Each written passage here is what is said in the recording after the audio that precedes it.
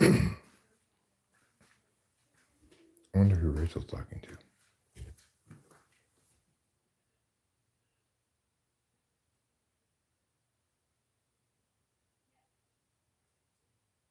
Sounds like she's probably talking to Zandy.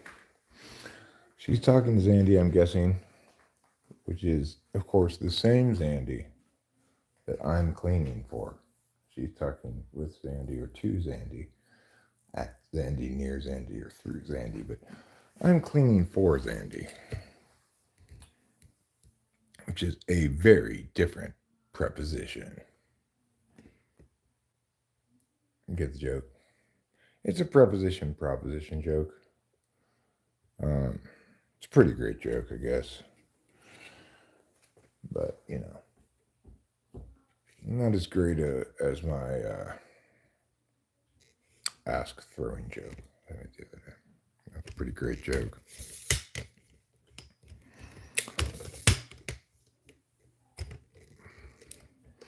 So, cleaning for Zandy, huh? Yep. We're cleaning in anticipation that Zandy and Zandy's significant others, I think it's your boyfriend, her boyfriend, to come and visit us tomorrow. So obviously, when you have guests coming to stay at your house, you want it to look nice and clean and everything. You want your guests to feel comfortable that they're in a nice, clean place. Instead of filth town.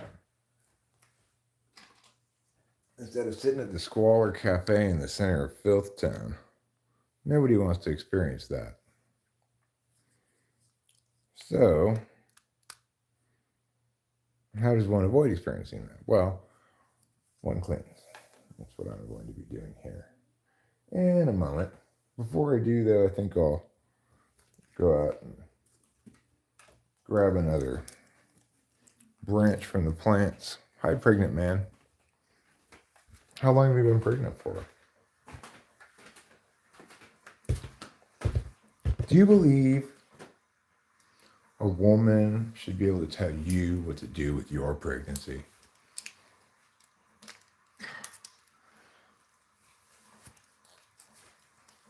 Boy. I used to be all about her life, but once I determined that men could get pregnant, fuck that noise. Obviously, I want to choose up for myself. Hello, since I visited you last. Hello. And how you doing? What do you say? And are you through when I tell you that your time is up? I guess you are, but stick at your butt. Hi, 977HHYY.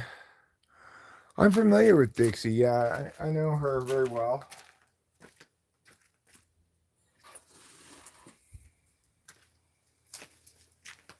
The Normus family, they're friends with the Dickeny family. Anita Dickeny, you may be familiar with her. They're also friends with the various Mikes, including Oxlong, Oxmouse, Hunt,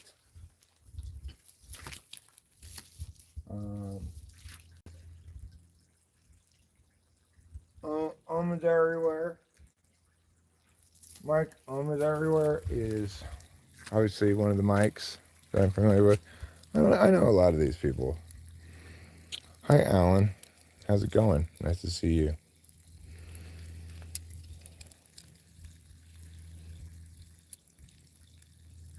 And Ike, last name, Aunt Believe is not butter. You don't want to forget about him. Anyhow, I know I said I was going to be cleaning in anticipation of Zandy's arrival. Yeah, I don't appear to be cleaning, am I? I just actually watering the plant, doing something that's not cleaning. Why, Eric? Why did you lie? I didn't lie. I just haven't gotten around to it yet. Okay, I'm gonna clean shortly.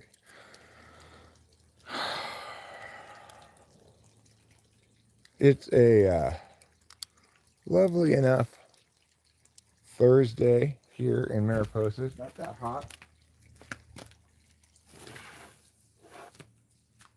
tell you, we've had a cool August, much cooler than July, and getting cooler by the moment. Yes, Zandy and her boyfriend are coming to visit us tomorrow, so obviously we need to get the house as clean as possible today. That would be ideal. I'm going to do some vacuuming. I'm going to do some... I also want to sprinkle some baking soda on my carpet and vacuum that up to absorb some general, like, lived-in smell, just to freshify everything as much as possible. I'm going to need to mop the floors, and hopefully they'll be down to do a little streaming. Yeah, I could imagine that happening, although it's up to them how comfortable they feel with that. Either way is fine. All right, now I'm going to continue the slow harvest of Mugity over here, because this one is really quite ready. I'll bring over the branch when I chop it off and show you.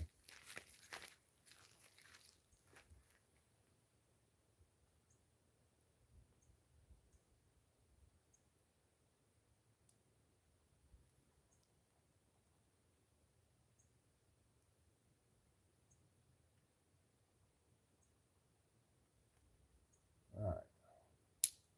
This seems like a good choice. So,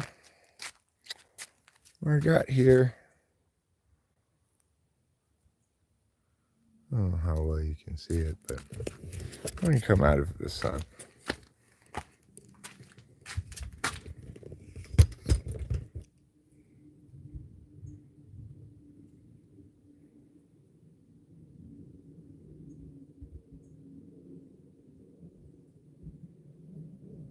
And the thing is, it's very crystally. Oh yeah, it does turn the light on. So, of course, to manicure this, I need to cut up all of these leaves. So to demonstrate this manicuring process, just snip this leaf right at the bottom there like that. And get this one. This one.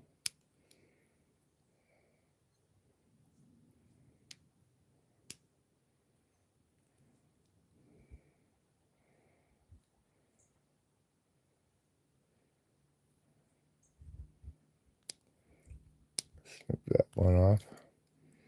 Once you get to the point where you've got all the ones that you can get with the snipping of the stems like that, once you've gotten all those ones off, which I have not yet, then it's time to just kind of give it a little haircut with the other leaves.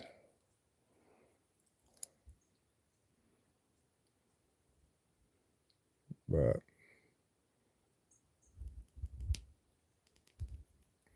try to get as many of the big leaves off like that as possible. There. Now we'll just trim these leaves here. That's not even in front of the camera.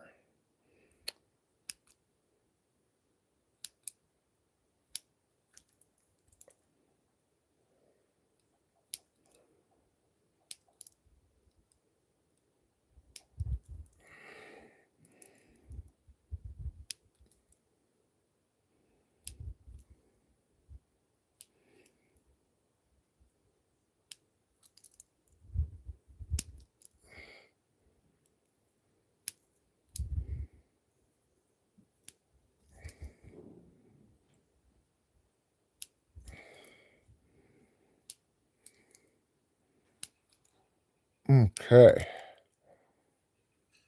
That's getting a nice haircut going on there. And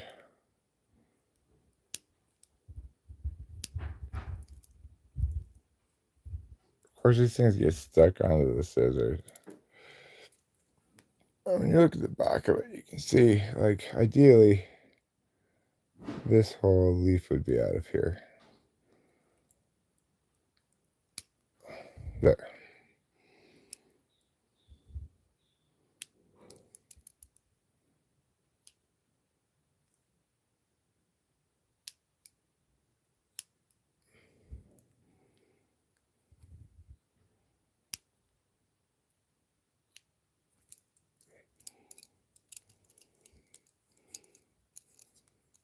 So, of course, this is just for my head, so it doesn't really need to be that perfectly manicured or anything. But I like it to be a little bit better manicured anyway.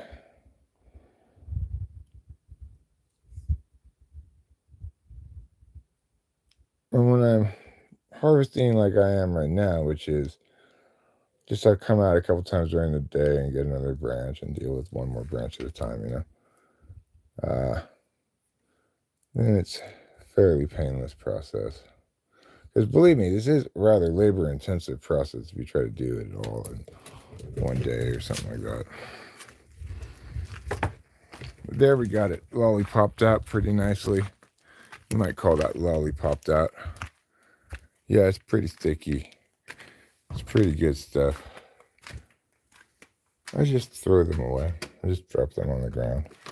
Or like, here's where I've been trimming them because, with this light on here, you get pretty good light under here. This is where I just leave them right there. And then, maybe, definitely when I clean up the kitchen right now, I'll clean up that as well. So then I'm going to put it in this closet to dry. And you can see I've been doing this for a while, steadily now for a few days. And we got various bits drying up there, just like this one. So this one's just obviously less dry. I do have one test bud from a different plant that's maturing a little later than this one. This is the earliest one that I'm harvesting now. I'm surprised that anything's really ready for harvest at the end of August, but this one definitely is. Well, it's coming along fine. And then I've got this guy here, which is the other kind of bud. I'm not sure what it's called, but it's either, the possibilities include, I guess, potentially any of the 5 kinds. I've got Gorilla number 4, Super Skunk, Northern Lights, Jack Herrera, and Cherry Pie. I think the one that finished first is probably the Cherry Pie, but I really don't know for sure.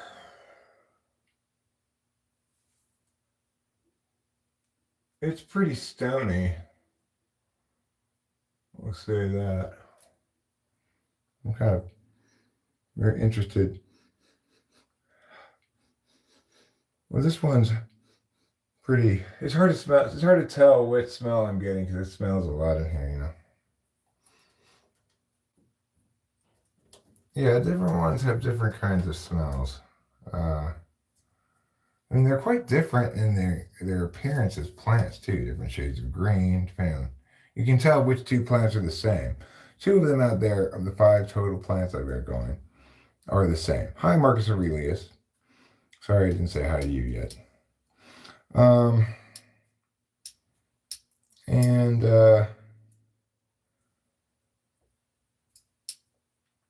I've got at least 4 of the 5 following strands growing. One growing twice, Gorilla Glue number 4. Jack Herrera, Cherry Pie, Northern Lights.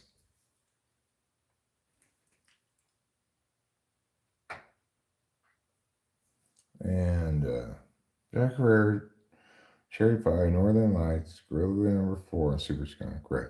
So the thing is, there are actually only 4 different kinds of plants growing out there, even though there are plants growing. So one of the strains didn't get grown because I started 6 seeds because it was a 6 seed holding starter thing. So I figured, what the hell, even though I only had 5 different kinds of seeds, started 6. One of them didn't sprout. So which one am I not getting? I don't know. And which one am I getting twice? I don't know. One of the ones that I'm getting twice is quite large, though, as a bush. It's the one that's going twice is the latest bloomer, the latest maturing plant.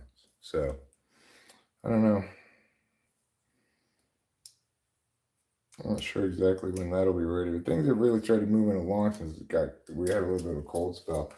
Plants are like, oh, we better hurry up. Anyway, I'm supposed to be cleaning right now in anticipation of Zandy's arrival, but I think I should probably pull some bowls first. I don't want to rush this process at all. You know, nothing good happens when you rush. Okay, you gotta just be patient, take your time in life. Let things take as long as they take. Don't try to force it.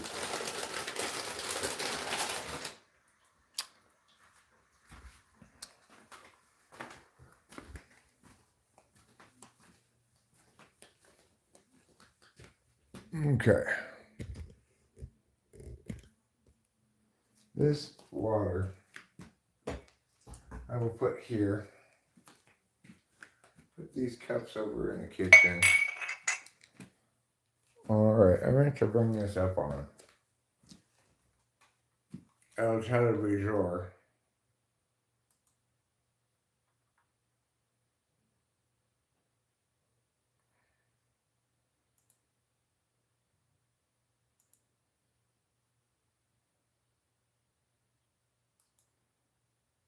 Okay.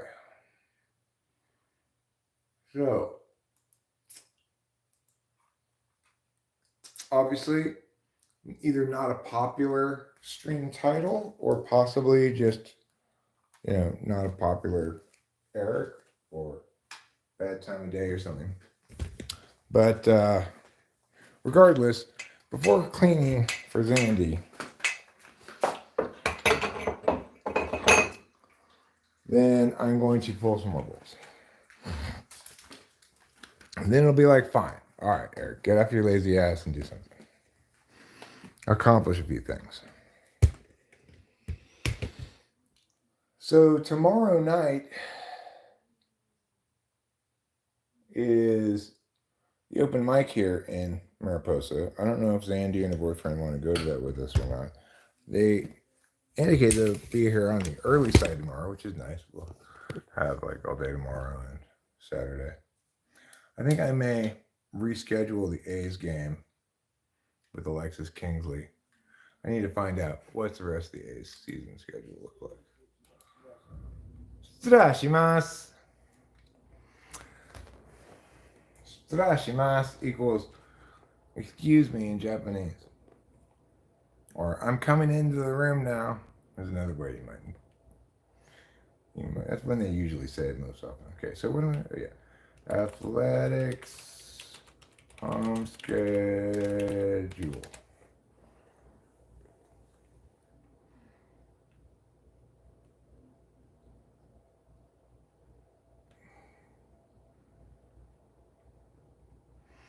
Is this upcoming?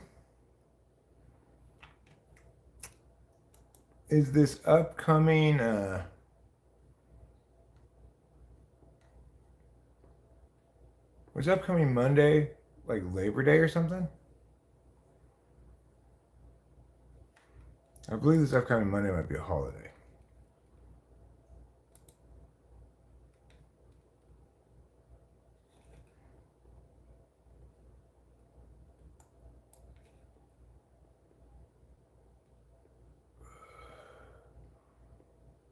Okay. We could reschedule to either the 24th. What date is the 24th of September? It is a Tuesday. That's what I'm going to suggest to Rachel, and then I'll email Alexis when Rachel comes down. I'm going to suggest we reschedule the athletics game. I could just not even discuss it with her and just reschedule it. That'd be fine. I mean, I'd have to discuss it with Alexis, obviously, but I think that's the best plan. Because otherwise, it's too much stuff in a rapid succession as we're coming towards the end of an Adderall bottle. Not ideal.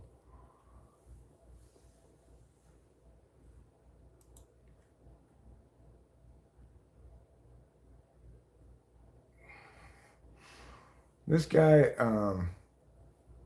Luke Milner, is very interesting to me because he only has 7,000 subs. He's only got 11 videos, most of them from like about a year ago. Then 1 month ago, he made a video called "The Craziest Songs to Ever Go #1," and it has 354,000 views. I watched it. It was good. It was interesting. And I like his basic his banter or whatever you want to call it. I think it's pretty good. I didn't subscribe to him, but it just goes to show you, even if you have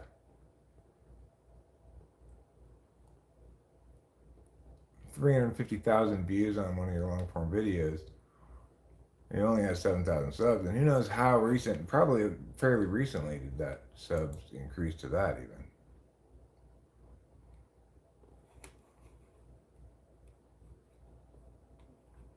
Remember, of course, we cannot live stream from the open mic because they don't have any bars there. I don't have any bars there. So that means we'll have to film it and put it up after the fact. Rachel and I should practice at some point today as well.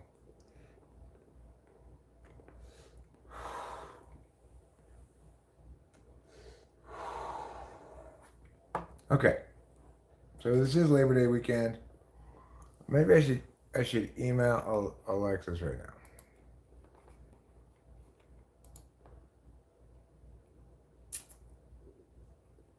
All right.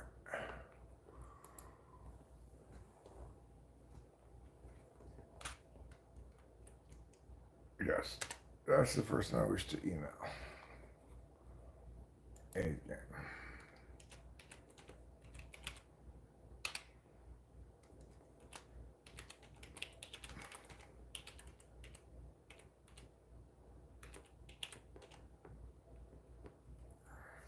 I'd like to reschedule our game for the next homestand.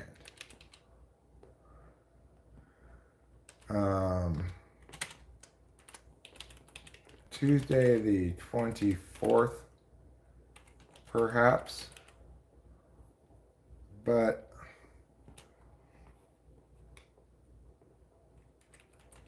any game that homestand is fine.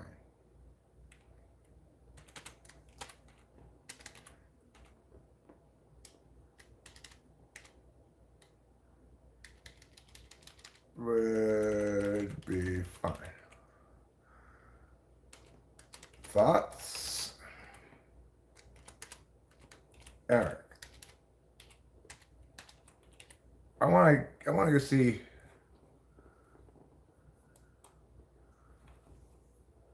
maybe they play the Rangers. That wouldn't be terrible. All right, so it is Labor Day weekend. It's been confirmed. There's no avoiding it. It's true. All right.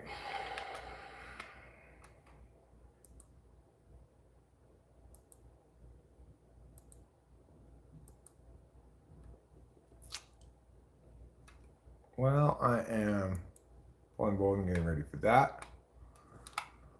I will take advantage of this opportunity to see what time the Athletics come on today. 2:10. I knew it was on the earlier side. Okay. So we'll have that in the background before too long. Obviously, you won't be able to watch it with me without me getting into copyright trouble. But, you know, since basically nobody's here anyway. That's I mean, not that you who are here count as nobodies. You're definitely the most important of all people. But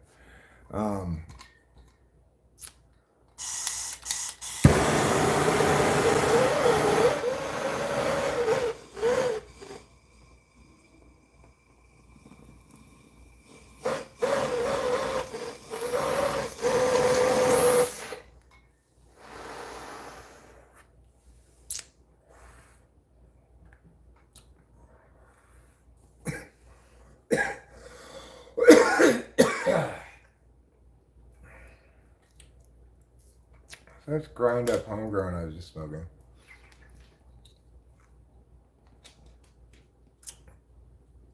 That's pretty good. Tonight's the first game of week 1 of college football, which is pretty crazy. I love college football when I do. Mariposa County Fair is this weekend? Oh, we could do that on a Saturday.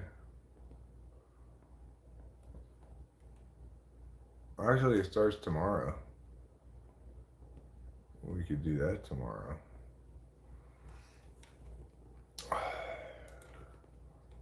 Let me just check here.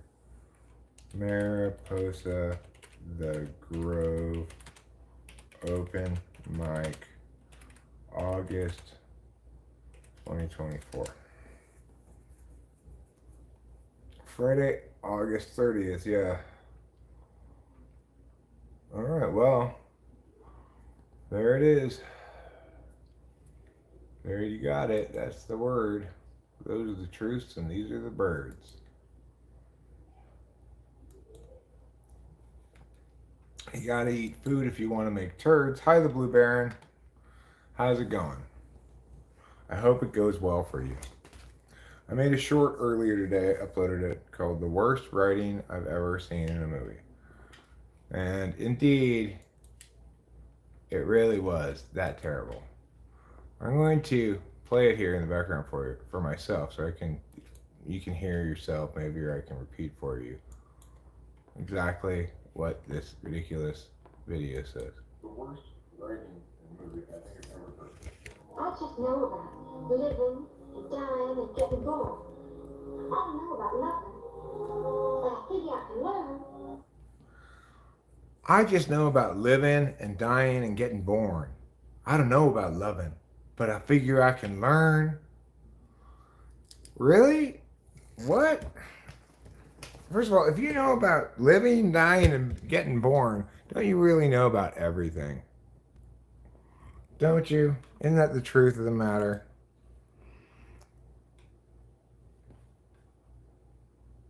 Know about living, dying, and getting born. I don't know about loving, but I figure I can learn. The worst writing in a movie I think I've ever heard. I just know about living, and dying, and getting born. I don't know about loving, but I figure I can learn. The worst writing. What a strange bunch of dialogue, huh?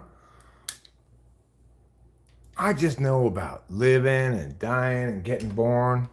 I don't know about loving, but I figure I can learn.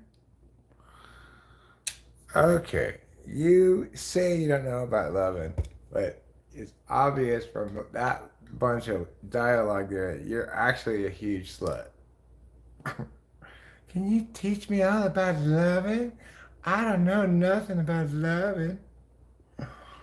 All right, you know what she means, Alec T. She doesn't mean love. She means that, okay? All I know about is living and dying and being born. I don't know about loving, but I figure I can learn.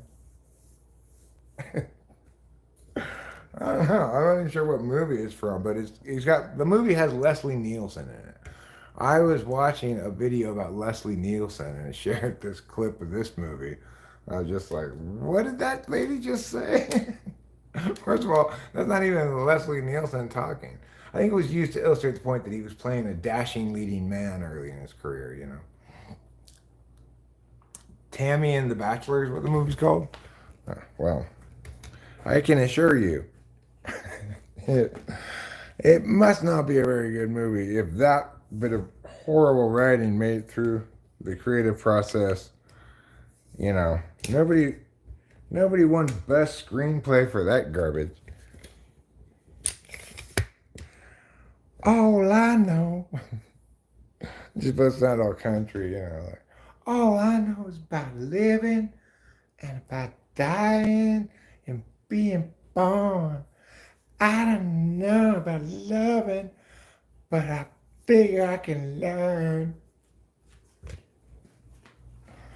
Okay. That's terrible.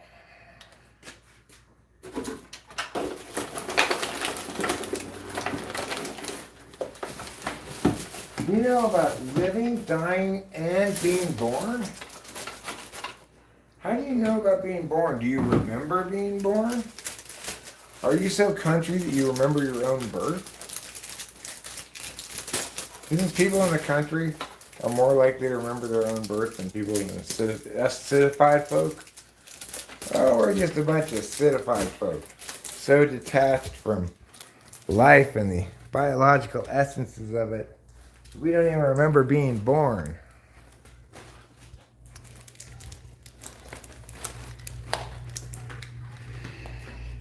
All right.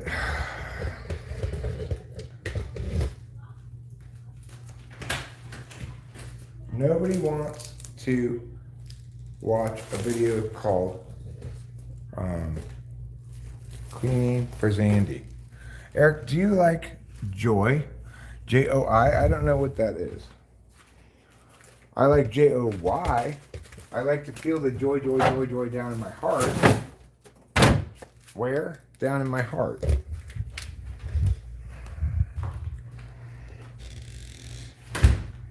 But I'm not sure what J-O-I is. 20s? What's 20s? I wish I was around in the 60s. 20s. You wish you were around in the 20s? Or you wish you were in your 20s in the 60s?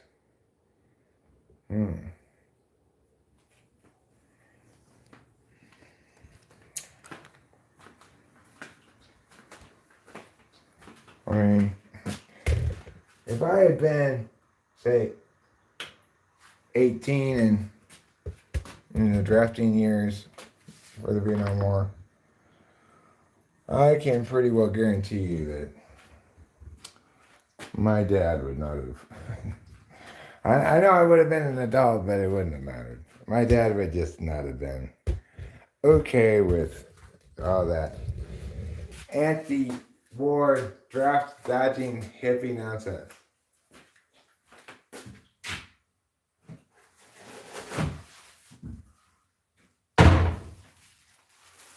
I mean, it's not like the Vietnam War was a good thing, but neither is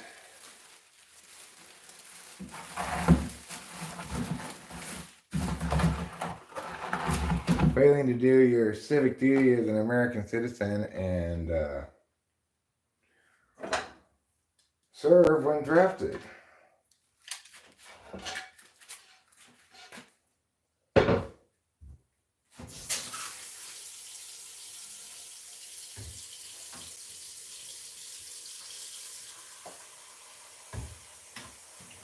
I had to fill out my draft card and everything when I'm turning 18. But we just didn't have any wars that they drafted anybody for. They still have a draft potentially if they need to call up a bunch of young men to go fight in a big war or something, but it's very unlikely to be this day and age. You just don't need that many soldiers anymore.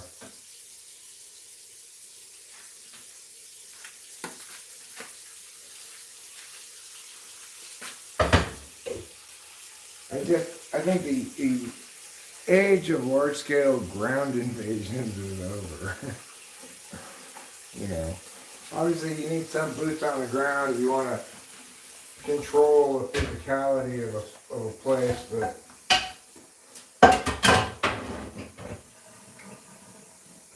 you know, I don't see us, I don't see the U.S. undergoing a kind of 21st century imperialism a la Russia.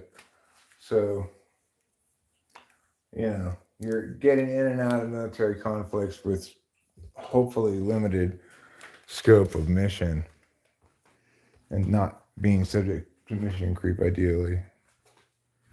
Because mission creep is the real creep of all. People say like, hey, this person or that person is creepy. I'll tell you what's really creepy. Mission creep. It's a horrible reality of people without any intuition. 1966 was a big year for you. Fight communism. You wouldn't be drafted, you're British. Well, good for you, Britain. I approve of your general, like, England and the U.S. There's an unavoidable commonness between the two that makes us think of, like, I think of England as if you guys say, who's your number one ally in the world? The answer would be England. Where's the U.S. number one ally? That's what I'd say. England. I don't like the fact that the U.S. pressured England to participate in the horribly ill-advised campaign against Saddam Hussein, the second one, Winston's mom. Listen, Mr. Jesk, okay? I know the Myers family well, the My-ass family well. I know Dixon. I know Fiston. I know Pineapple, all of those things. And Mr. Jess K, I get it. You're like, hey, why are you removing my witty repartee? I understand, but the thing is, Dixon has come here so many times. Whether his last name be Hand, whether his last name be my ass. And like, for example, how many Mikes are there? Have you ever met Mike, last name is everywhere?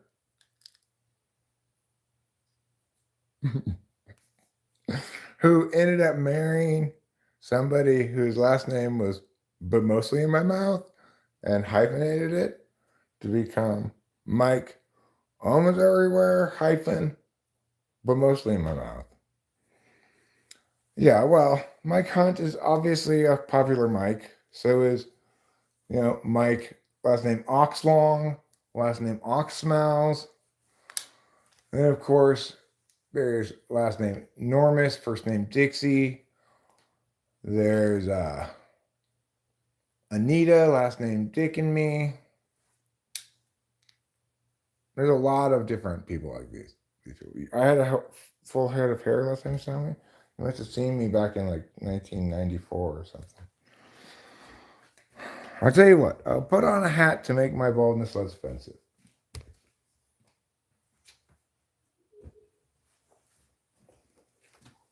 There.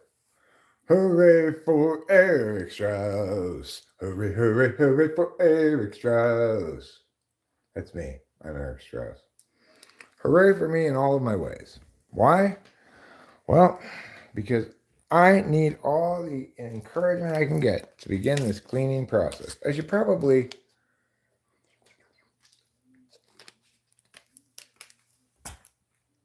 eat a little food. Perhaps make a little food. Perhaps I'll empty the dishwasher first. Okay, filthy kitchen. Filthy kitchen, so filthy. Why? Why you gotta be so filthy, huh?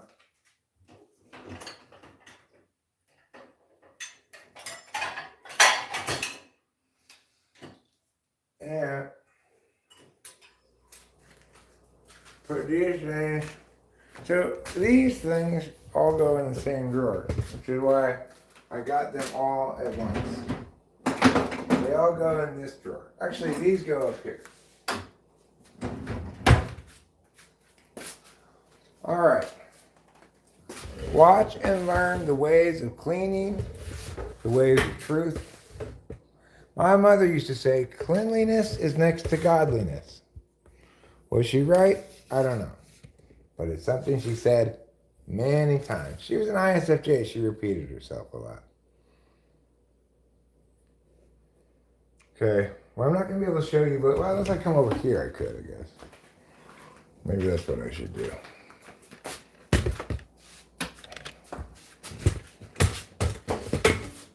All right. So here is the dishwasher. And there, over there, is mostly where the dishes go. Let's get started.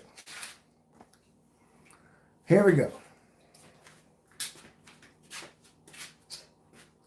So the next thing I'll get, I'll take this cutting board out and put it down there where it goes.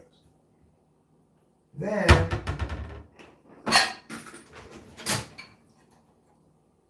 okay.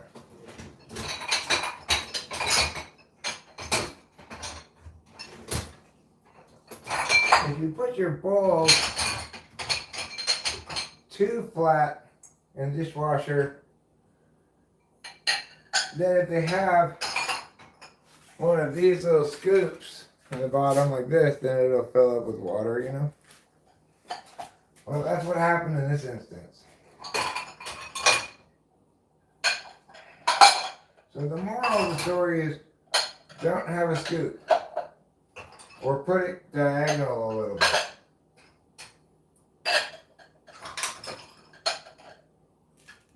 And I'm watching this guy whose channel is called, I think it's Carpool.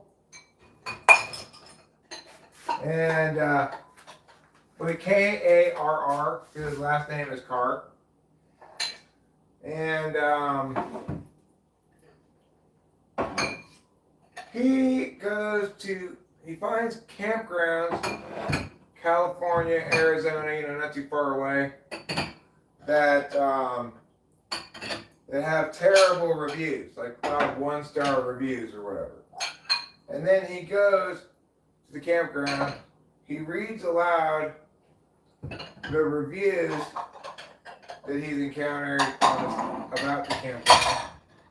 And then he goes to look to see if, in fact, it's as bad as they say it is, you know, etc.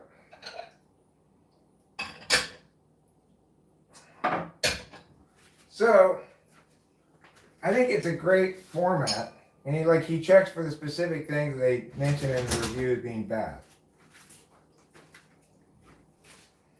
It's breezy content, and I've been enjoying watching it. But the thing is, he's another one who, he was doing some other kind of content. It was a little bit different or whatever. But then I guess he happened upon this idea of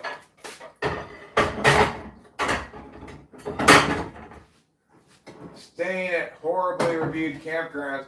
He's got a little bit of a truck with a tent built into the top of it. I don't exactly, I forget what it's called. He said what it's called, but I forget what it's called. It's like a rooftop camping, is that what we call it? I'm not exactly sure. But,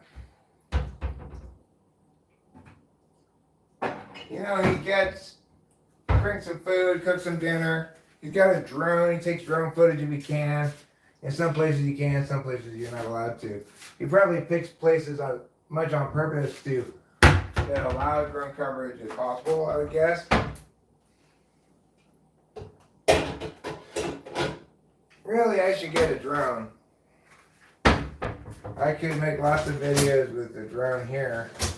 Of course, there's only so many videos of around here one can make with a drone before growing tired of that process.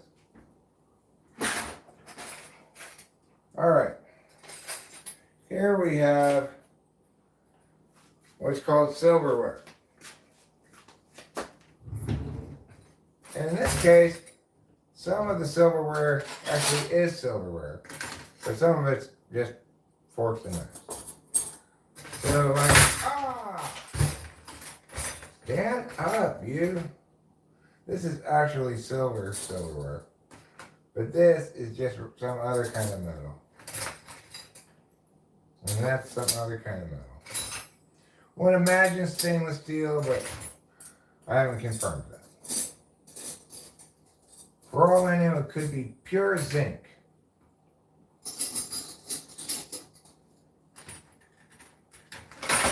It probably isn't pure, but it could be, in theory.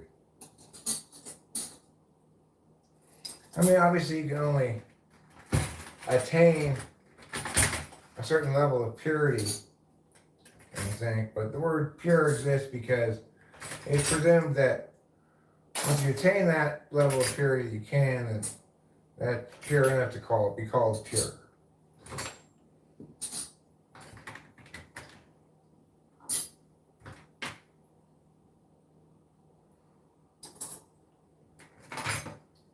As pure and virginal as Eric Strauss. As pure as the freshly driven snow.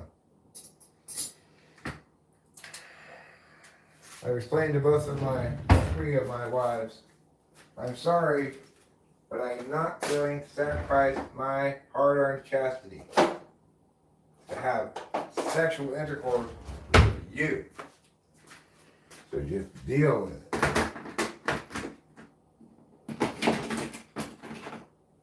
After a lot of crying and sobbing, they just come to accept it.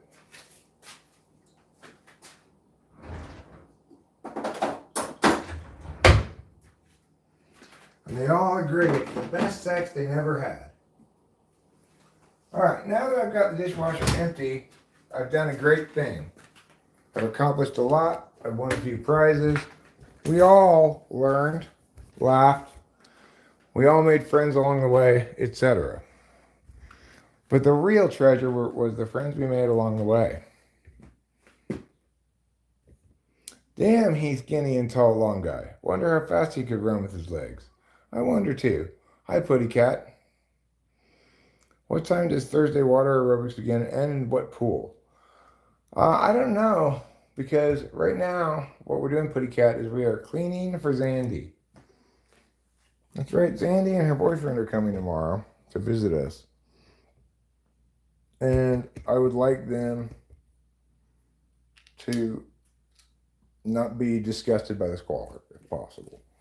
Which means I've got a lot of cleaning to do. Not really that squalorly around here, to be honest. It's just very lived in. Not even very, it's just lived in, dirty, you know. I really should get a carpet cleaning machine, you know. One of those carpet shampooers. For example, like a rug doctor. No, I believe they're staying here with us. Although, if they preferred to, they could go to the other house. But there's no food or anything there. They're only staying for one night, so might as well just stay here.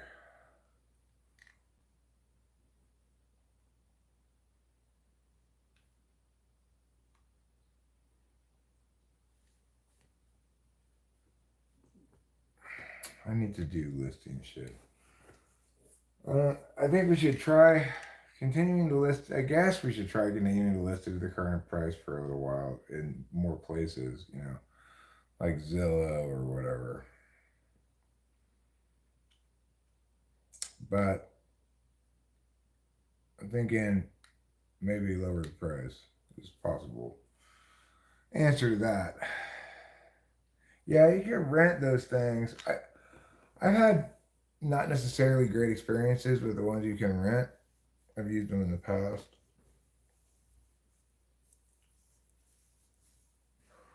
I mean, most of the it's like it is more efficient, but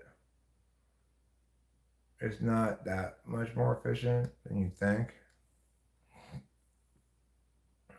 It's like if I'm gonna bother, I should just hire somebody to to clean the carpets. I always feel like it's not worth the extra amount of money. You can get your carpets cleaned for like $200 or something. But you don't have a lot of carpet to get cleaned anyway. Regardless, I'm not gonna be using a carpet cleaner. I may be using the shop vac if I choose to hit these spots around here with a brush and some soap. Then I'll probably hit those with the shop vac to vacuum up that dirty water. I got an excellent shop vac, so that's always advantageous. What is happening right now? Well, number one thing that's happening right now. Yeah, I'm not sure if I really. I wouldn't hate.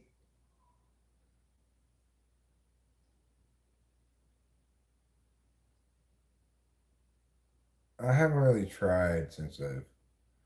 But yes, I can anyway. I already know I can. I can tell I have better wind, quote unquote, or I get less winded.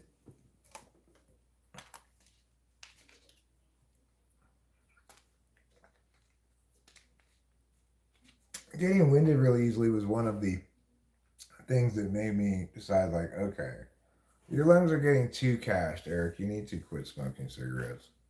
It's been a long time since I quit, crazily enough.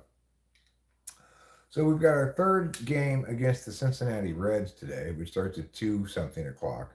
We won the first two games. Well, we go to sweep the series here in game three. Then after that, I think we go to St. Louis, maybe? Let me see.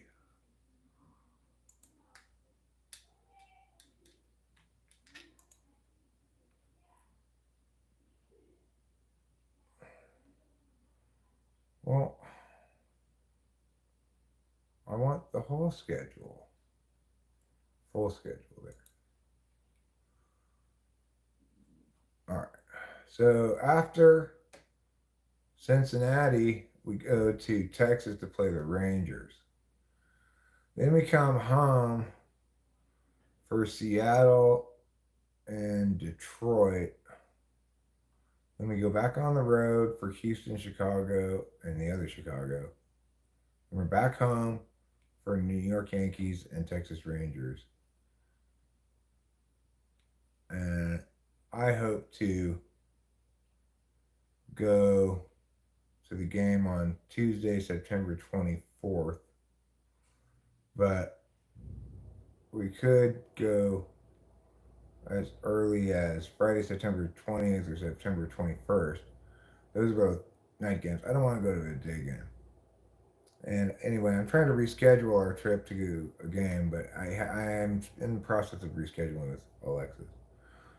I'm not quite ready to go this upcoming Tuesday like I had anticipated. Of course, you can still get good cheap tickets for Tuesday, September 24th, which is the second to last night game in the Coliseum, Oakland Coliseum. The last night game, the tickets are a little bit more expensive, 16, and then the last game of all time in the Oakland Coliseum for the Athletics anyway is tickets start as low as $123. So that's very expensive for an A's game. Tickets start as low as $7 on Tuesday. The Detroit Tigers have been on a hot streak. Well, we did run into a bit of a problem with the Milwaukee Brewers, who took 3 or 4 from us, but we've won basically all of the other series since the All Star break, except for the Dodgers and the Brewers, the only two teams who took the series from us. I think we have maybe we split it. We split a 2 game series with the Giants as well. But I'm quite excited by the progress of the team, the the brand of baseball they're playing right now. The A's put up a lot of home runs, and we've got a good pitching staff too. It's performing well. So I still believe the 30 games or so left that there is time enough actually for the Athletics to catch the hated Houston Astros, because after all, the Astros are like 14, 15 games up. If they lose just if they just go 500 the rest of the way, and we win all the rest of our games, bam, we're in first place. We've got several games against the Astros, which will count as two. Why do I prefer a night game versus a day game? Day games are too hot.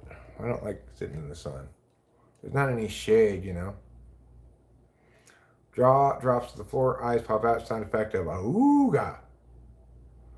Places eyes and jaws back in place, regains composure. Ahem, you look quite lovely. Is that how you express to a lady that you're interested? Does steam come out of your ears? In Japan, at least in anime, if you find somebody attractive, it makes your nose bleed. I've never encountered that in my own experience, but the A's have won 3 in a row. And prior to that, we had unfortunately lost 3 in a row. But prior to that, we put together a sequence of series wins. We're maintaining not quite July's hot pace into August, but we're on tap for another winning month, which would be last month was the first winning month the Athletics have had since like years ago, and if we get another winning month, it'd be 2 in a row. That'd be very, very encouraging. Picking your nose can also lead to nosebleeds, as can stabbing the inside of your nose with a knife.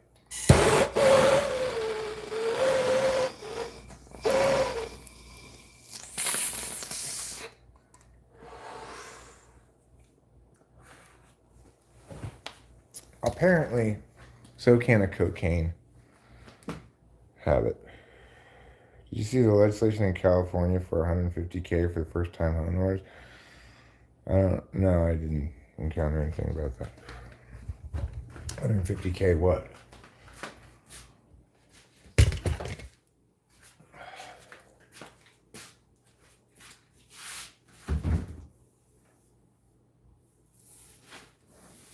Alright, there.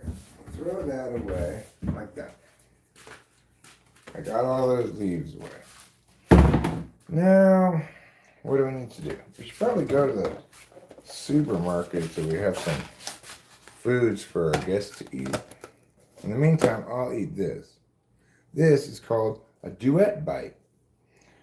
It's the perfect pair, Madeline and Brownie.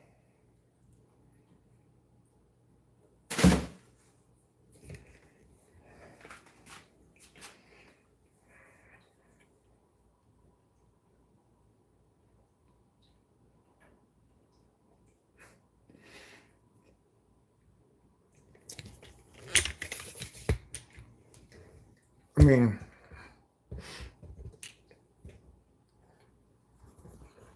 fantastic.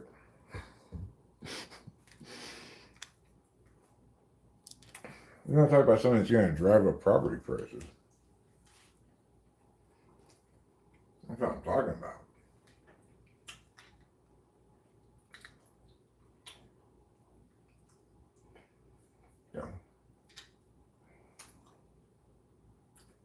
I don't really pay much of anything in state taxes. And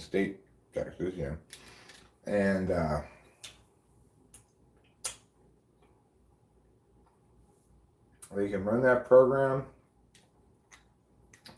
I can sell the other house at least at an inflated price. Then maybe this one too.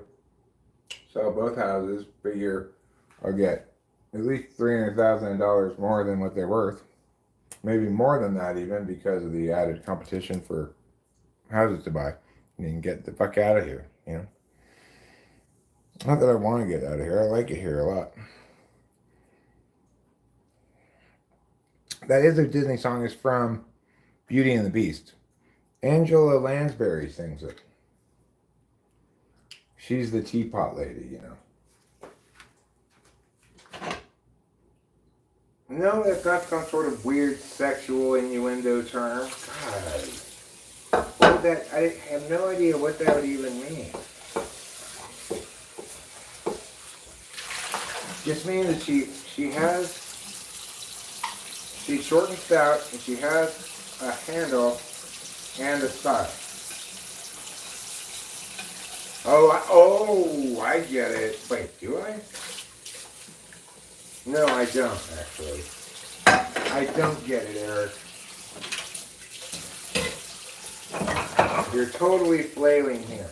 You're standing up here trying to make jokes, and nobody's even, they're just all looking at you stern with their arms crossed.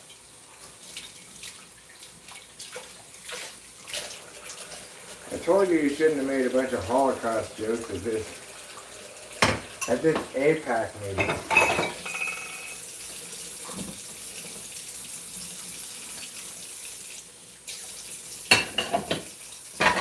I might say, Eric, what are you doing? I thought you were going to just put these in the dishwasher. Yeah, but I'm getting them a little bit more clean than that before I put them in there.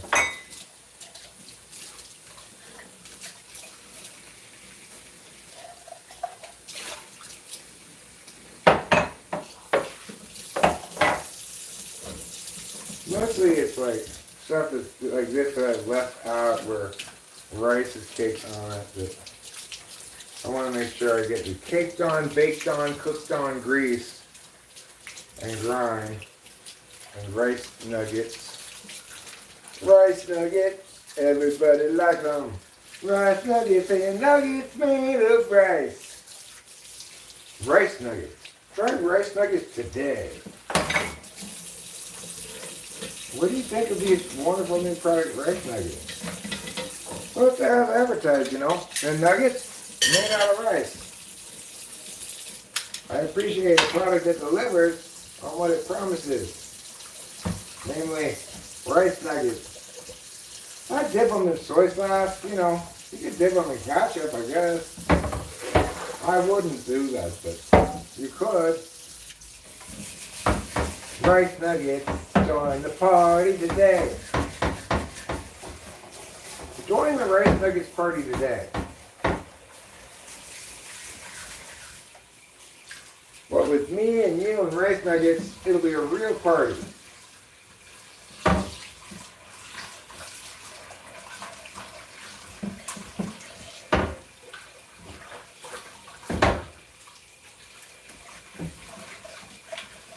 Mom, Dad, and experienced parents, what would you say the popularity of rice nuggets among teens is today? Well, I think it's the most popular after-school snack since pizza rolls. Wow, that's high praise for rice nuggets.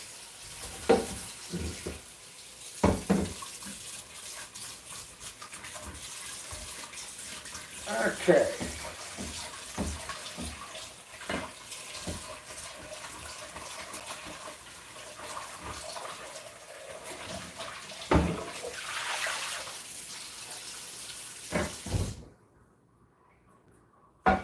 And here I have a souffle of fish sticks with riced chicken nuggets.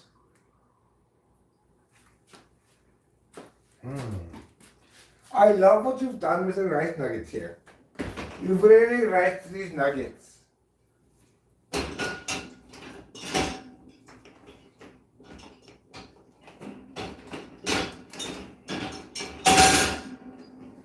You've really riced these nuggets.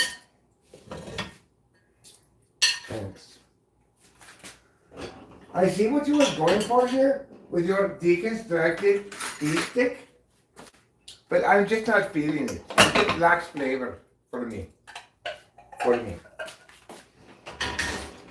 Thanks, Indian lady. That was excellent feedback. on Josie's horrible dish. Hey, why do you call my dish horrible? Riced chicken nuggets? Are you serious? I said go with rice nuggets, not riced chicken nuggets. Well, how was I supposed to know? Just think about it for a second. Obviously, nobody wants riced chicken nuggets. A nugget is a desire to push together already bits of chicken that are otherwise too far apart. Ricing them would just aggravate that problem and will not solve it at all. When did you become the expert on ricing things, nuggets, and rice? Since forever. I was born that way, like Lady Gaga said. You were born right about rice? Born right about a lot of things, not just rice. Oh yeah, like what? Like traffic safety. What were you right about traffic safety? I was right that it was good. It's not very impressive. I was a newborn baby. Now are you impressed? Okay, kind of, I guess. We'll get ready to be even more impressed in a second. Okay. I'll get ready for that.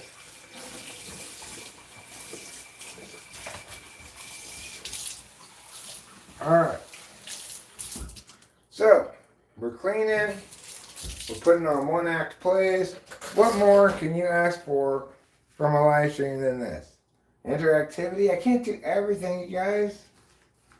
I can't interact with you and clean and put on a one-act play.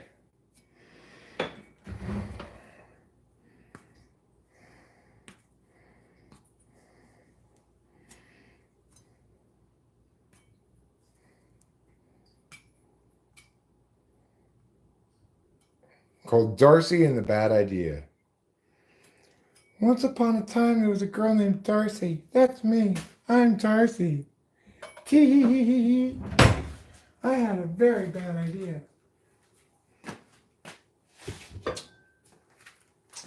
You know, I was watching.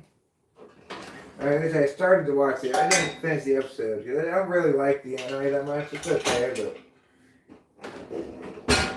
it's an anime called, I believe, No Longer Welcome in Another World or something like that. Anyway, the episode was titled The Hole That Smells Like Immorality.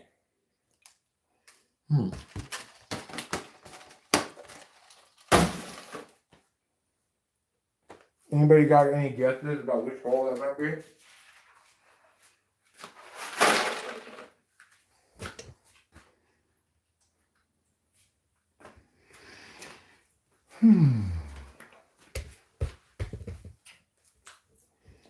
I can think of at least two possibilities, depending on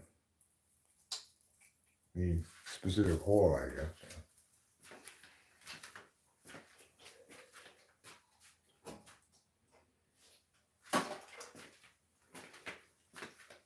That's why it's important for women everywhere to constantly douche. I'm just joking.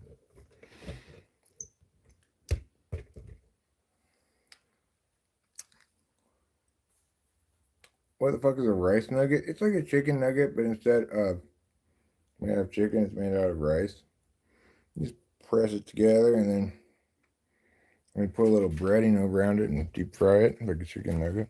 It's pretty good, actually. A little fried rice ball.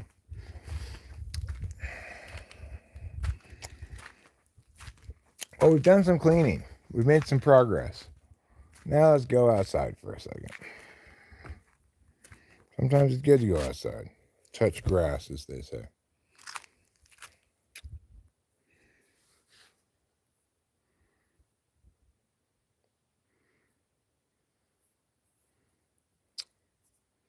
This one's looking pretty good, but I'll give it a little more time.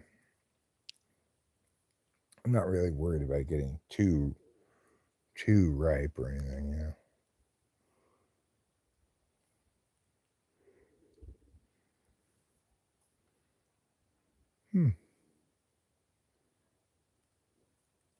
This one is finally coming in. It's a real late butter.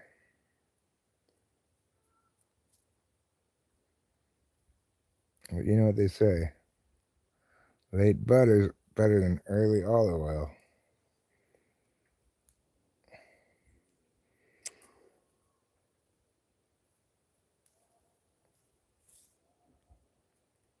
Sounds like the neighbors are either playing music or listening to music. I'm not sure which.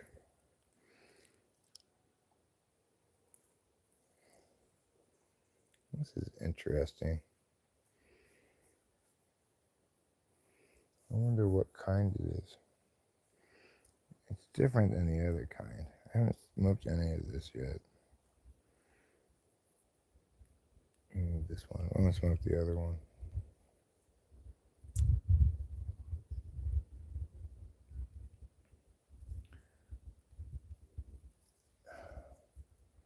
You want to look at it, huh? Okay. That's fine.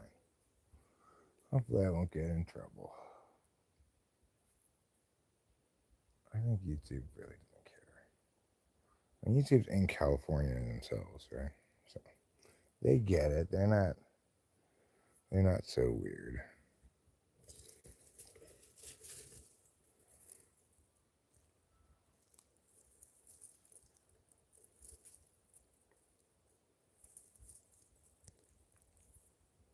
Let's see if I can get a better view of it this way.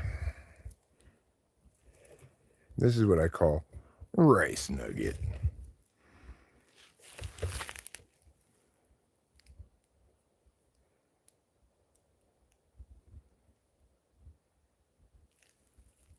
Looking pretty good.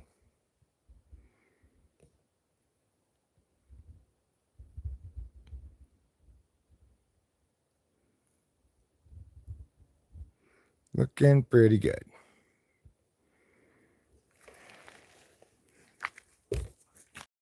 But it's still got a ways to go, I think. I mean, you know, it's like, it depends what criterion you use to determine readiness. If you want to play percentage of hairs that have turned brown, well, that one might be ready, but my feeling is, you know when it's ready? When it kicks you in the face and says, hey, I'm ready. Like this one. This one kicks me in the face and says, hey, I'm ready.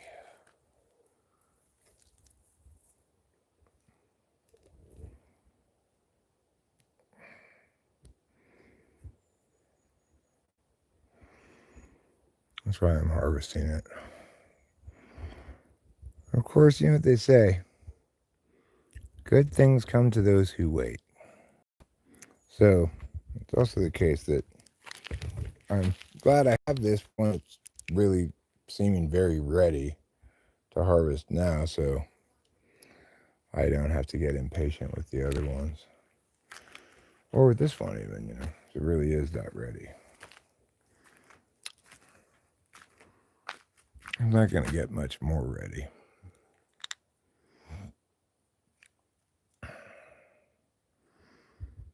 But even that one, I've got sufficient amount of it harvested already that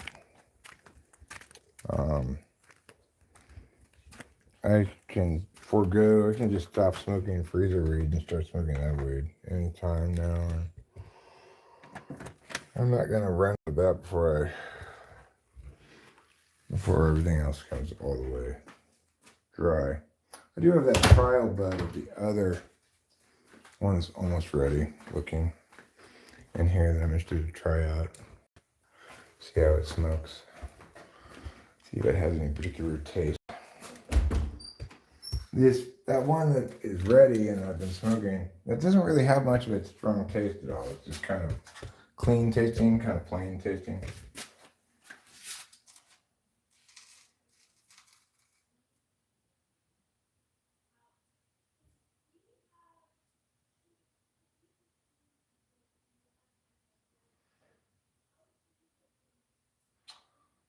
Well,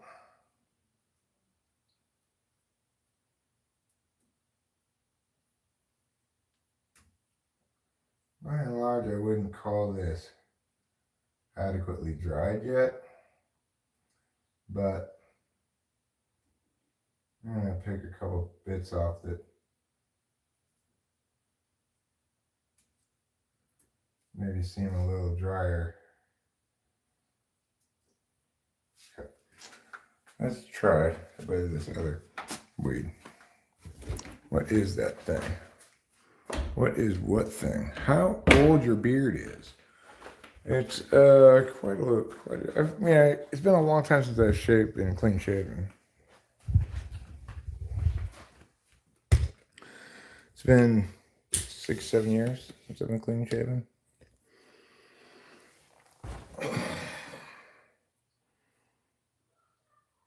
All right, now we're gonna try this. This one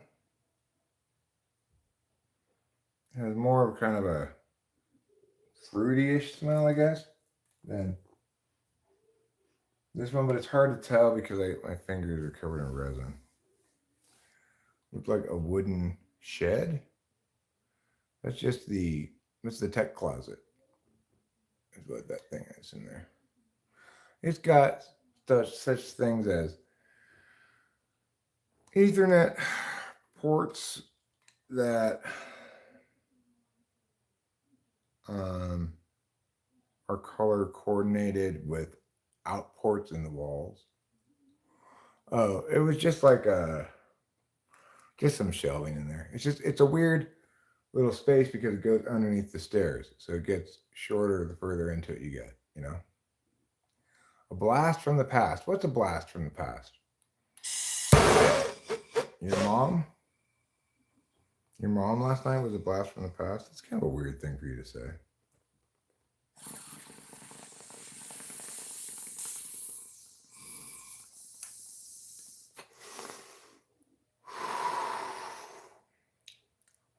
Mmm.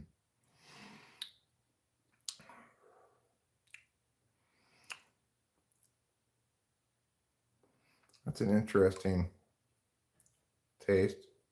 Kind of flowery.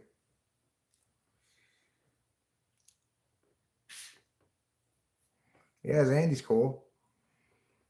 Well, she's coming to visit us. She's going to stay at our house with her boyfriend. And we're going to have a boogie party where we all dance. Even though no music is going to be playing, we'll do it on live stream. We just all have a dancing party. Because otherwise, if there's music playing, well, it'll probably get copyrighted. I have booze here in the house. I don't need to buy more booze. I've got wine, I've got hard alcohol, I've got beer. I don't have the whole 9 yards. Like I don't have a fully stocked bar, but I got plenty of alcohol. It's easy to hold on to alcohol once you stop drinking it. I never could retain alcohol back when I drank it. Oh, am I gonna do we allow premarital shenanigans between unmarried man and unmarried woman? Obviously not. Okay. We have to look out for Zandy's innocence and chastity.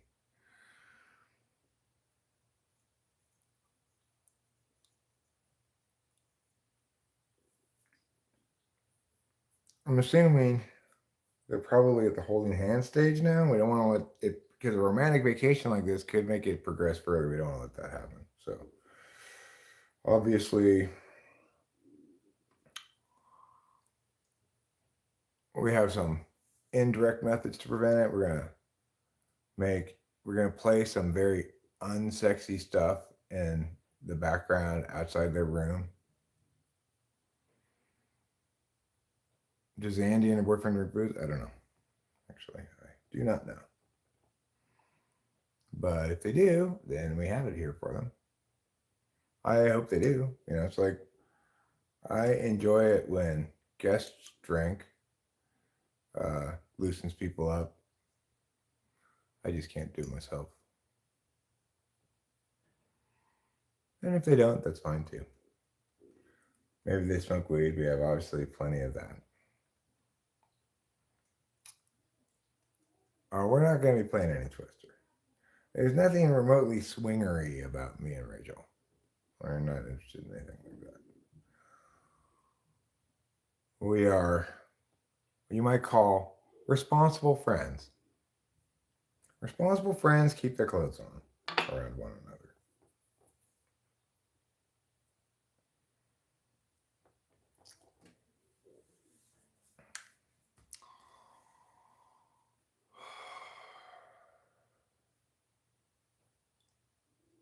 Got a lot more cleaning to do. What is next on the agenda of cleans? I'm not done in the kitchen. And once I'm done with the counters and stuff, then I need to start concerning myself with the floors.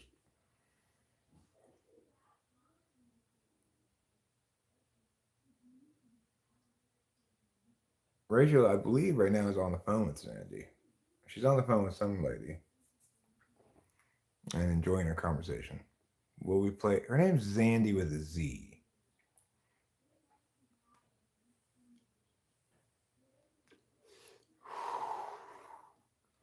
I wrote an excellent poem, about Zandy one time. Let me see if I can find it.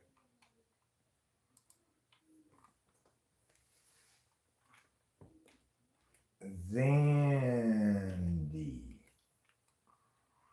All right, here it is.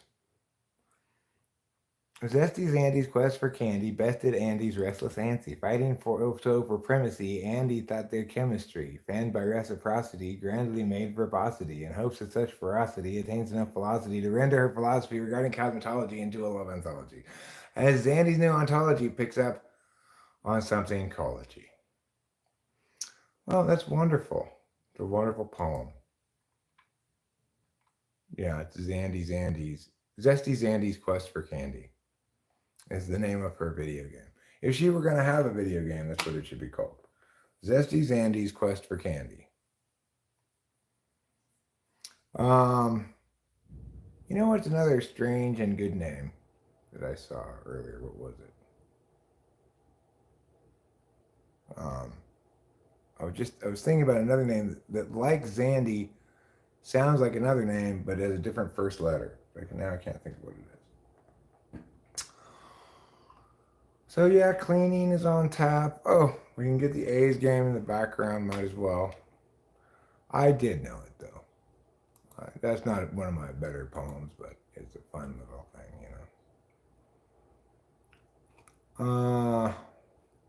Athletics, huh? The Athletics of Oakland. Oakland for just a little while longer, in which case they are going to be moving to Zandy's town, namely Sacramento. After that, they're scheduled to move to Las Vegas, but we'll see if that actually ends up happening or not. Sacramento is, I can think it's fair to say, angling to keep the team, hoping that the stadium project doesn't go through in Vegas. The funding for it hasn't been all locked down yet. So Cowtown, Sacramento, is that what it's called? Well, they did have the Cow Palace in Sacramento as their stadium. So I don't know if that makes them Cowtown or not.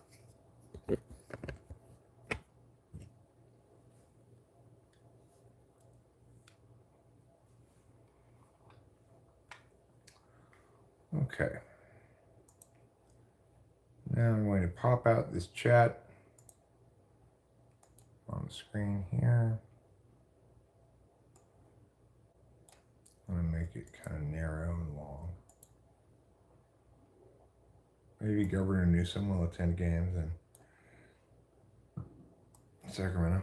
It's possible. Wouldn't that be showing favoritism to one of California's teams? That wouldn't be fair.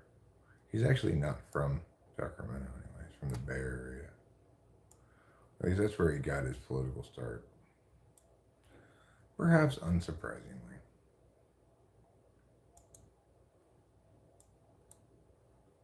But things are going to be changing dramatically, at least potentially in some places, for sure, but potentially in a lot of places, people are going to have to actually make a decision to put their reality where their ideology is. What I mean by this is the Supreme Court recently overturned the decision Boise versus whoever it was, and so now municipalities can preclude people from camping in public spaces on the sidewalks and stuff. They can forcibly relocate those people without having some place for them to go, quote unquote. So, in the overturning of that decision, I expect we'll see a lot of municipalities have to come to terms with how they really want to deal with things. You know, do you really want to prioritize some kind of political agenda when it so directly negatively impacts quality of life? And even if you were to prioritize, say, the maintaining of public spaces for the public, is that really a harm to the people you're displacing? It's hard to articulate it as necessarily such. The current situation is untenable, and you no more want to be part of that situation on any end of it, either end of it. You don't want to be a homeowner trying to live in a place where you've got people camped out in the street or on the sidewalk. You don't want to be somebody who needs to be camped out there as well. You'd be better served to find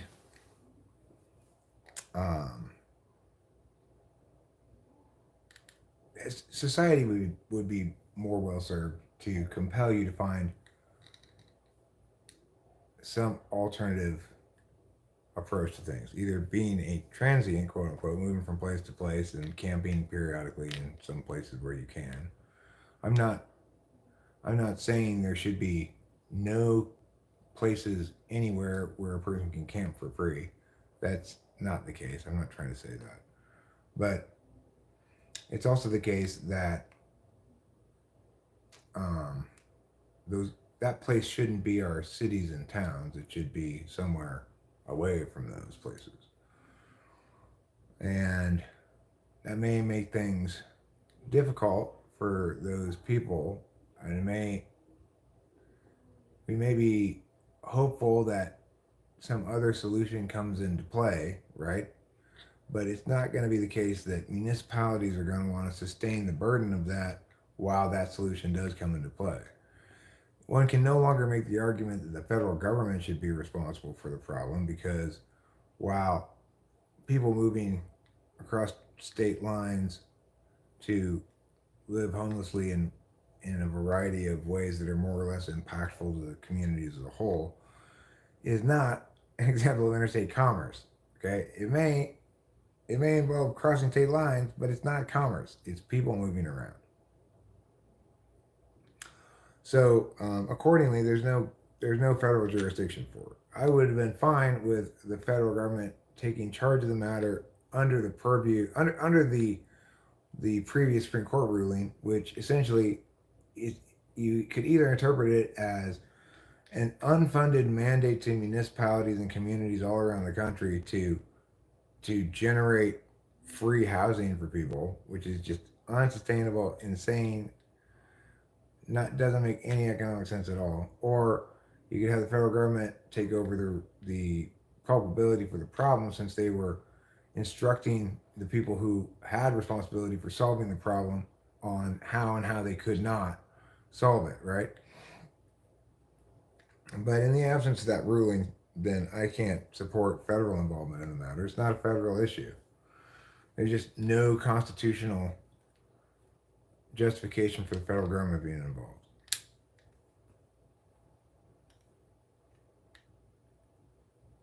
If hospitals can save vast amounts of money by housing chronically homeless people in the United States, would most likely benefit as well. We need to have housing that homeless people can bring a pet to. I know not a lot, but a few people have expressed how they would go to a place where they're not allowed to have a pet. Yeah, well, I mean, it's a really depressing issue. And absolutely, pets are important to people's mental and emotional well being, you know? They're a family member. There are some people who have kind of a unhealthy relationship with pets, like some lady who's got 20 cats or whatever. But for those of us who have a healthy relationship with pets, then, you know, you can't conceive of a solution that doesn't include your pet.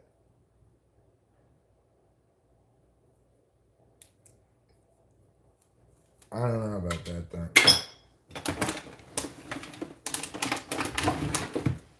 Think about it from the perspective of somebody whose whole life has gone to shit. Let's say they, you know, a sequence of bad things have occurred that have caused them to be unemployed, homeless, and, you know, living out of their car.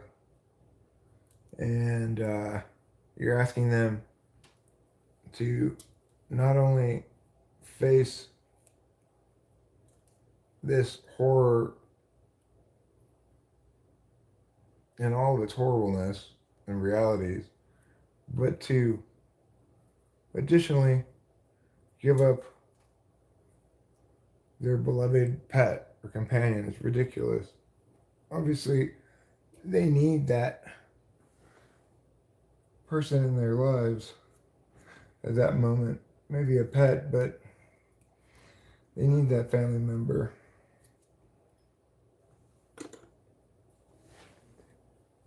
You need your family going through shit with you, you know, so you're not all alone.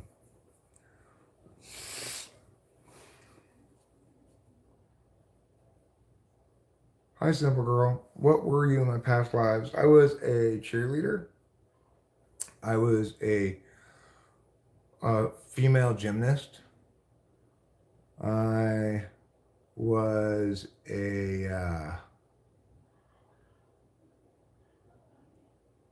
I was an effete French nobleman who just waved a handkerchief and said, "Oh, like that." I was one of those.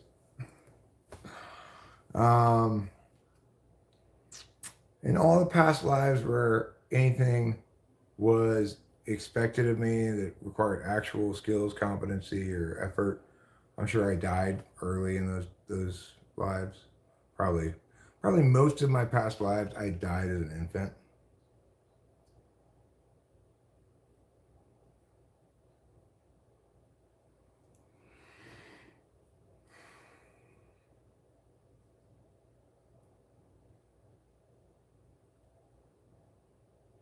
No, show me yet. There's not going to be any sex in Zandy. Okay, Zandy's coming here with her boyfriend. They may engage in dirty touching. I don't know, but that's going to be between them.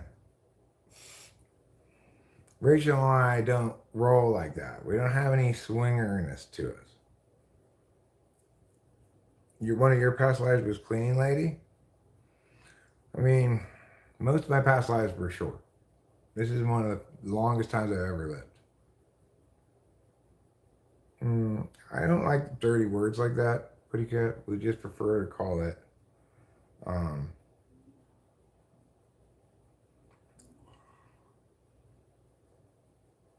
adult themes. Okay, we just call it adult themes. Hi, Matarazzi Sound.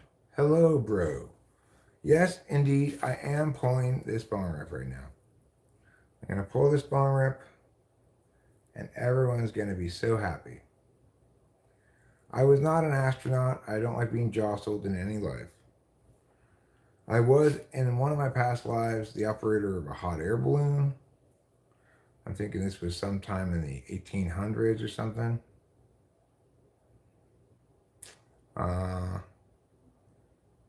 I believe in one of past lives, I was a failed geologist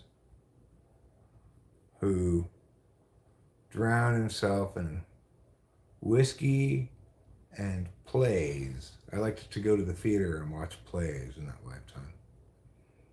How does copulation sound? Well, that's an easy one, Jonathan Earl. It sounds like this. Eat-um, eat-um. Was I a carny in a past life? No, I was not a carny. Never been a carny except in this life when I worked at the Santa Cruz Beach Boardwalk. But I was a ride operator. It's a little bit more of a noble form of carniness.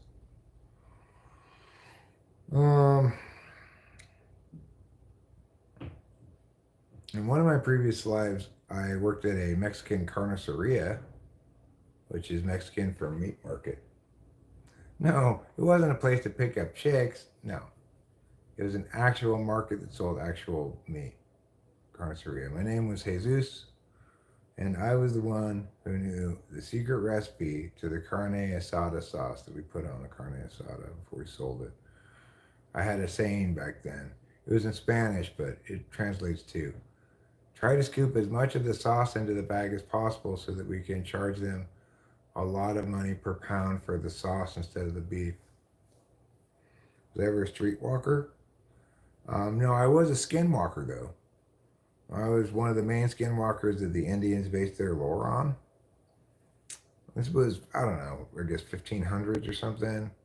I was a skinwalker, and I did a lot of horrible things to a number of different Indian tribes.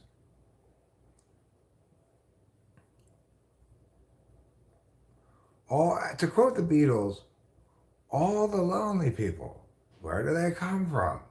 And why do we have to look at them all the time?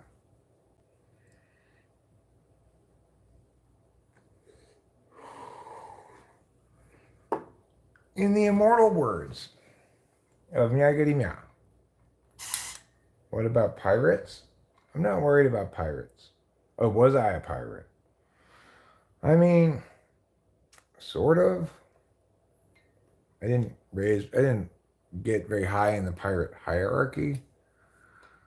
I was briefly on a privateer ship that attacked Spanish boats on behalf of England.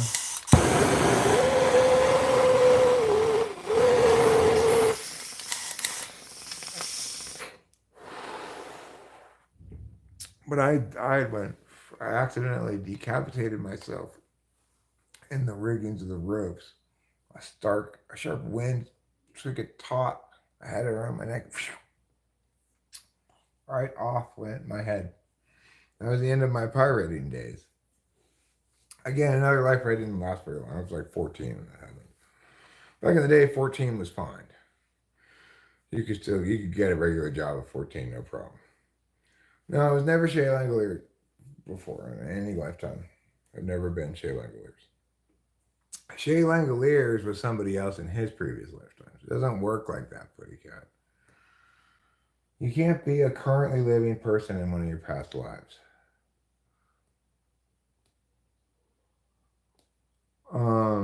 What's more impressive is I can remember shit that happened in my future lives. You know, in a coming up future life, I'm going to be a secretary who dyes her hair blonde with a big ass named Marie, but spelled Mary.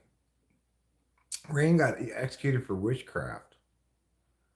I'm going to say things like, oh my gosh, you guys, did you get me this thing? Oh my gosh.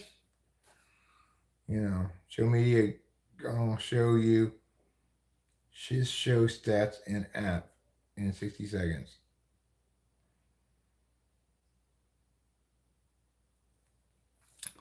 Okay, sounds good. Why does everybody keep talking about my balls? Okay, leave my balls inside of my pants where they belong. If Carrot Top knocked on my door, I'm not sure I determined for sure that it was Carrot Top. I mean, if he really made a thing like, hey, I'm Carrot Top, I'm here. So what do you want, Carrot Top? All right, well, look, I'm going to open the door, but I should warn you, I'm live streaming right now. And so you're going to be on camera if you want to come in and talk to me about whatever. Before I even unlock the door, what exactly do you want with me, Carrot Top? I want to show you some prop comedy. Okay, get out of here. Get out of here, Carrot Top, right now. If Pee Wee Herman knocked on my door, I'd be very concerned because he's dead.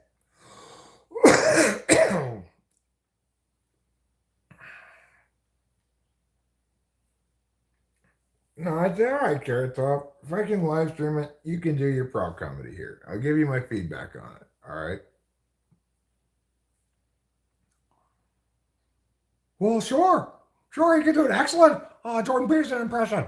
That's really something, I'm telling you. It really is.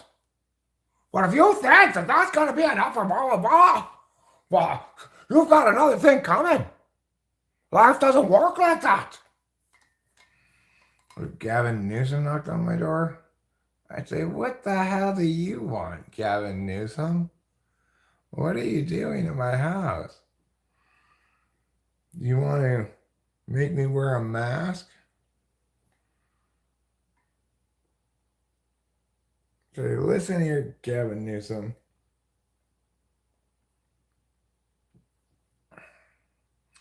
Your name should be Taken Old Nun instead of Gavin Newsom. You prefer Navin Goosum? I prefer Gavin Old Nun. Gavin Old Nun. I was also a farmer back in Hammurabi's era, and my neighbor acted all friendly, but I guess he was salting my crops because my yield dropped and they took my wife and kids. That was always happening back in the day. When I was a papyrus farmer from the Fertile Crescent, I had a section of my land taken over by my supposed king. I said, "Well, who made you king, motherfucker?" And he's like, "Suck my Fertile Crescent." So I didn't really have any choice but to do what he said. And he's like, "Hey, papyrus is Egypt, not Babylonia."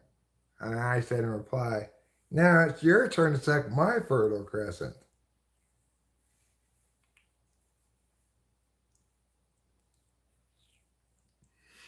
That's pretty much how it happened. That's how we started the Hanging Gardens of Babylonia.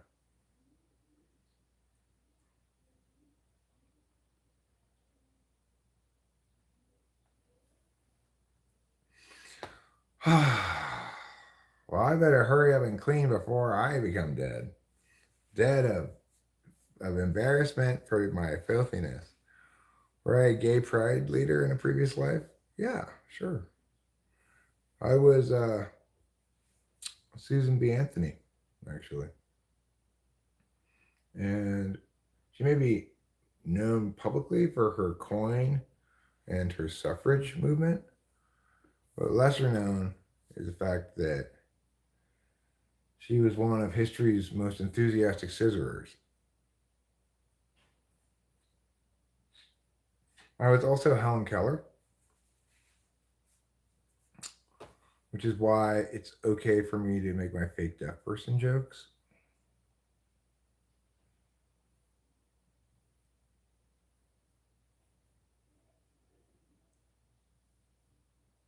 You don't think of me as Susan B. Anthony?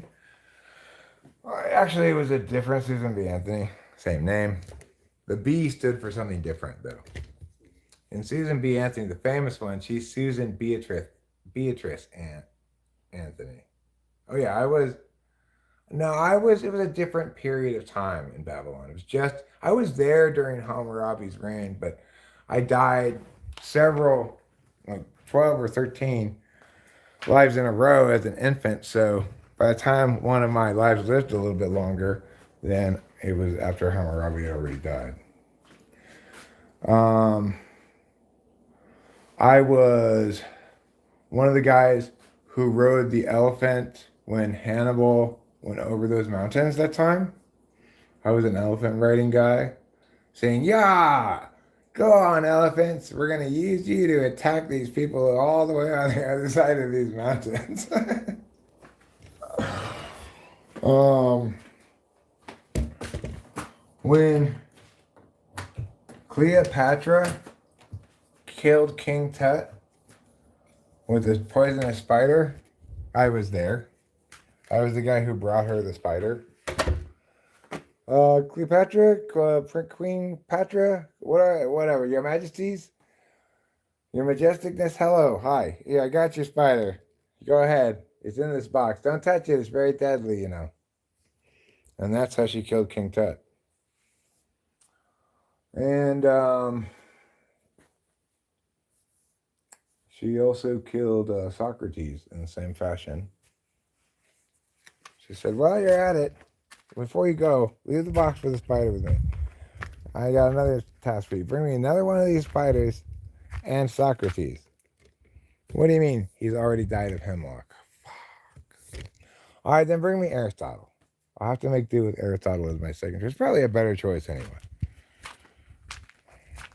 I don't care what he's in the middle of writing. Tell him I got a prize for him, a fabulous prize. What? Don't tell him it's a poisonous spider, obviously. It's a surprise. You're not supposed to tell him what it is. Was I ever in Casablanca? Probably, on a few occasions. Yeah, I remember in one past life, I was a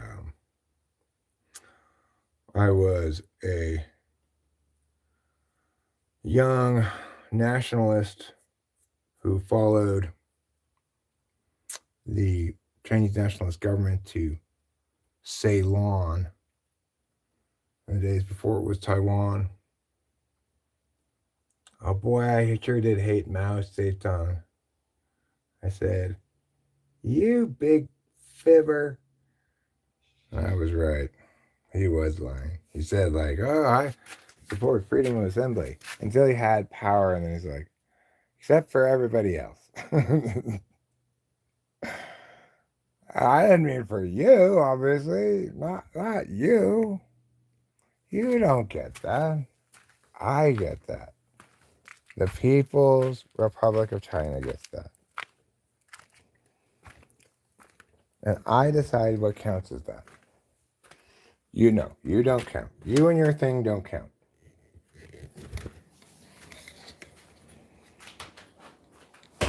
People's Republic of China. More like communist shitfest. Fucking communists. What horrible lies their lies are. Instead of calling themselves communists, they just call themselves liaifists. Because all they do is lie. Oh, it's a good idea to centralize decision making and get rid of private property. Everybody's like, "That's a really good idea. It's going to work so well. Now I'll have more stuff." No, you're not going to have more stuff. Obviously, if you get rid of private property, you're not going to have any stuff. You just have to borrow someone else's dumbass shit. So you have to borrow someone else's used toothbrush because you can't own your own. Think about it. How horrible that would be. That's what you get when you sign up for comedy bullshit. Oh! God damn it.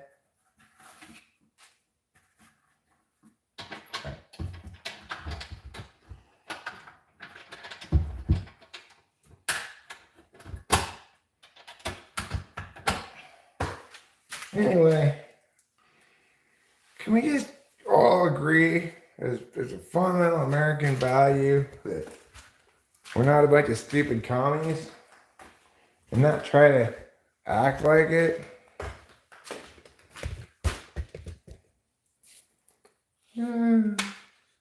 Let's redistribute more wealth.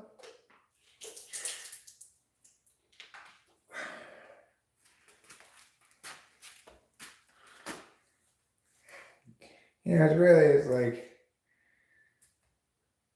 government money, government having money and stuff, taking money from people in their form of taxes. It's like a heroin addiction, and somebody who's somehow unaware that heroin's addictive or something. They take it the first time because they're genuinely sick and they're in a lot of pain and they need it. And then next time they're in a little bit of pain, then they take it again. Before they know it, if they're not taking it, they're starting to feel sick. And what's their solution for feeling sick? More heroin always, right? It's exactly the same thing with the government and taxes and spending and stuff like that. It only hurts the economy and hurts everybody when you've got a bunch of waste in the form of government spending. It only hurts everybody when you've got a war on drugs, a war on poverty, the government trying to do too much. What actually helps is when it's easier for a person to profit, to make enough money to get by on. Instead of trying to take money from the people who are getting by and give it to the people who aren't, let's try to stop taking it entirely from everybody as much as possible. People don't have money to spare on a bunch of extra taxes and stuff now. So maybe we should reflect on that. Maybe we should reflect on, let's say you're on disability and you're getting $2,000 a month. Instead of thinking about it as something that comes from tax revenue, imagine if they picked particular taxpayer. You're the taxpayer who has to pay Joe Smith's disability payment every month. You have to write him a check every month for $2,000. Go ahead, write it to him. And we'll see just how much sympathy you've got for people with disabilities, right? At that point, we'll be like, oh wait, you mean I'm sending that guy $2,000 a month because he's disabled? Was I responsible for his disability? No, what is a disability? Obesity? Okay, well, I don't want to send him $2,000 a month. What do you mean too bad? It's the law.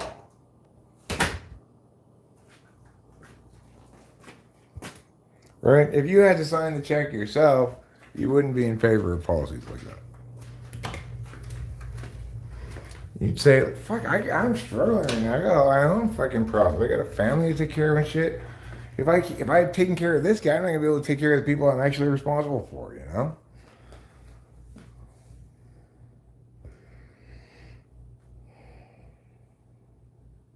OPCIA. I don't know what OPCIA is all about. Sizzle Jizzle McConnell. Who's Sizzle Jizzle McConnell? Going home?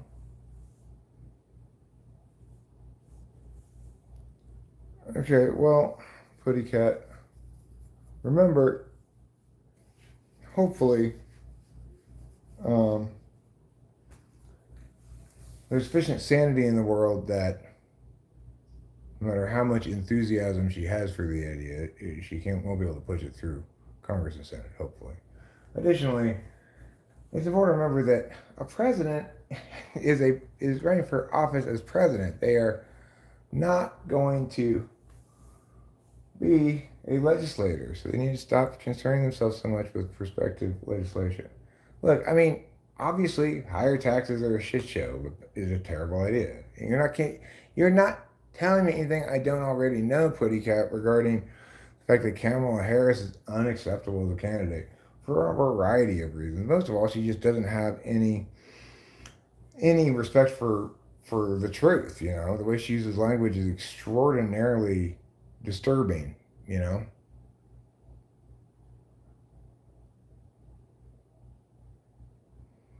But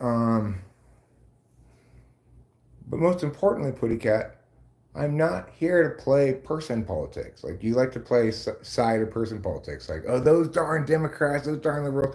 I don't like that fucking game, so knock it the fuck off, okay? Obviously, both candidates are unacceptable. I'd say at this point, Trump is probably less unacceptable, but um, I would rather have Biden than Kamala Harris because at least Biden could be relied upon to be extremely ineffective. Regardless, I don't want to talk about that. I don't want to play let's demonize liberals and shit. Okay, it's like there are lots of things wrong with the world in terms of what we ought to be doing policy-wise, etc. I'm trying to avoid engaging in those things until I'm prepared to do something about it. It's a bad idea to get yourself all mad at a boogeyman group, which doesn't represent any kind of monolithic ideology, despite how you'd like to position it as such. So, if possible, let's stop trying to provoke outrage. It's annoying.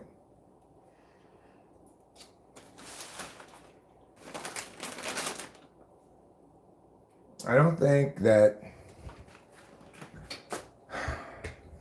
I mean, who knows what her actual tax plan is? I just have what you've heard, no doubt, on like Fox News or something. So, who knows? Regardless, it's obvious we need Eric. Not that horrible lady. I ain't gonna call her Kamala Harris anymore. I'm gonna call her that horrible lady.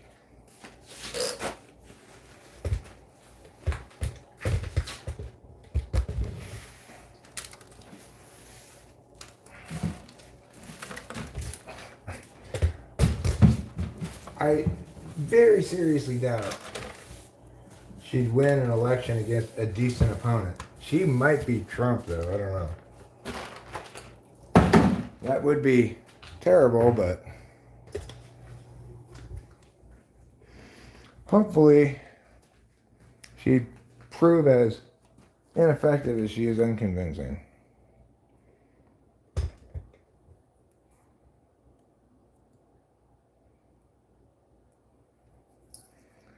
Glenn Spence, I don't like that shit. Please knock it off. Once I'm voting, you don't even need to vote to bring the pendulum back to the middle. You just need to vote to be correct. I promise not to be a moderate or a split the difference kind of guy. I will be correct in every instance, regardless of who sides with it or doesn't.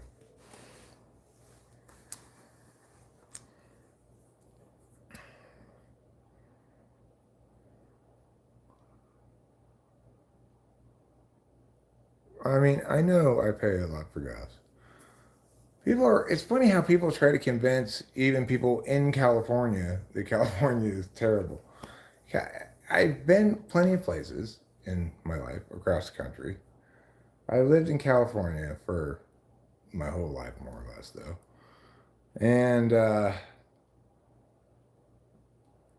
it really depends where you are in the state and what you got going on as to whether or not the state is so terrible, Obviously, it's not the best place in the world to be a business owner. I found that out when I was a small business owner in California and had to pay state taxes. And it was surprising to me because I had never paid taxes as a business before.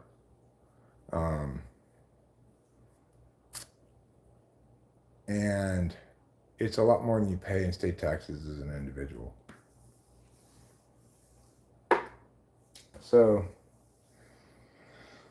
it gave me a feel for some of the challenges of doing business in California. But I also was part of a business that was run by somebody who's more naturally a businessman, and they made plenty of money in the state of California. So it's not impossible to successfully run a business here, despite the fact that there are various regulations. The most onerous thing to accomplish when in terms of the business that I worked for as a director and main guy of for a long time was actually the local application process for getting a business license, meeting all their terms and stipulations for parking and stuff like that. That stuff was quite onerous, but beyond that, we didn't have much engagement as a business with the state except through taxes, and the business made a lot of money.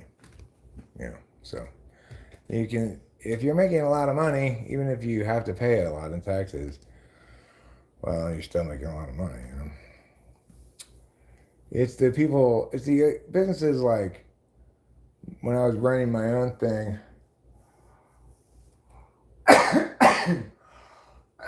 and wasn't a very good businessman. That you're more near the margins and it impacts you less. Yes, socialism equals communism.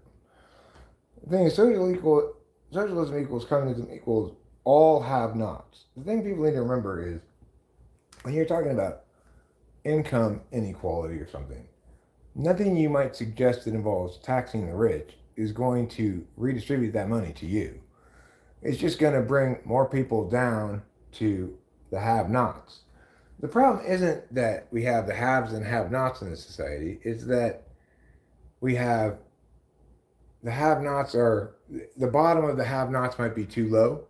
We'd like a society that doesn't have homelessness, etc. But we don't accomplish that by preventing people from being successful so that everybody fails.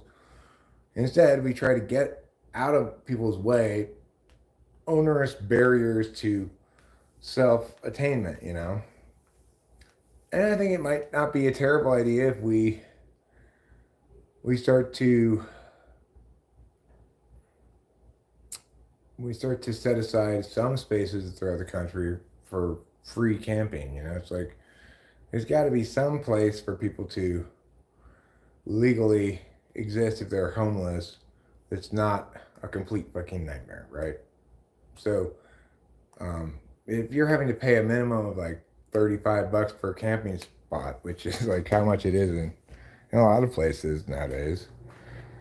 Apparently there's this app called Hip Camping where you can find a camping spot for as little as like $8. I watched this video of this guy named Carpool, Karr Pool. His last name's Carr. Anyway, he stayed at one of these hip camping, which is kind of like Airbnb of camping, I guess, which is a vacant lot in the desert across the street from an abandoned house. So, I'm not totally opposed to the idea of charging some kind of nominal, very small amount, like $1 or $2 a night or something. There is one place where people can go and camp for free, and that's Slab City, down by the Salton Sea. Sounds like they're playing the banjo over there. That's fun. I wish I hadn't alienated those neighbors with my dumbness. Oh well. I guess I just have to live with the sorrow and shame. I guess it's time to vacuum now.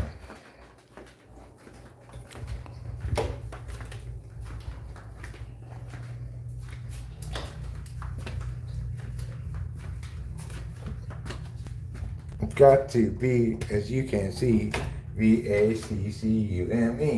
Vacuum time. It's vacuum time.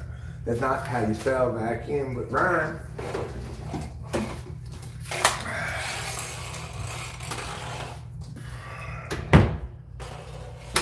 Alright, let's take out the vacuum and let's plug it into your mom's face.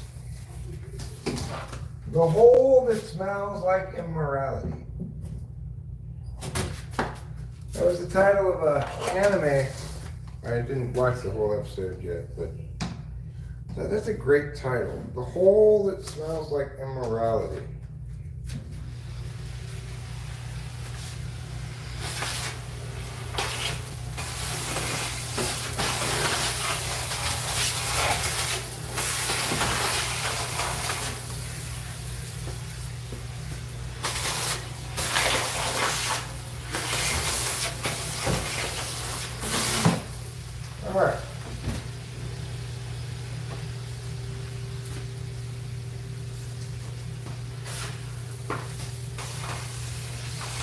I'm just gonna get over here now because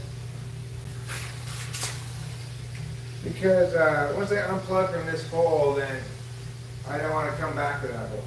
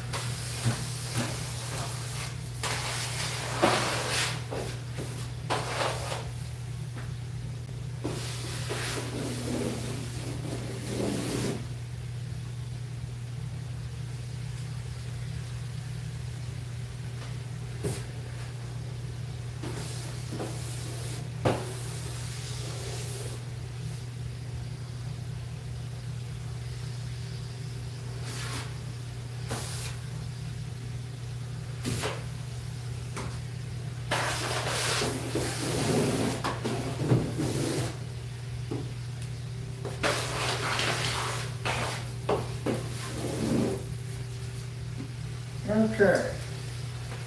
Well, that's good. It's a start.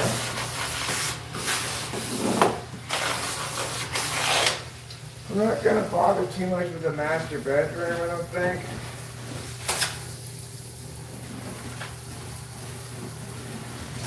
But they're not going to go in there, so. The only parts of the house that need to be clean are parts that they're going to see.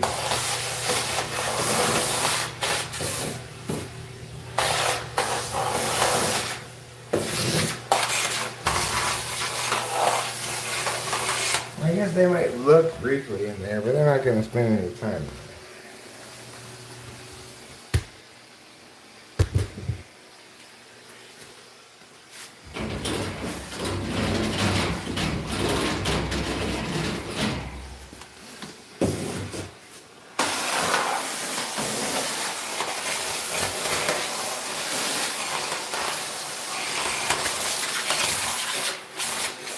Let me get a different attachment to make this go a little faster.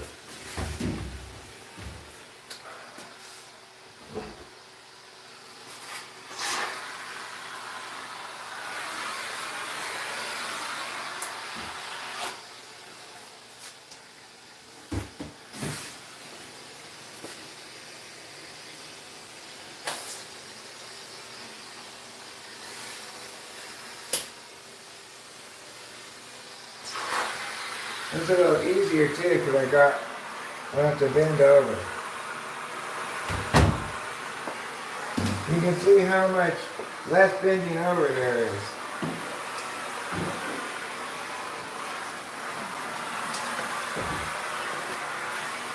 This seems to do a pretty good job of making this process a bit more efficient.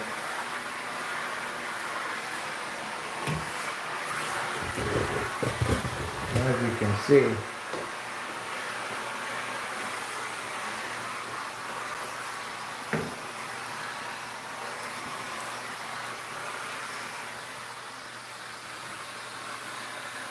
Pull this cat hair off. I like the fact that more of this hair gets caught by this brush. I haven't had any problem with it like clogging in the walls yet, but that doesn't mean it won't at some point.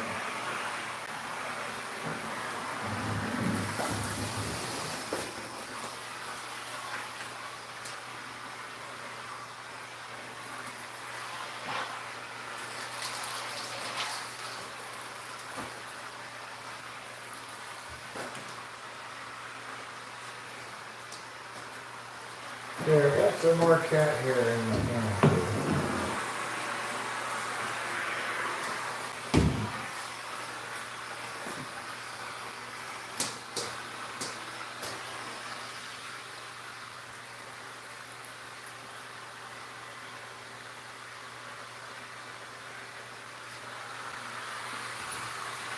As you can see, there's quite a bit of cat hair. More cat hair.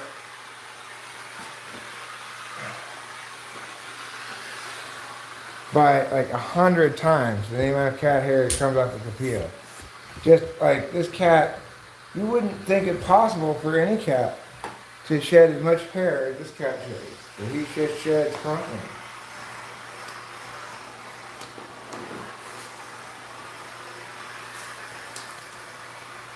I need to get a brush or something.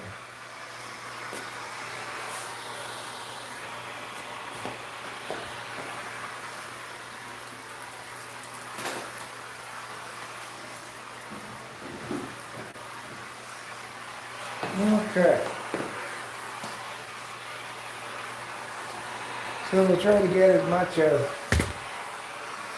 this from that hole as we can.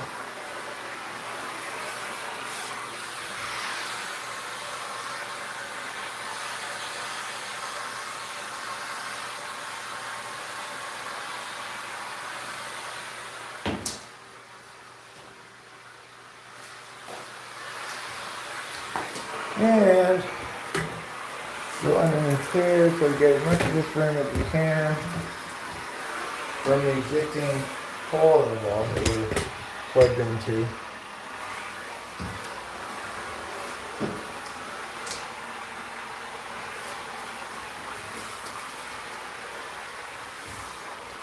With this reach extending attachment, it appears I can do this whole room, which is nice. Normally I can't really get back there in the back, but with this reach extender attached I can.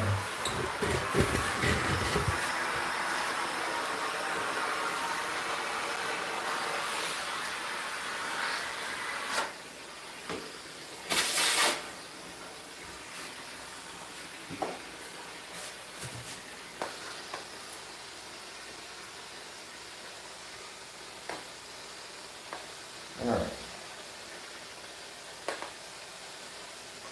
That's fine. This thing should be able to go through here, no problem.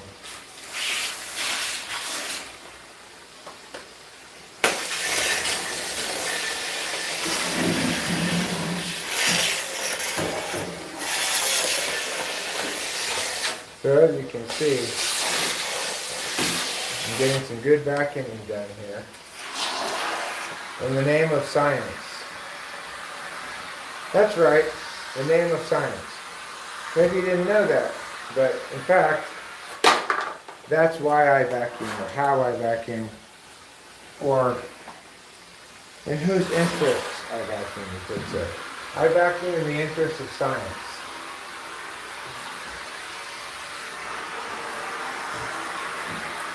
That's why they call me the king of the scientists.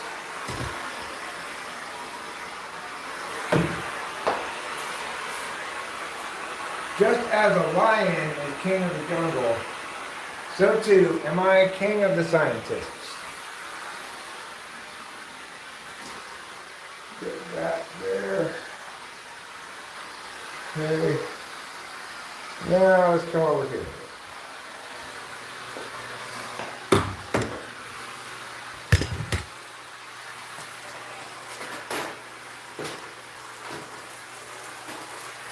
In this bathroom a little bit more. The idea being, obviously, when it comes time to mop, you don't want there to be little crap on the floor. You just want it to be dirty, not full of small objects.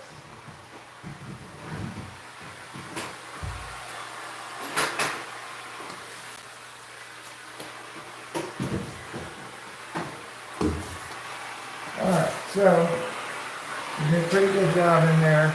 Now we're going to move this direction. I'm going to go ahead and turn the camera around in this way. You can experience the joys of vacuuming.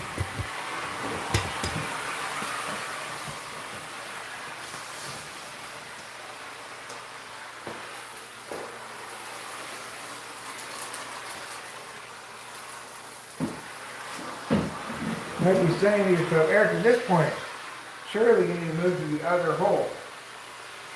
Well, not necessarily.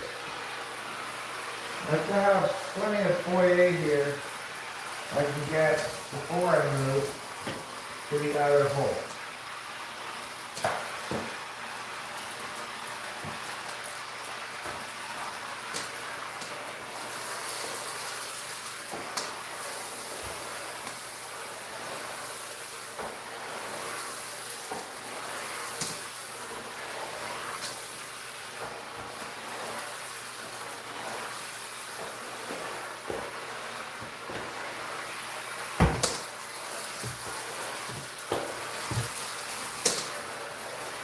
Alright. I am vacuuming up a storm.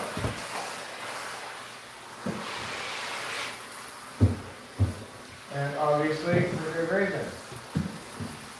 Because Zandy and Zandy's boyfriend is coming. And we don't want them to have to experience the filthiness of our squalor. Ergo, I am cleaning. Rachel did some cleaning yesterday.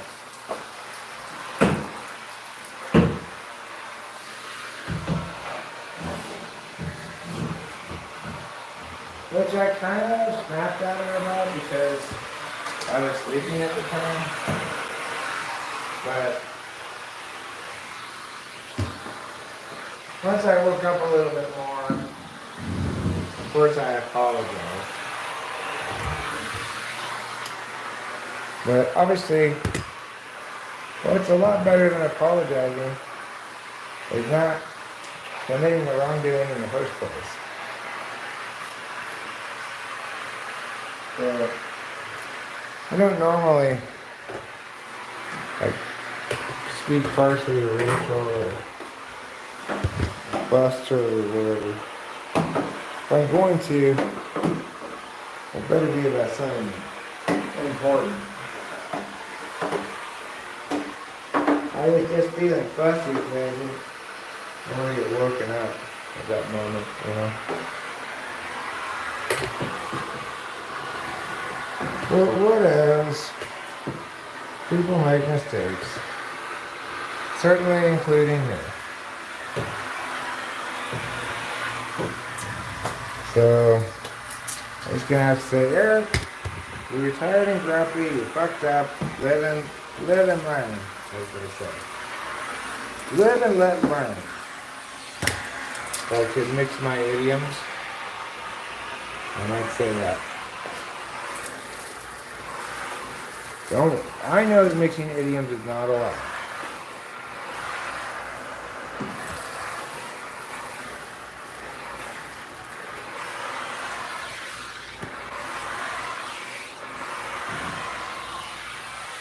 I shouldn't be idiot anyway. I know there's a lot of rules about plurals and singulars.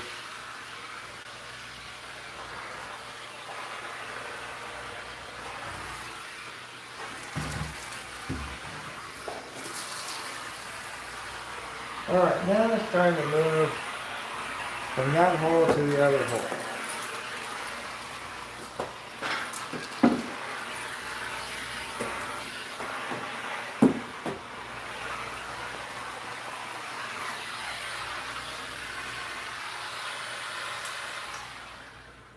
Alright, let's take a little break. We've been hard at work for quite a while now vacuuming. Let's relax, let's have a little bit of beverage. It'll be fine. I see the Athletics are still up 4-1. That's good. It's pleasing to me. It's currently the top of the fourth inning. I'm behind. I have time saved up, so don't tell me if you're further into the future what's going on. Hello, New Groove. Hello, Boba Fett / G. Hello, Acacia. I've haven't said hi to you already. Hello, Sunshine.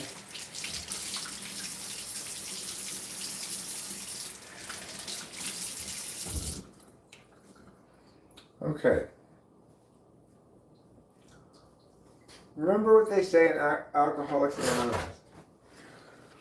We're trying to attain progress, not perfection. Okay? Progress, not perfection. Let's take a little break. You've washed your hands. Eric, this thing sucks. It does suck. I am going to mop after I vacuum.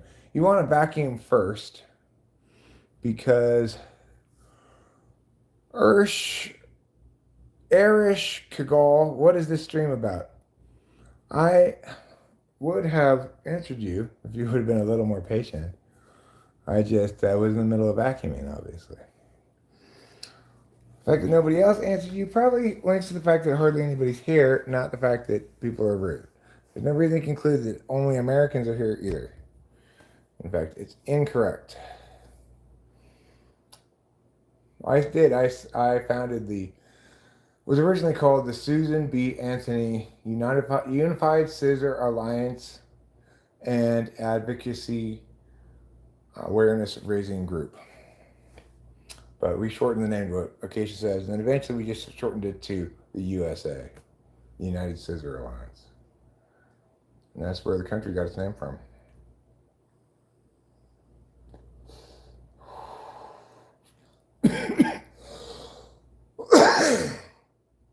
Together, united in scissoring.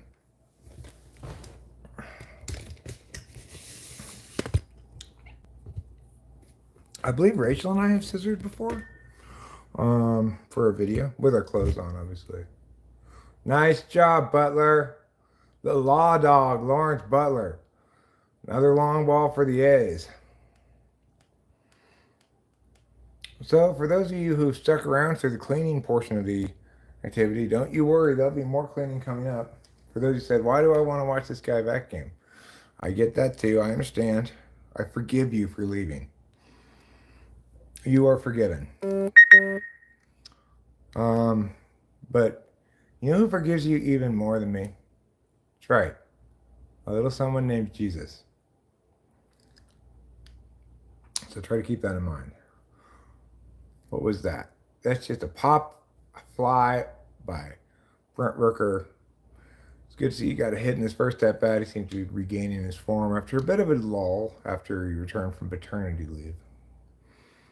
It didn't used to be the case that you get paternity leave. It was just maternity leave. And they said, what the hell? Let's give it to pause, too.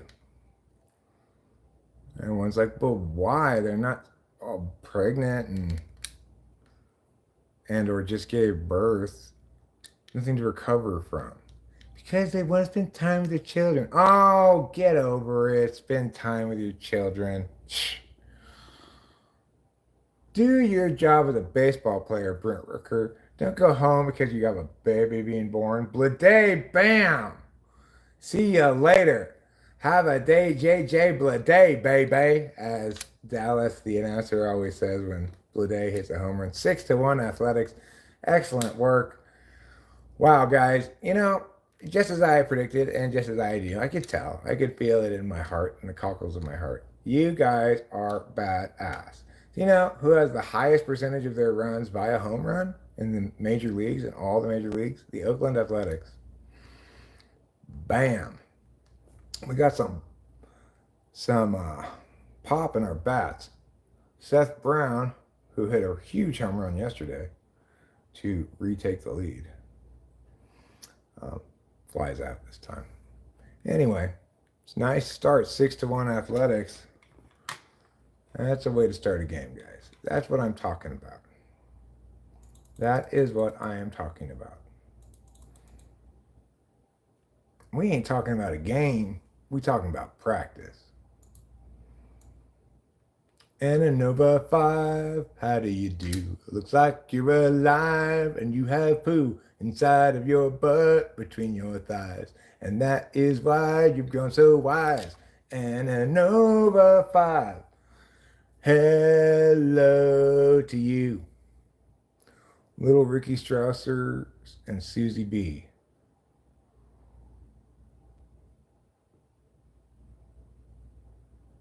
Oh, Ricky. That's me. That's my rapping name. That was my colonial era rapping name. Back when I lived in colonial Rappersburg.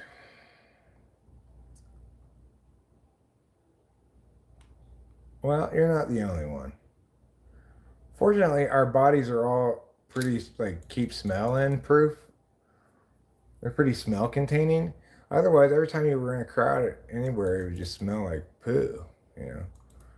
Fortunately, poo smell doesn't travel from the inside of our body to the outside of our body without flatulence, anyway, you know.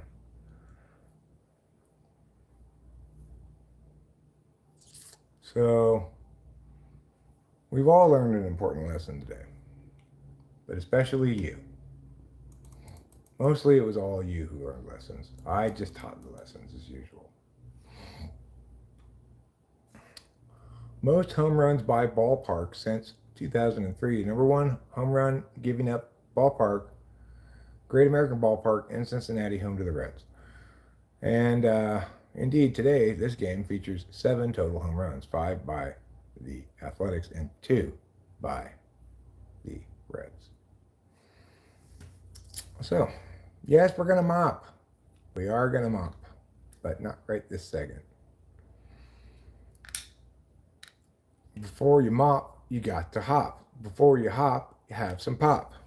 I think I'll have some water. I don't have any pop right now. Even if I did, I wouldn't call it that. I'd call it soda.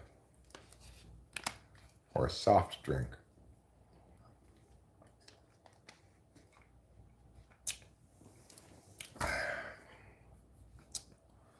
Because back in the day, if you wanted a drink, alcohol was the default.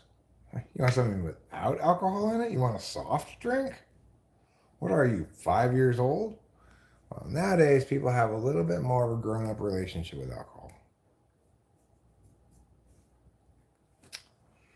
And we realize that, indeed, much, if not most of the time, unless we're an alcoholic, we should probably be drinking soft drinks,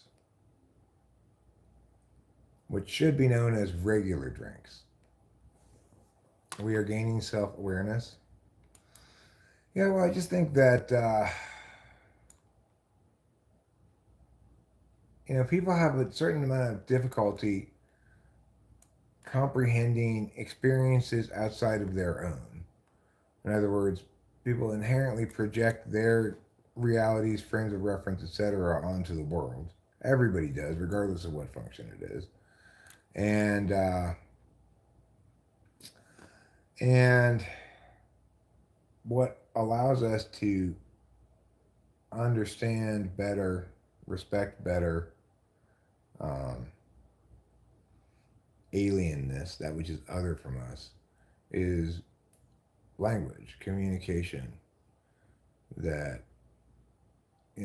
like, there are plenty of people who are, you might call, anti-trans, but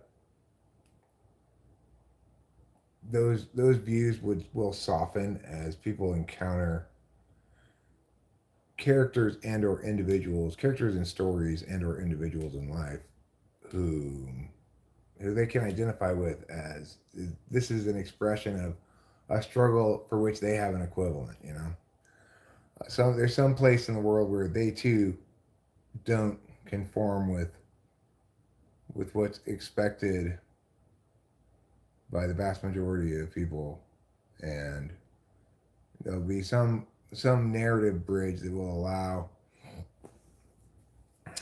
people who currently feel a lot of antipathy towards trans stuff to accept that it's, there are expressions of self ranging from full blast subjective to full blast objective, and yes, they are claiming an area for subjectivity where we historically have understood there to be a distinct binary, but they're not, the most important thing is to remember that they're not actually changing anything in the world. They may change themselves in certain ways, but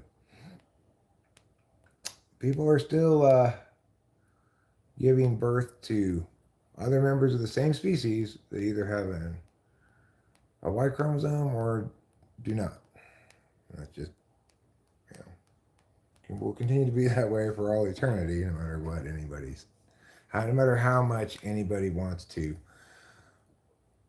try to claim as much ground as they want for subjective ontology. You know, I identify as this is fine. And it won't be threatening to people anymore once they realize that there's no slippery slope, there's no rolling stone moving towards an ever less comprehensible universe. I think that's what people are afraid of, really. They're afraid of a change that requires them to, that would appear to require them to revisit traditional questions of things to think of as open questions, things they didn't normally have to think of at all. In other words, to put in extra work to attain uniform societal approval, to accommodate this expansion of what comprises the subjective. For people who either are not very highly valuing of FE, who are going to see every instance of supporting that stuff as virtue signaling, or for people who are very TI, they may find that annoying. They may be like, stop trying to muddy terminology and definitions of things. When we have a perfectly good definition for this, there's no reason to deny the existence of that binary. It will be what the TI people say. The people who don't like FE will just be like, kind of like, lament the woke agenda kind of thing. You know, even though there's not really any woke agenda, there are the intellectual shortcomings of youthful people that have always been in place. You know, college kids cannot be expected to have very correct opinions about things by and large. I don't mean to be ageist. It's just, and I know it's not as insular an environment perhaps as it once was, but you know, we all have our times of excess in our ideologies as young people. And we can certainly understand that inclusiveness has displayed instances of excess in times when it's made media worse rather than better. But whatever, those are art costs, not real world costs, you know? I mean, they're real world costs for whoever invested in those failed art projects, provided they didn't succeed financially. Ananova says,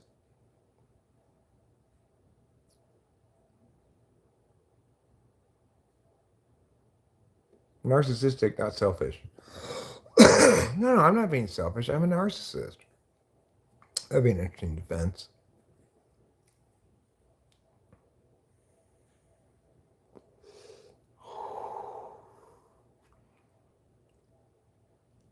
It's like when Kimberly was so desperate to avoid being correctly diagnosed as BPD, borderline personality disorder. So, well, if you're not, then you're just, you know, emotionally abusive for no reason. So yeah, that's what I am. I'm just that. Okay. That's not better. That's worse. Then you don't have any excuse for your bad behavior. But, you know, people meow. People meow. Why do they meow? Nobody really knows. It's hoped one day by scientists that they'll figure it out. But while they do hope that, they aren't very hopeful about it. They acknowledge that as far as we can tell now, science sees no way forward in this matter.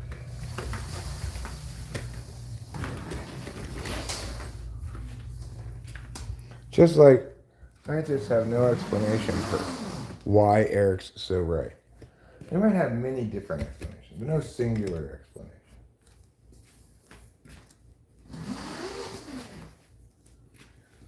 Future generations will study the phenomenon. How did this one guy turn out to be so correct about everything?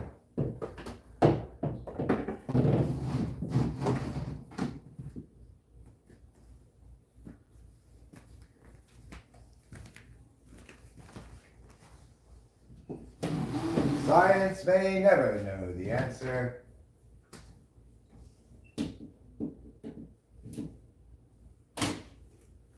But may we all hope it never gives up trying to find it. I think I'm going to put the printer away in the closet. It's not a good place for the printer, really.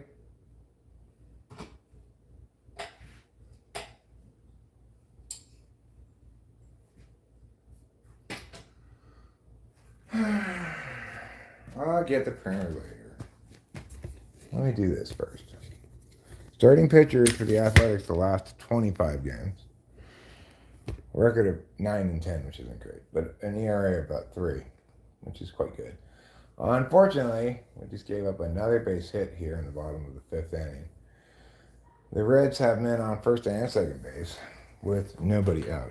I need to eat some food now. Before I do any more cleaning, I need to eat. Or at least I need to start preparing the food that I'm going to eat. Yes, Trouble, you can go outside.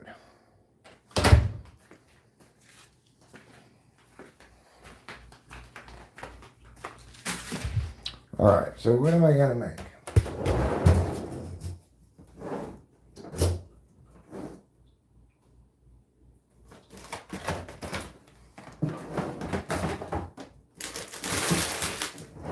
I think I'll have a couple of these chimichangas here. Where are my glasses? I need glasses again. Maybe I can read it over here. 1 minute and 15 seconds per burrito. Okay, so 2 minutes and 30 seconds for 2 burritos. I will make 2, because I'm a growing boy, and accordingly need plenty of calories.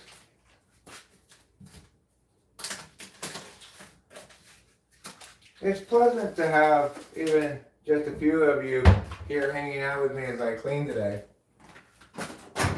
It may make my cleaning a little bit less efficient, but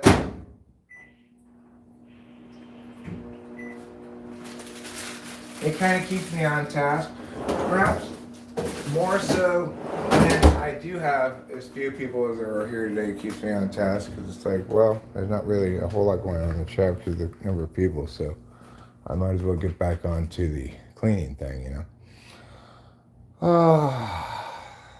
Come on, Athletics. Oh, don't tell me you hit that fucker. Come on. It's bases loaded, nobody out in the bottom of the 5th inning. The Athletics have a 4-run lead. The pitching coach is coming out to talk to Mr. Ginn, but I think it really should be the manager coming out to pull his ass. Bases loaded, nobody out. He hit the last batter. That's not encouraging.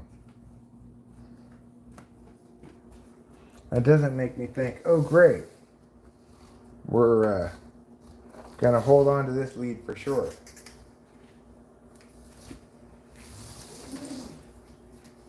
Alright. So while we're waiting for the microwave to finish, just get a little bit of this purple here. Obviously, plenty of little things can be vacuumed up. There are a lot of them vacuuming here. And it's a very high traffic area. The most high traffic of all of the areas. Realistically, when carpet companies came up with the term high traffic area for furniture carpets, they were talking about an area just like this.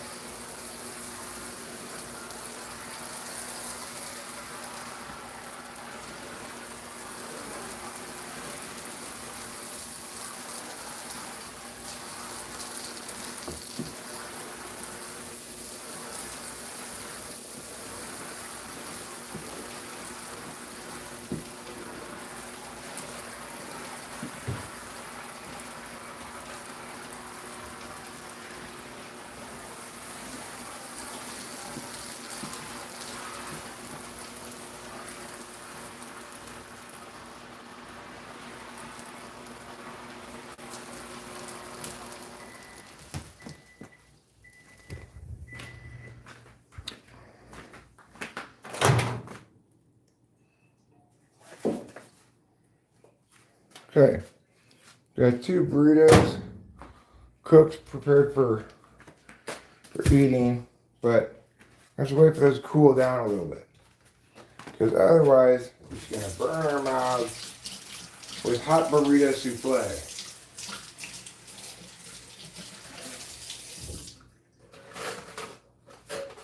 Well, obviously we need a new paper towels. Because this one is empty. We've got our burritos, as they say in Mexican. Burritos. You say it after me. Burritos. Repete.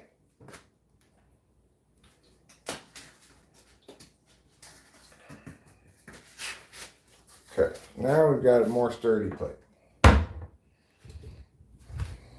Sturdy enough to hold burritos. Burritos caliente. Okay, well, we got one out here in the bottom of the 5th inning. Still bases loaded. Ginn is still in, and he's got a 3-0 count to Mr. India, who's at the plate. Yes, his last name is India. That's a strike. What? That is a strike. You cheating ump. Now it's 6-3. Come on, Athletics. Pull that fucker.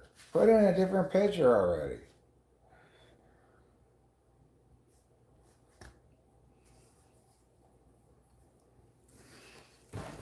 He's done a good enough job so far, but needs to just be replaced by a reliever right now. You're going to let him pitch to another batter. Kotze, get your head out of your ass. All right, Ginn, you better get the double play ball here. Good, fair ball. Another run scores. Are you serious? 6-4.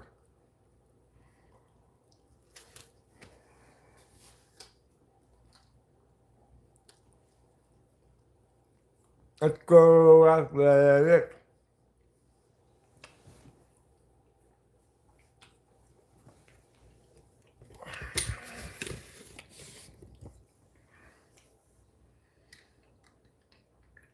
We need this series sweep. Come on.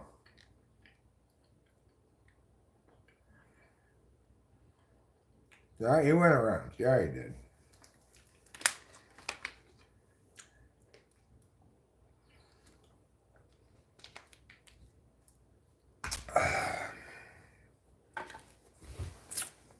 Plug this in here.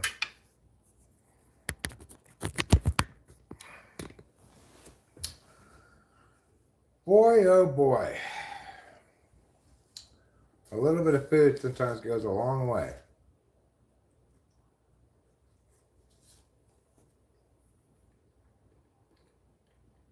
And once I've eaten this food, I have every reason to believe I will be energized and empowered to do even more cleaning.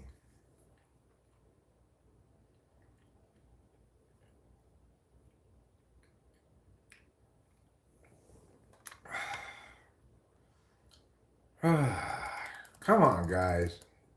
6-4 now.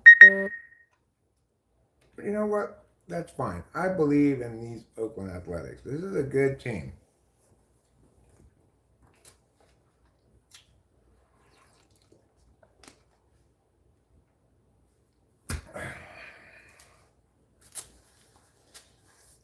So, Ginn's day is over now that he got out of the 5th. He could get the win in this.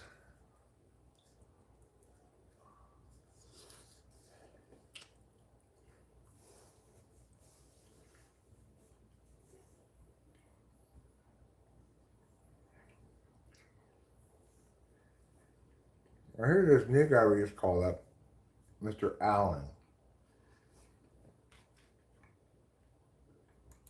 We put Andrew Har on the injured list and called it this Nick Allen fellow. He's 1 for 2 on the day.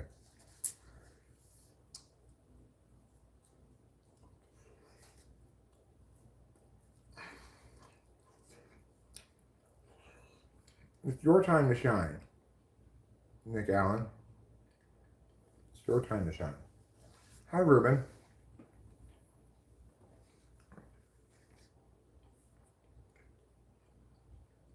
So, we've got number 10, Nick Allen at the plate. The A's have a 2-run lead here in the top of the 6th. Reporting live from Cincinnati.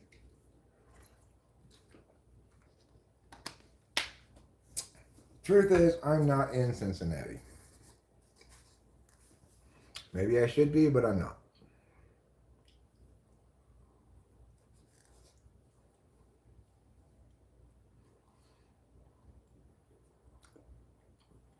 For the record, yes, I do have written permission of Major League Baseball to tell you about this game.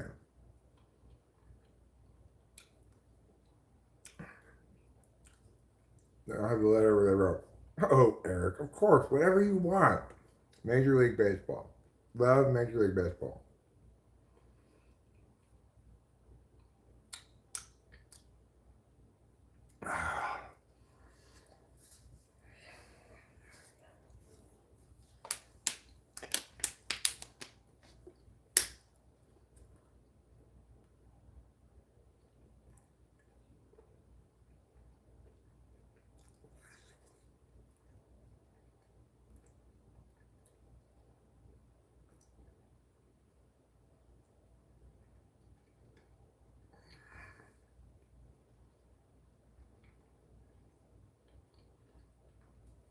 All right. We've completed one burrito of our 2 burrito challenge.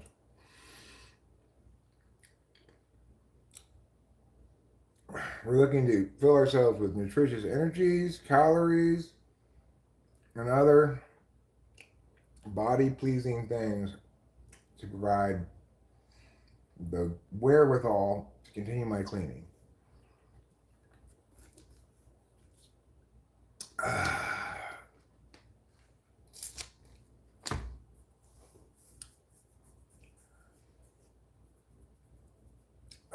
It's kind of spicy, actually. I should have not put on my gringo mouth this morning.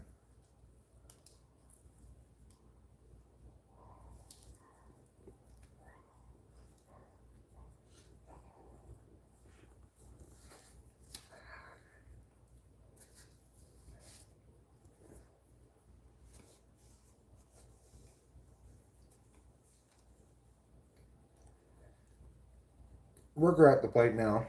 2 out, 1 on. First. As the law dog, Lawrence Butler.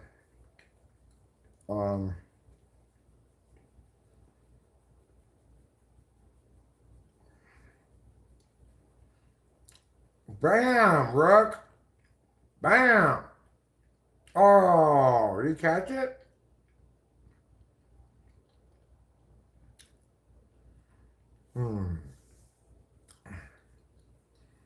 No, almost a home run and almost like a double.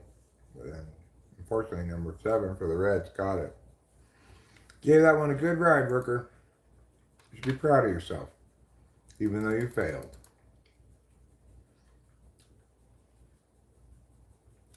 I think the lesson that Brett Rooker teaches us is that all of us sometimes fail. No, what really matters is that we learn.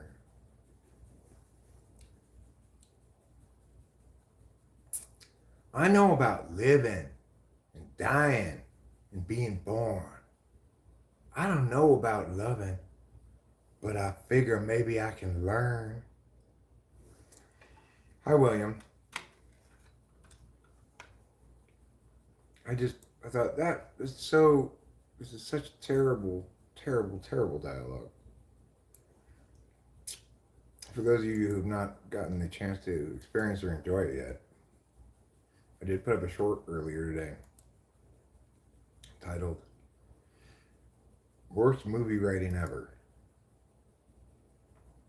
It sounds like this. I just know about living, dying, and getting born. don't know about loving, but I figure I can learn. The worst writing in a movie I think I've ever heard. I just know about living and dying and getting born. I don't know about loving, but I figure I can learn. The worst writing in a movie I think I've ever heard. I just Know about living and dying and being born. I don't know about loving, but I figure I can learn. The worst writing. Pretty terrible. Yeah. Pretty terrible stuff.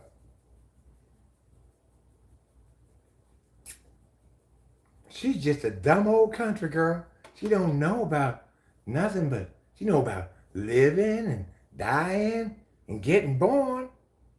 She don't know about loving. But I figure maybe I could learn. And you could teach me with your penis, Leslie Nielsen. That's Leslie Nielsen in that movie with her. I don't believe her claims that she doesn't know anything about loving. Likely story, lady.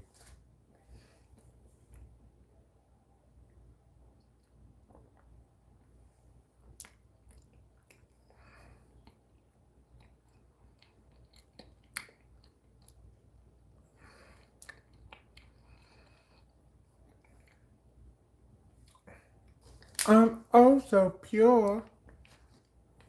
Mm.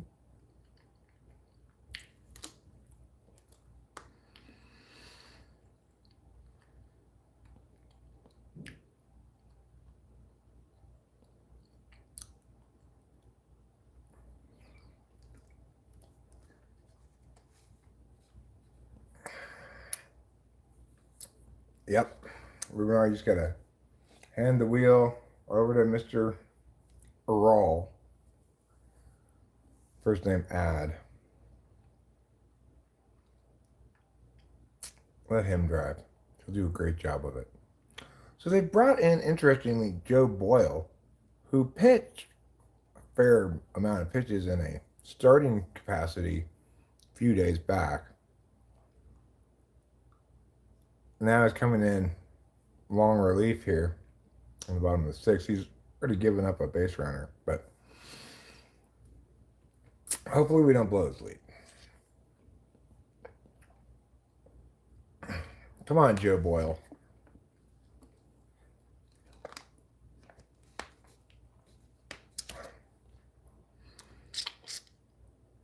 Good job.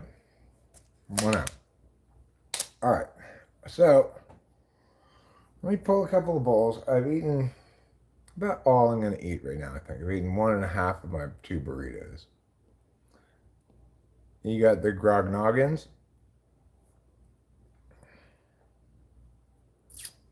Welcome to the land of grognoggins. It's like some combination medieval times / gastropub.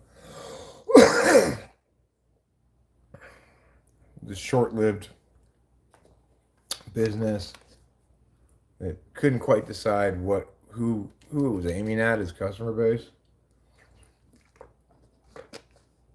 We've got fun for the adults and the little ones at Grognoggins.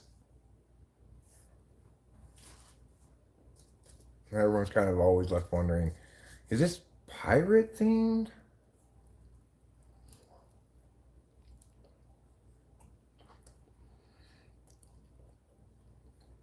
But they're told no. It's Middle Ages themed.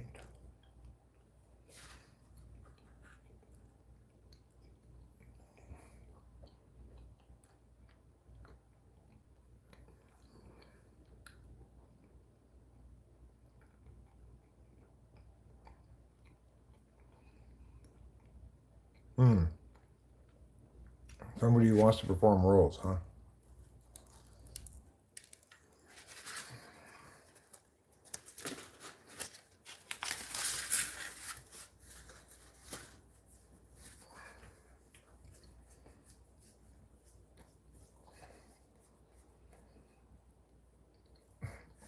And I'm Whimsy Grognoggins.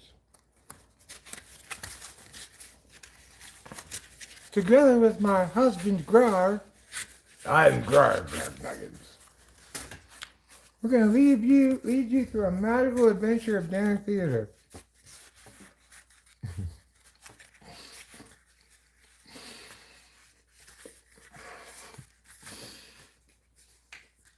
I think that I picture myself somehow like ambushed. Somebody else drove, and somehow I found myself at this place. And as soon as the lady's like, I'm Whimsy Grognoggins. Oh God. Oh God. What in the world am I going to do here? With magic and gallantry for all. Oh God.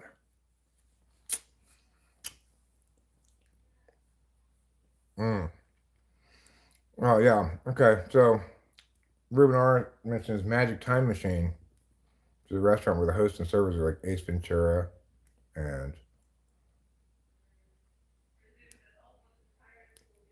Batman's Robin. Welcome to the Whimsy Hole. And then inexplicably they have like a science fiction space sectioned off section. Like Noggins Galactic Adventure. Wait a second, I thought we were in the Middle Ages. Now with a Chinese food bar. It gradually starts adding more things, hoping that it can. That the problem is that it needs more things. Not that it was a bad idea to begin with. The Hole That Smells Like Immorality. Actual title for an actual anime. Earlier, released yesterday, I believe.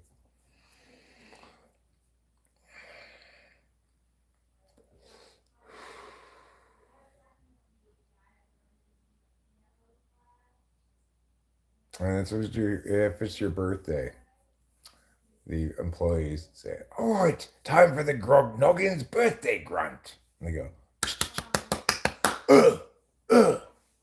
That's it. That's all they do. Well, I mean, I guess it's not too time consuming. I like that aspect of it, but it doesn't really feel that celebratory to me. Now we got bases loaded again in the bottom of the sixth inning. It looks like he's gonna pull Joel Boyle and bring out as the pitching coach. God damn it, Kotsay. Don't just leave Joe Boyle in to give up the tie and winning runs. Joe Boyle, get your head out of your ass and pitch right. Throw strikes, get outs, get a double play ball right here. Pow. Outside, okay. Well, that was still a good pitch, though. Paganism? No, paganism's not allowed. Only all Christianity all the time.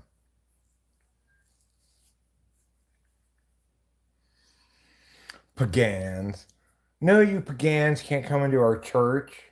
You're going to make it unholy with your paganism. Pagans are like pecans. You can call them pecans or pecans. Same with pagans. You can call them either pagans or pagans.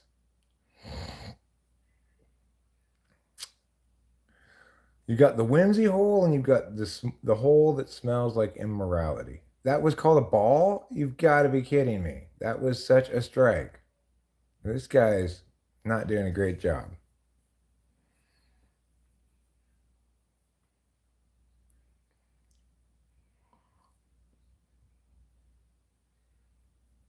Did you? That's right. I jostled her whimsy hole.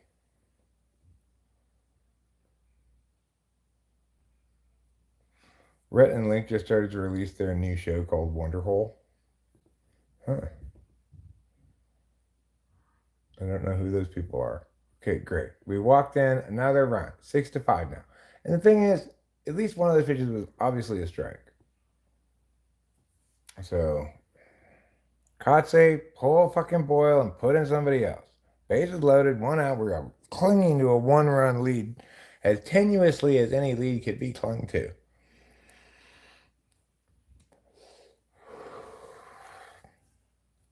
I blame the Pagans and their unholy rituals.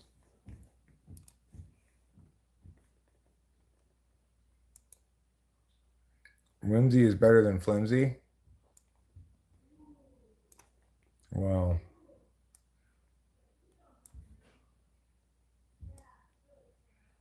all holes have an inherent wonder value that is greater than 0. Even the hole that smells like immorality. I'm not so sure about that. Okay, yeah, I guess it is. I've been known in extremely sanitary environments to sometimes put my finger in Rachel's butt. Oh, it's true. I have to clean in there, you know. No prolapsed holes. I'm not even sure what that is, but it sounds disgusting. You either lapse right now or you don't lapse at all. Don't be pre-lapsed or prolapsed.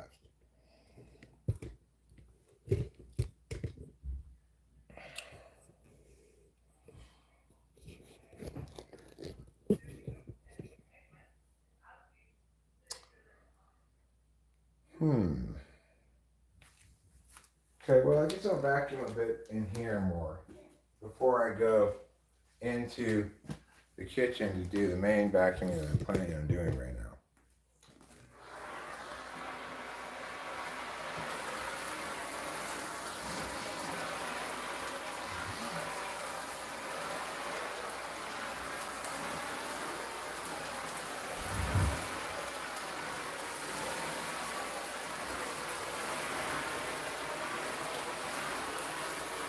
You can hear all the little things being vacuumed up. Like a rain stick, you know?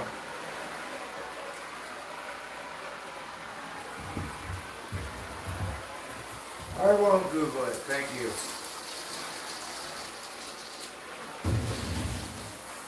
I will actively not Google it.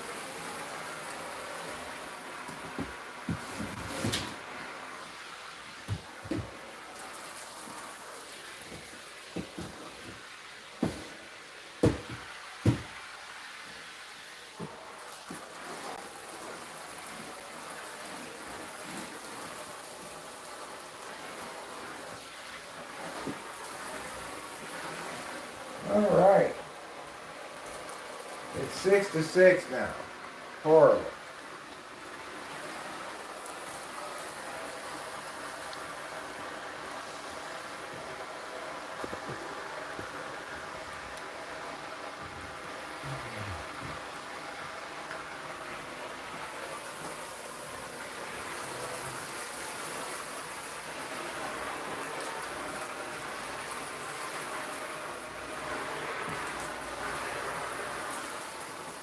Horrible.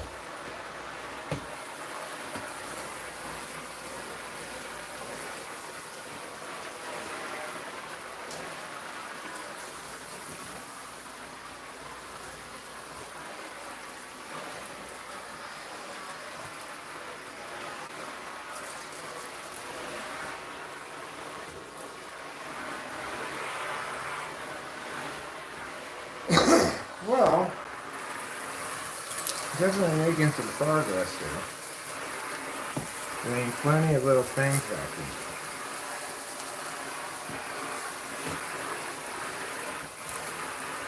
But I did intend to clean this with a little bit more than just vacuuming it.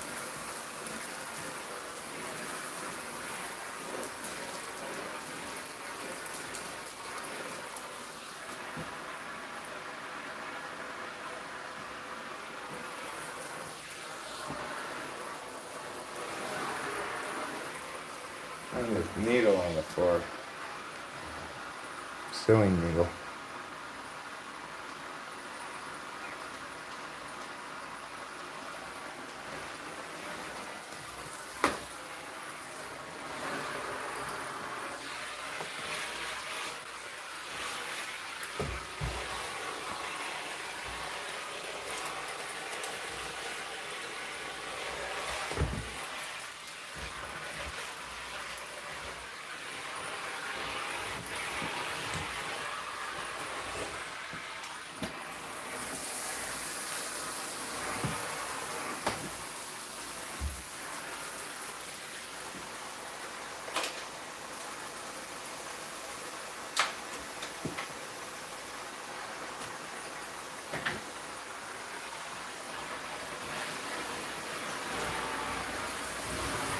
Okay.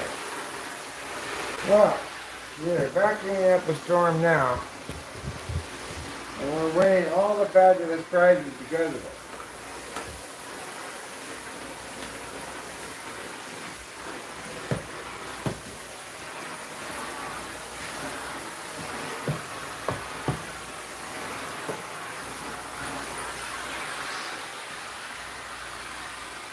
So we get this cat hair out of here. Put that in the trash.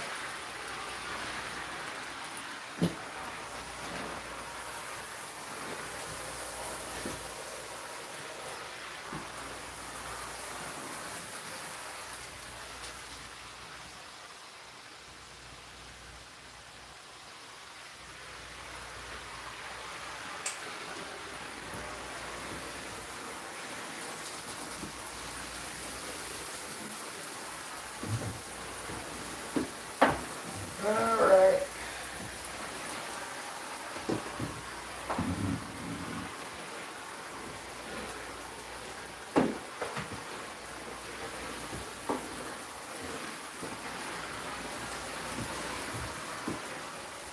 Everything's pretty well vacuumed at this point. It's in here.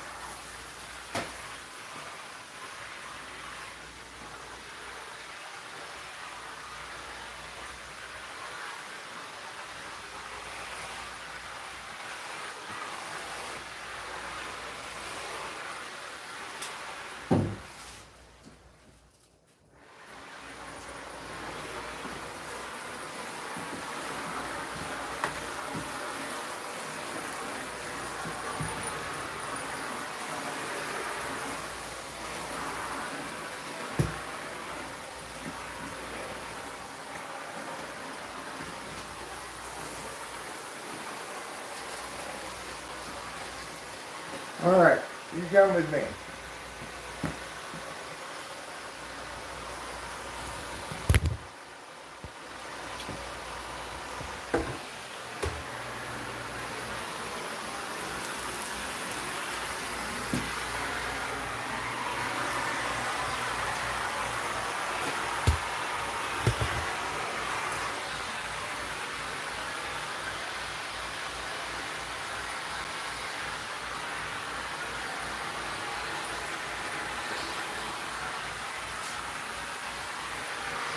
There are a lot of different definitions for hole, but I think the best definition for hole is anything you can put your penis in.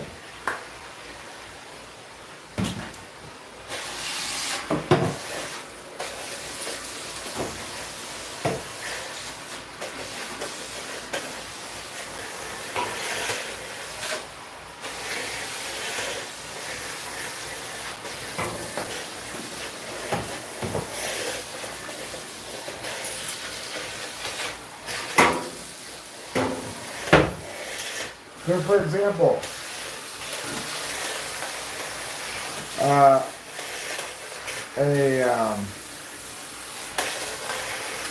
basketball hoop is a hole because I could put my penis through it. But a piercing in your ear is not a hole because I could not fit my penis through it. I mean, maybe if you have one of those big, huge ear hole things in your ear instead of a regular ear ring. Like gauge, they're called.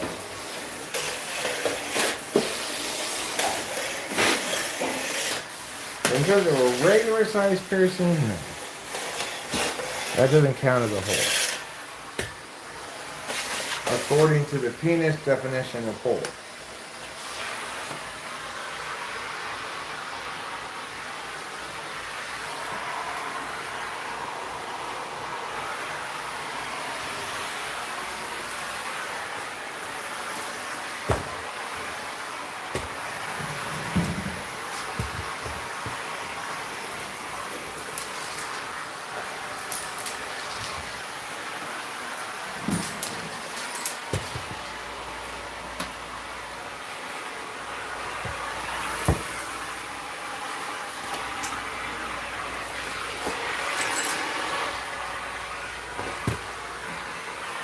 Okay.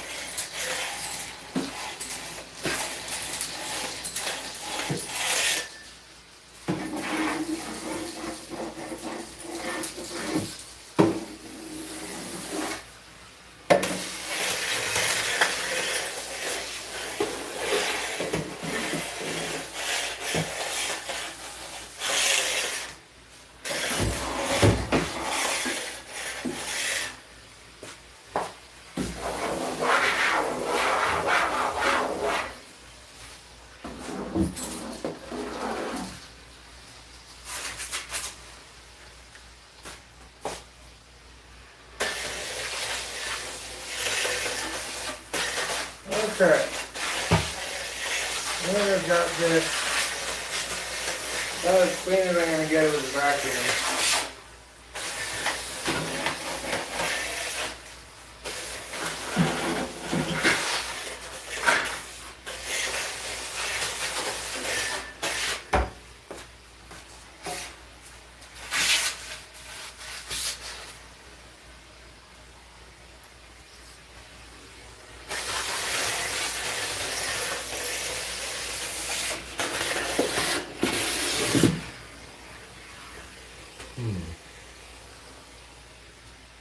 Anything else I need to get in here with this? That's fine.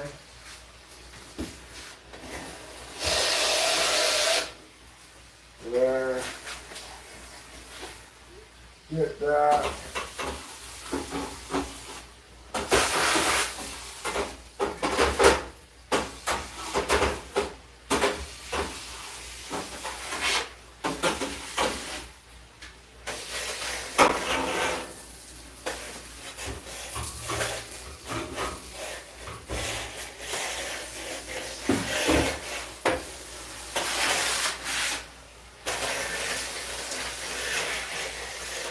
Okay. I guess that's about as good as we're going to get in here.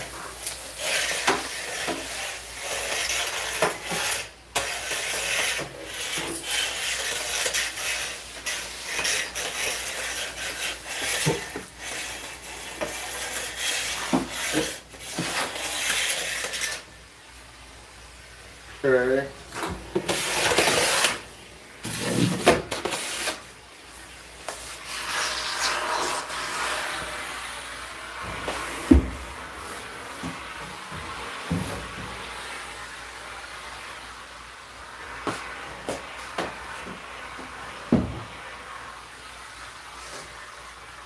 Alright.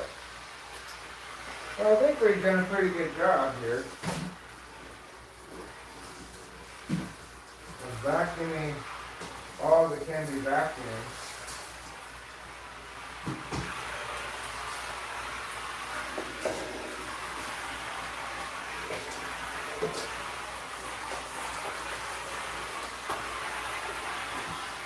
So that when we mop,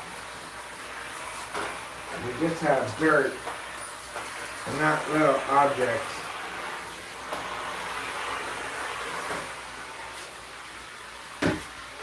Okay. I guess let's go put this away.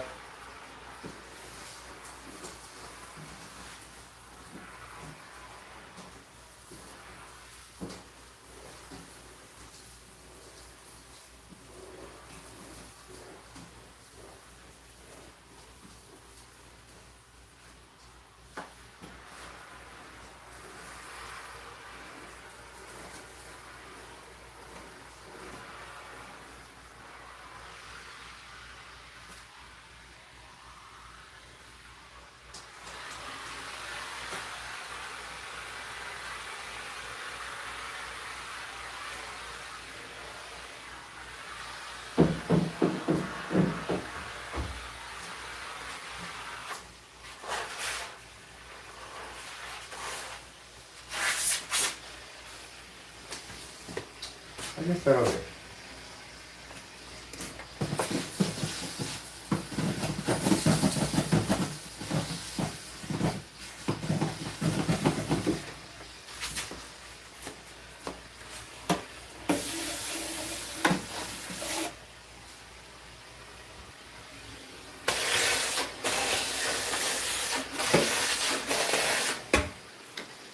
All right.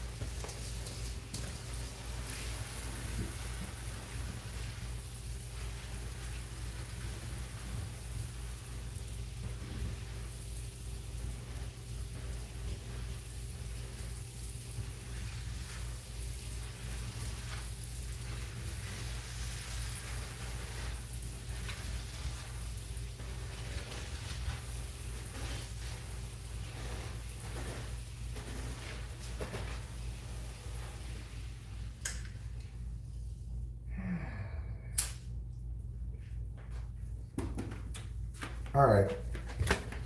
I'm gonna put this away. And then we'll take a little break. And then we'll mop.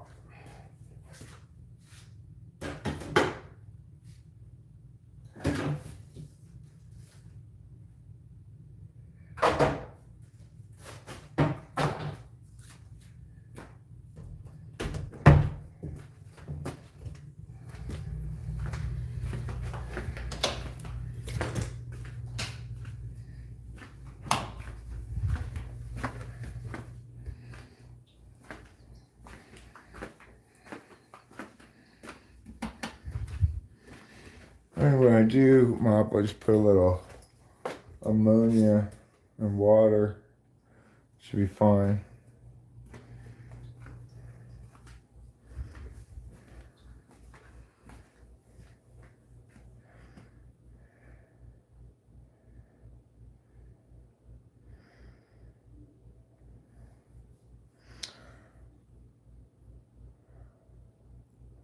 Buddy, that just means there's a penis somewhere inside, but we still need to get down to the core elements of what a penis is. For example, the hot dog a penis. No, it's not. It's just penis shaped in the sense that it's a tube.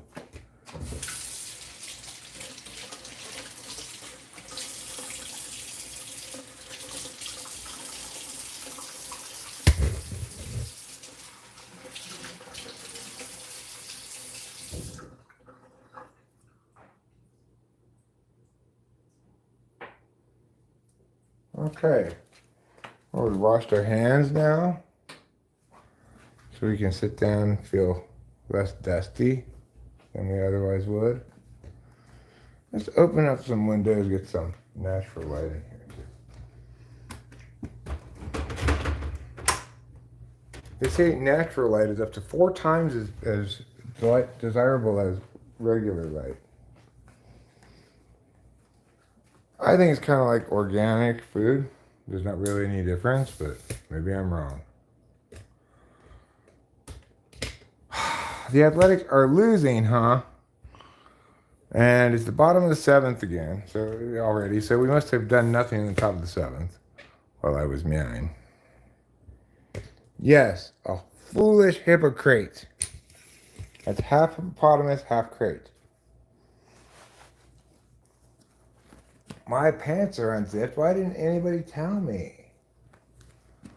Are you trying to make me die of embarrassment and shame?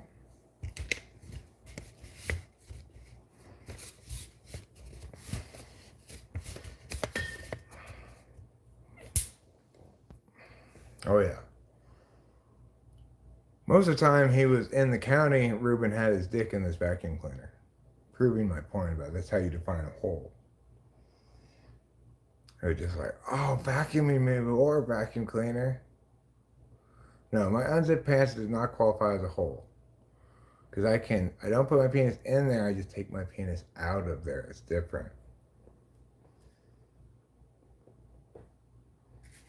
I never put my pants on that way, by putting my junk through the hole first and then putting the rest of the pants on.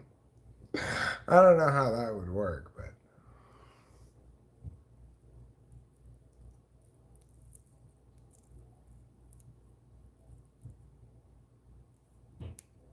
Oh yeah.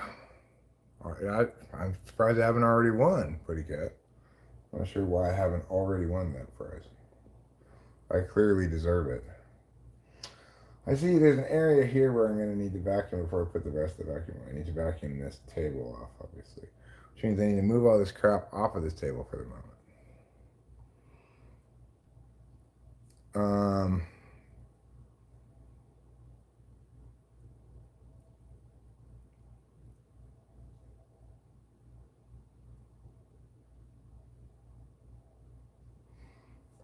Flower stamens are not penises.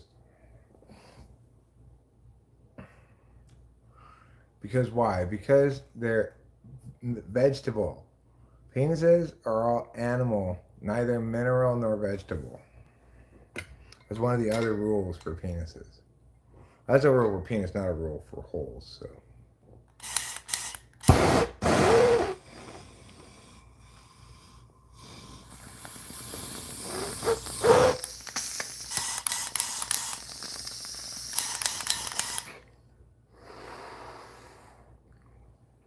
Not very definitively. We haven't defined it operationally, because while we have defined a hole operationally, anything you can put your penis in, that does mean that women don't get to have holes or even acknowledge anything else as a hole.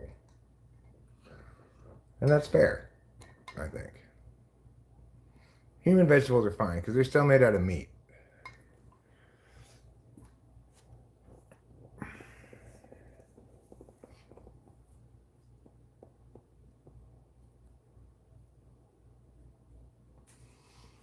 You don't know very much about flowers? Well, they're things that bees land on. We're defining the general term of hole. Okay? Anything that you can put your penis in counts as a hole. A hole in a hole? Well, there could be. You could have like a secondary level butthole, for example. Like you got your regular butthole, but inside of there's a smaller butthole. Or maybe a slightly bigger butthole. I guess they'd go bigger to smaller, probably. Remember that one song from the 90s? What's that thing in my butt? Is it your penis? If so, then my butt is a hole.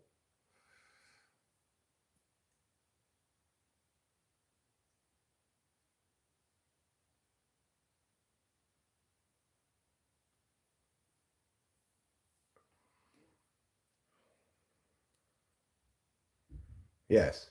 You could stick your penis through the missing doorknob hole in the door. That'd be fine. That would count. You could just wear the door if it's thick enough through, you could wear the door as a codpiece. You put it in there, Put all your junk in there and then just cover up the other end.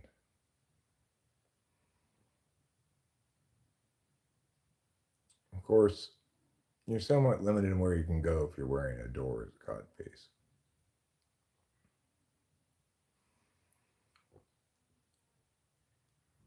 What I'd like to wear as a cod piece is like a colorful paper mache head or something, you know. The wonder value of a glory hole. The wonder value of any hole is the depth of the hole multiplied by the difficulty of the hole divided by the stinkiness of the hole. And then the square root of that is your hole's wonder value.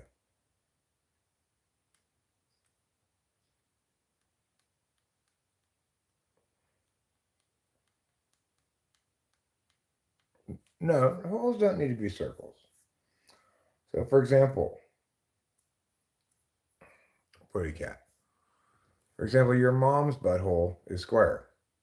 That didn't stop me from filling it with man meat, you know.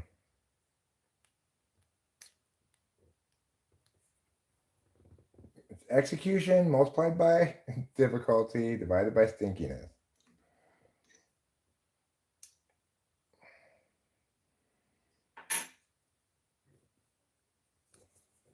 Stank hole.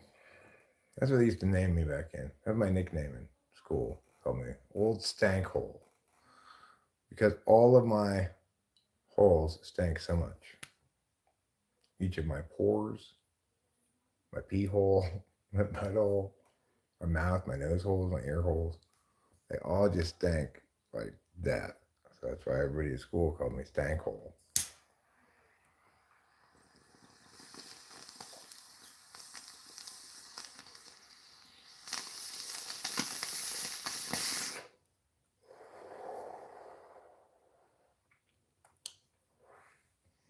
Well, for example, a difficult hole might be situated behind a cactus.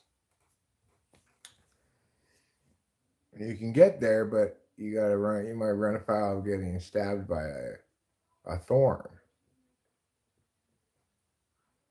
In other words, a prick for your prick is a possibility. Everyone has a hole in their head. It's called their mouth. Most of them need to keep it closed and listen to me.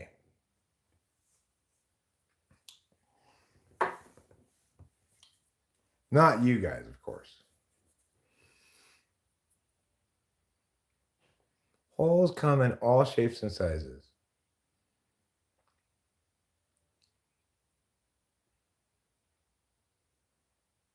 You know, if you're trying to put a round ball in a triangular hole, is it the hole that's wrong? No, it's you. There's a lesson to be learned there about you, about holes, about everything.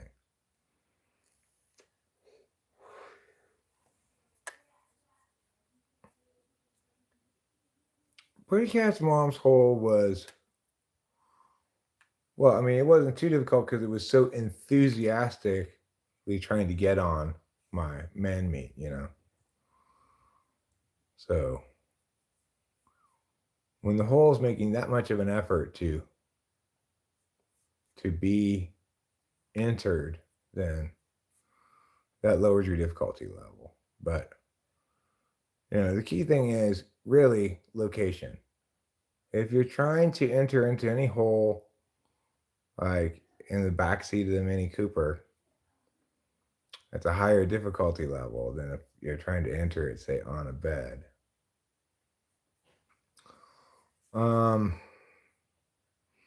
If you're trying to enter a hole while skydiving, that increases the difficulty level a lot. Location, location, location. It's just like real estate, yeah.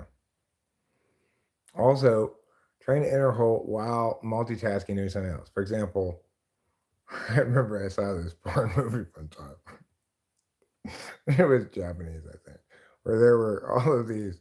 The ladies were giving like legal arguments to a judge. It was in Japanese, but that was what I pictured. While they were being humped. I thought, this is a strange video.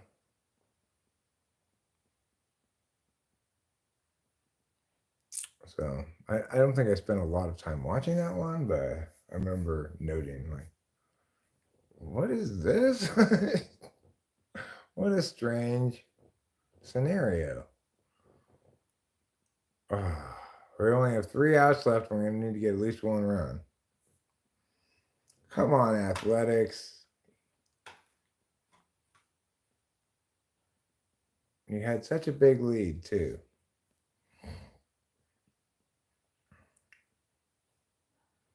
All right, so I got to clean this table up. What does that mean? It means I need to move all of these things away first.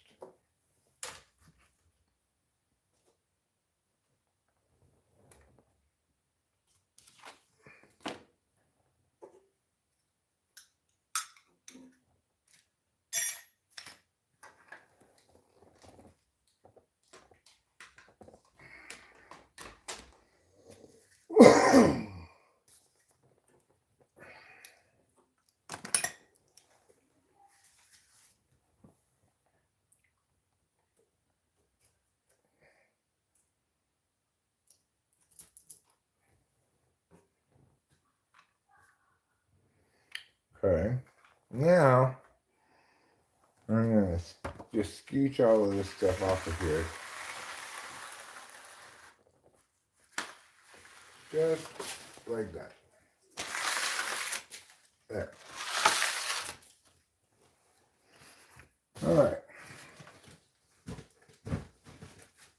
Now I will turn this like that. I'm going to put this assorted freezer weeds back in the freezer.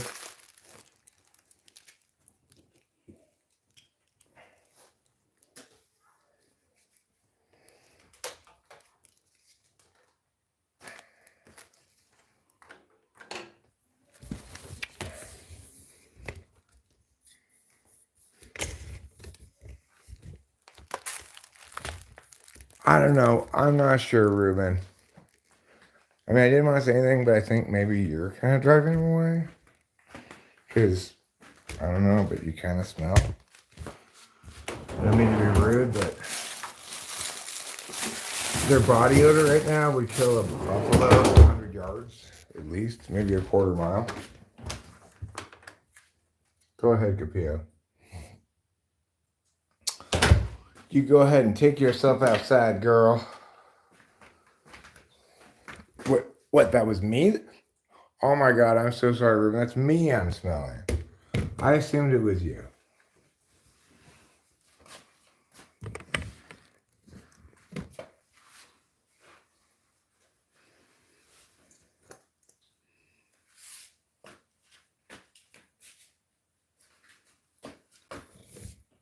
I guess it actually makes more sense that it was me. Because I can't smell through the internet. Just because I don't have Elon Musk's digital nose implants yet. But I'm getting them, don't you worry. What am I doing right now?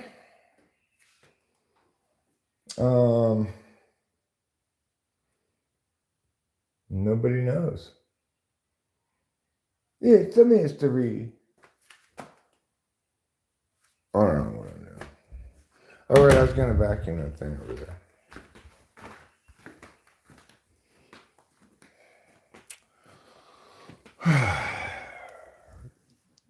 Athletics. Can't believe we had this big lead and we just blew it. Hopefully we can come back in the top of the ninth. Otherwise, it's game over, Athletics.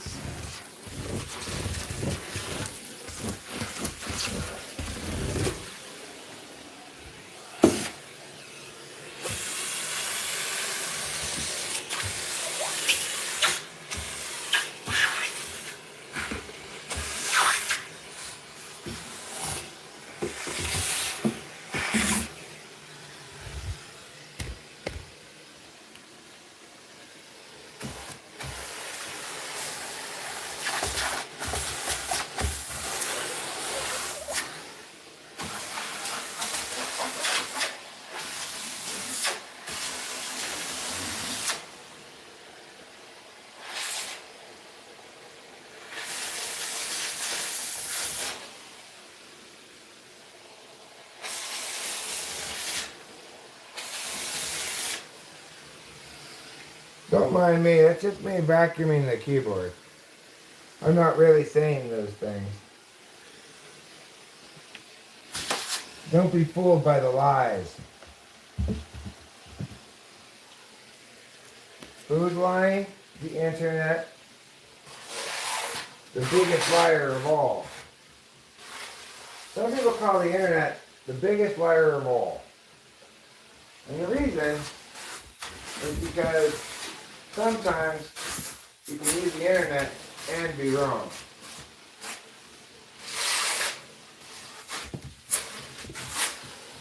Alright, look at me go. I'm vacuuming, I'm getting these things. I'm going to move these paths and this other stuff. It's going to be a wonderful time.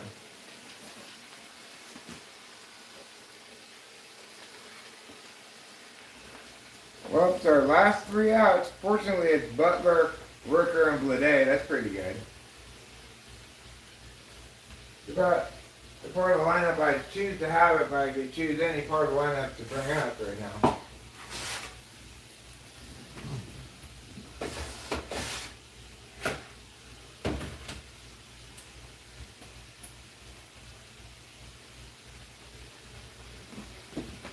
Okay.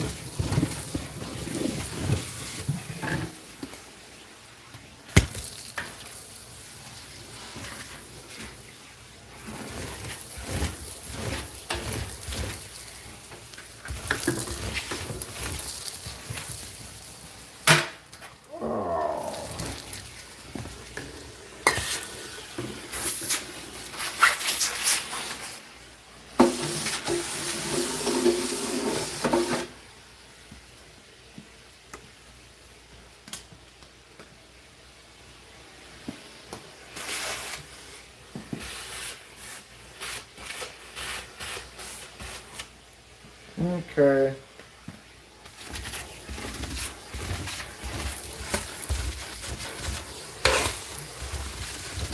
We're making some progress here for sure.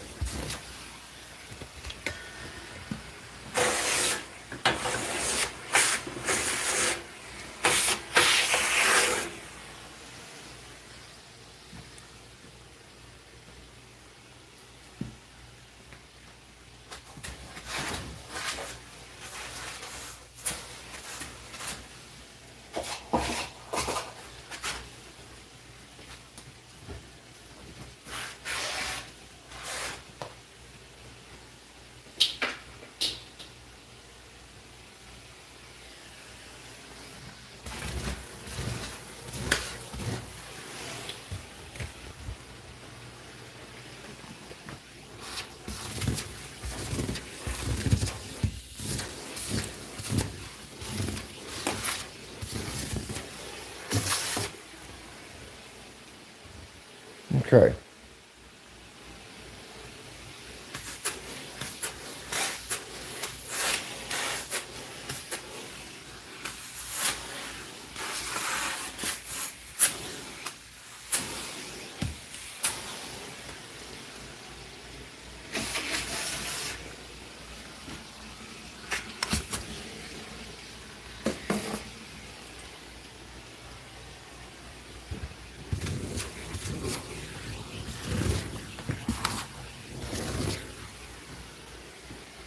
Hey, nice job. Law Dog ties it up in the top of the ninth. Great job, Lawrence Butler. Big home run. Wow, the A's had a lot of home runs. What a fun team. You might think that's not a fun team. They're so far out of 500, behind 500 or whatever, below 500. But you know what? They are a fun team. No, they gave up that lead, big lead today, and now they tied it up again. And now we got Rook. Yeah, way to go, Butler. Get psyched is right. This is a good baseball team, I'm telling you.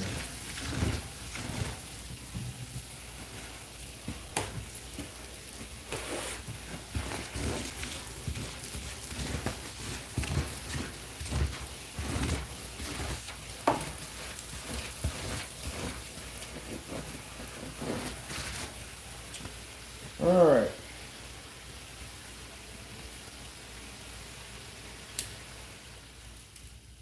I guess let's just leave this out for a second. Rather than getting too premature and putting things away. All right, now I want to get all these vitamins and Tylenol and other shit out of here.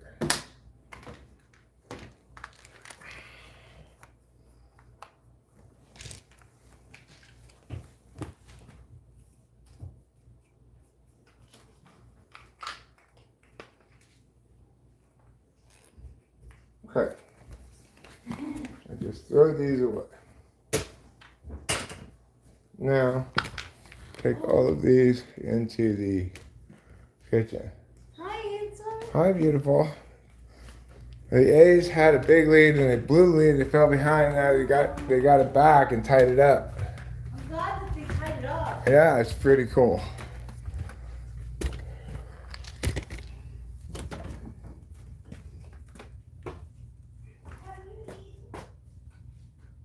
Yeah, I had a couple burritos.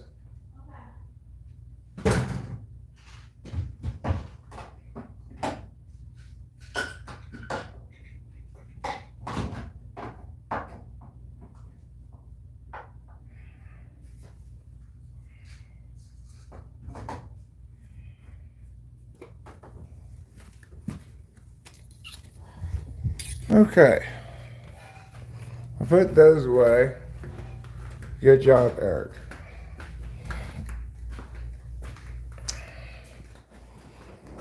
Now let me put this cord mess away.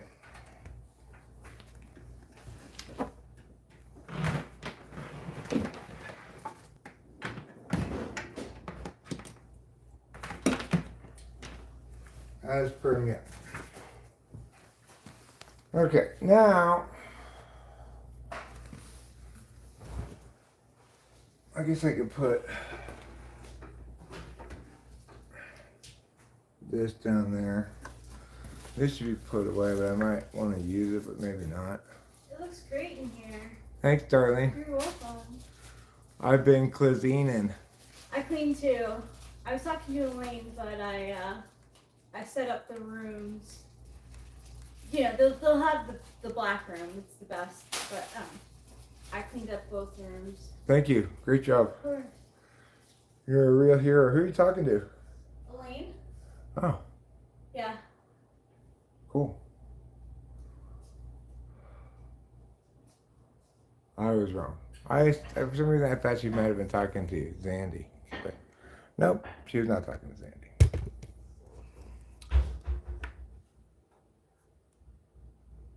Although my initial assessment of she's talking to some lady was correct. It was. Oh, nice! I was thinking talking with another man. No. Oh. I 8797. Wow. They're back? The A's are back up by 2. This is this athletics team. I tell you, they're a very exciting team. Yes. They're a very exciting team. I mean, it's not great that you blow a lead, right? But it's great when you come back and retake it. We still have the bottom of the ninth to get through, but we got Mason Miller. Hopefully he can close it out. He's had to close each of the last 2 games for us. He may be a little tired. His arm looked a little dead last night compared to usual, but he may have been purposefully like not dialing it up all the way, trying to save his arm a bit. Yeah. Yeah, you're right. His arm was a little bit. Yeah, because the difference between when he's throwing 102 and when he's throwing 100. Hi, Elaine. Nice to see you. That's fine. You steal her all you want. This purse needs to go somewhere. I guess I'll put it down here. On top of her other purse. Now, these things can go in the master bedroom. These hats and these binoculars.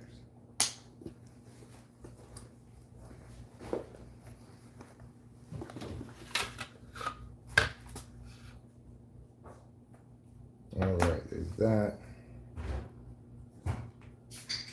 This is for Delilah. This is trash. Okay. Put that in the trash. These things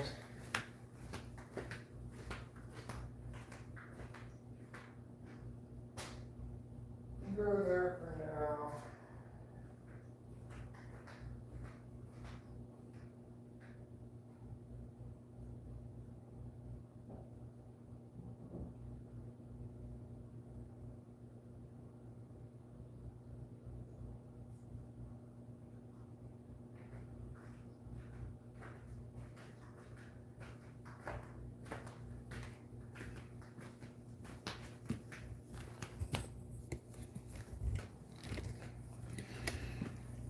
Did Rachel get you into baseball? No.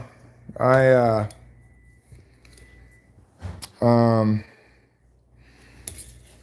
like baseball. I mean, I've always been.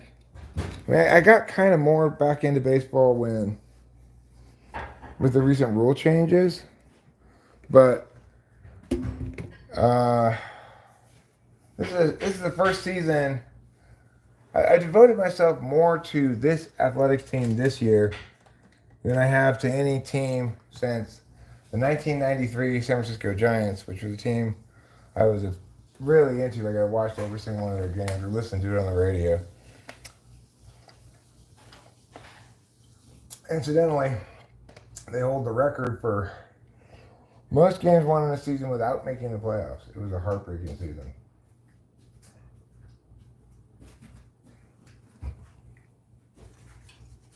I'm so happy that I get to like watch the team with you that you're so excited about.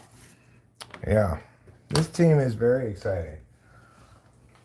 If we can hold on to the lead or extend it even, we're still up to bat with a 2-run lead now. But if we can win this game, that'll be 4 in a row. It'll be a sweep of the Reds. Oh, nice defense by the Reds guy though to catch that line drive. And rob Geloff of a hit. No, I don't have any fun guy. I won't be getting that until later in the month. By the way, Rachel, I asked Alexis if we could maybe reschedule our trip to Oakland to the 24th. Let's do it. Because I don't want so much stuff all close together and feeling time pressure because of Delilah stuff, you know? Yeah. So, I asked her that. I'm assuming she's going to say fine or maybe suggest a different date, you know? I think that's smart. I think so too.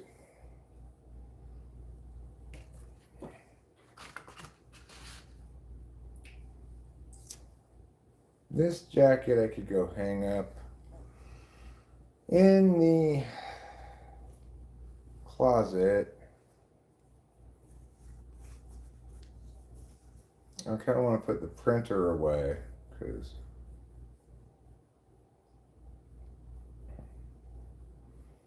it seems kind of messy. I don't necessarily want to put the mixer away, but I wish that I had a better setup for it. I guess like maybe the best possible setup for it would be to put it behind here with the speakers up there and there, if I can get that to work. If it's far enough to go there, you know. Yeah. But I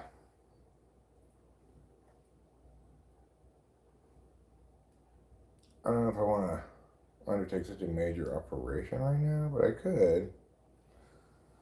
This needs to go somewhere. As does this tripod that I don't use. This needs to get put away in the tech closet. This jacket needs to get put away in the regular closet. Hi, Pretty Cat.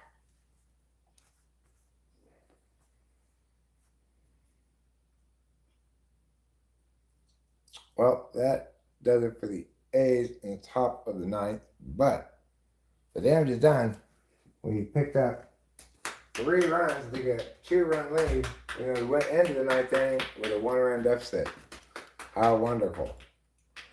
So, No, Butler has really been a key player. the law dog, Lawrence Butler, yeah. He's been great. He's really been like getting hot too.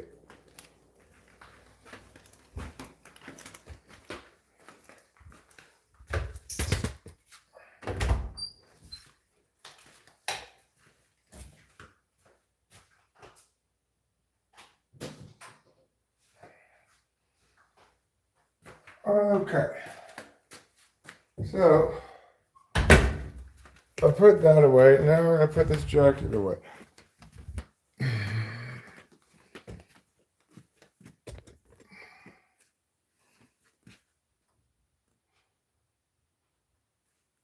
I don't have any hangers. Wait, here's one. Never mind, I do have hangers. I just needed to look a little bit. There just wasn't one all the way on the end here. There. All right, now that's put away. I'm winning all the prizes. Everything's going great.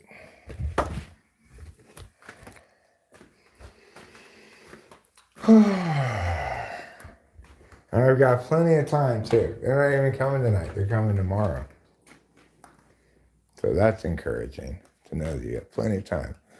They put in this guy Grant Holman, who I've never seen before. They must have just brought him up from AAA. How did Jay Langoliers do today? I don't really recall his at bats today. I may have seen him. I don't think he played today. He must have been. Seth Brown must be playing catcher. He had the day off, I'm guessing. Otherwise, I would have remembered at least one of his at bats. I mean, I might have like been out of the room during one here or there, but yeah, that's not Langoliers behind the plate. It doesn't look like. As a catcher, you know, he needs a periodic day off.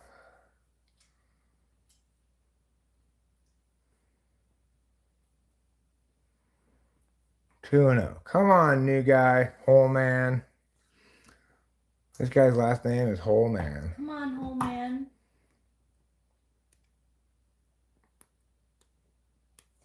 Very relevant to our earlier conversation. Oh, yeah? Yes, about what defines a hole. What does define a hole? Anything that you can put your penis in. Oh.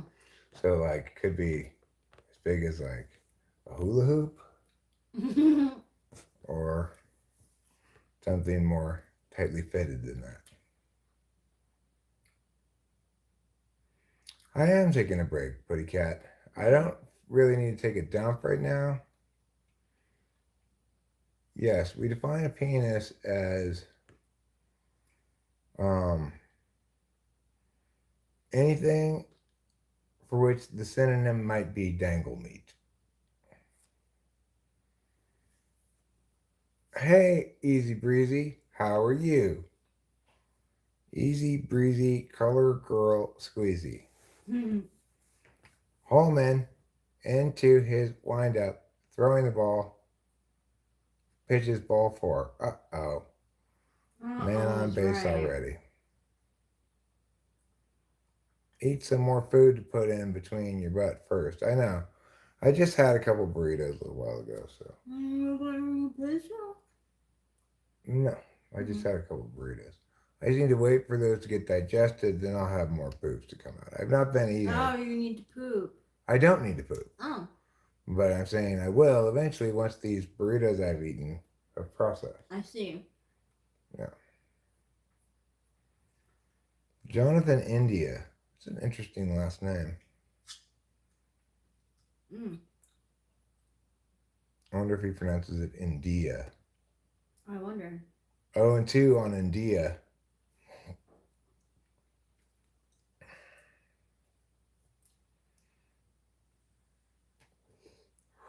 Come on, Holman. It's your time to shine.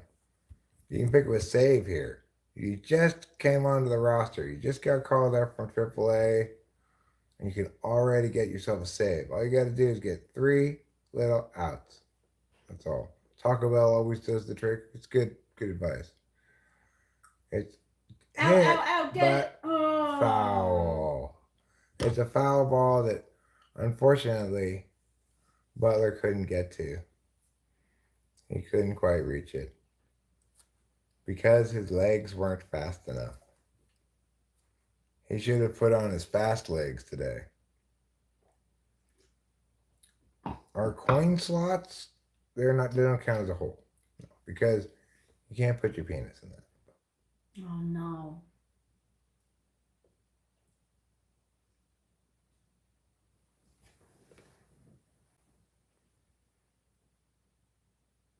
Are we NFL fans? I am a fan of the NFL. Rachel and I both have our fantasy football teams. Yeah.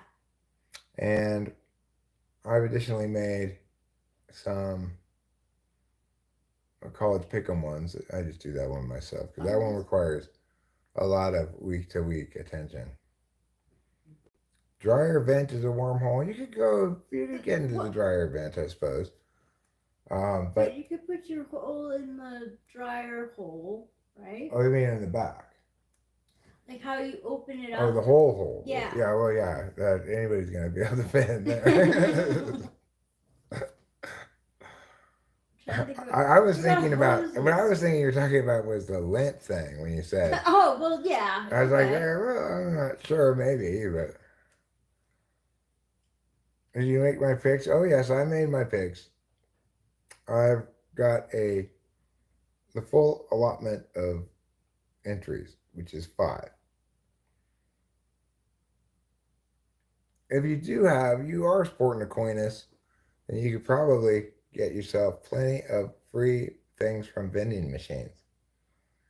You can just put your coin, your quarter-shaped dick in there. You know, even better is if you have a penis that is as flat as and has a birthmark that looks exactly like a $100 bill. And you could enter that into like a slot machine and get the $100 and bet it, you know. You can plank on a top-loaded dryer. Yeah, we do have top-loaded washing machine. Do we have top-load dryer? No. We have front-load dryer. Yep. So that's good. I mean, that's so smart, right? You can have a top-load, I mean, you can have a front-load dryer. That's fine because it doesn't get gross. No, this is bad. Base is loaded again. Let's take him out. Yeah, well, that's why Katse's coming instead of the pitching coach. Well, you've gotten the bases loaded now. You've gotten 0 of the 3 outs you were supposed to get. There's a hole in the bucket, dear Liza. There's a hole in the bucket, dear Liza. A hole. I could put my penis in it. We know it's a hole in the bucket, dear Liza, because I can put my penis in it. Yeah, that's not because the water is coming out of it, but because you could put your penis in it. Mm-hmm.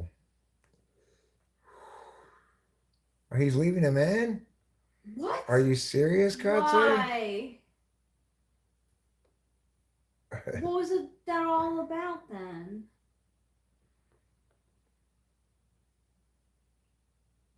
Ruben, don't share with us your fevered science fiction dystopia, okay?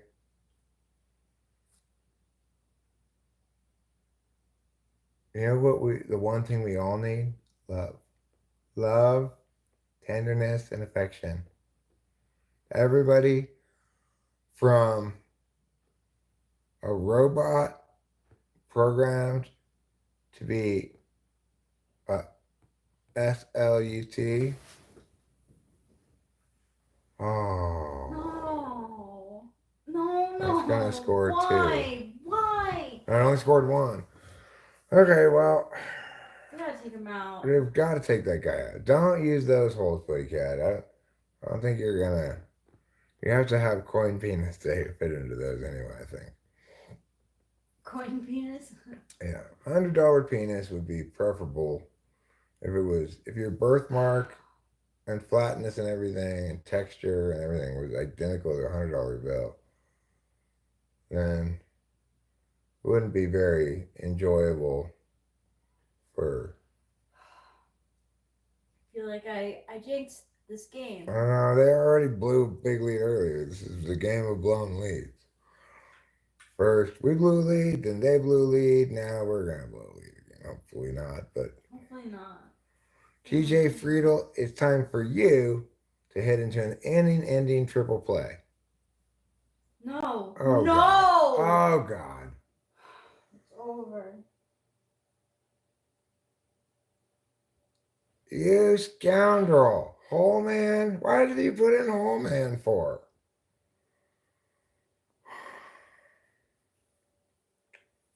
No holes in a rusty car, okay? Just, I don't even want to talk about it anymore. The Athletics lost that game, much to my frustration.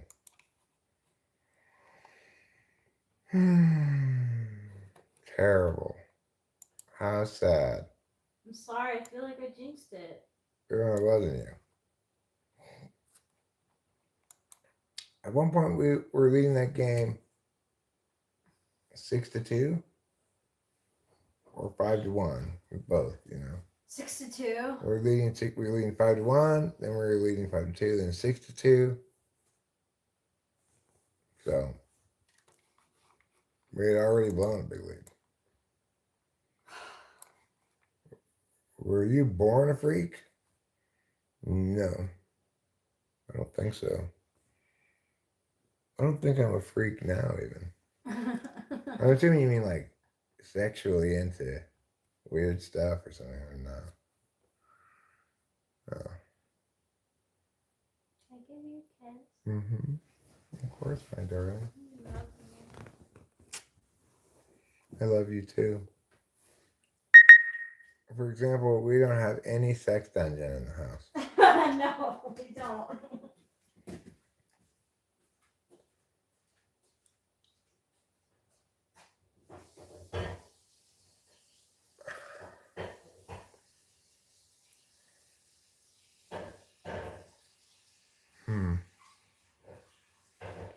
If you mean like a freak, like, you know, an outlier in terms of physical abilities, particularly of a sporting nature, yeah, I guess I was born a freak. I could dunk from the free throw line at 3 days old, which is pretty quick. Most people take them a lot longer than that. What race am I today?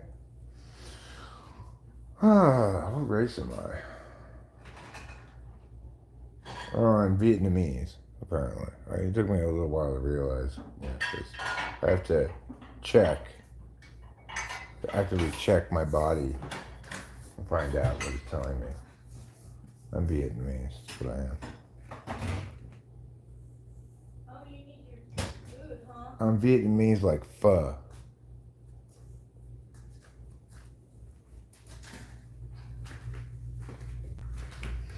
Let me get some more paper towels. Paper towels.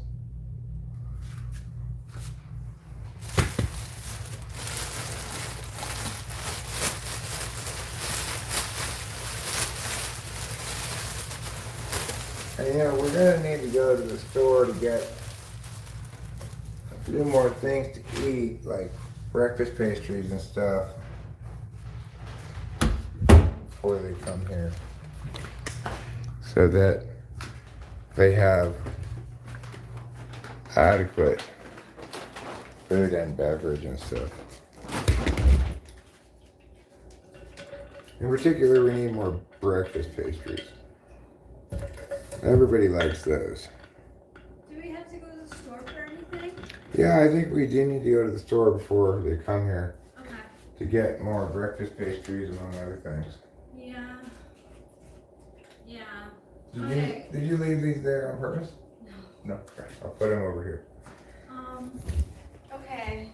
So, All right, but I could do that tomorrow morning. no. I don't mind going with you. I'm just wondering what time you like me to get ready by.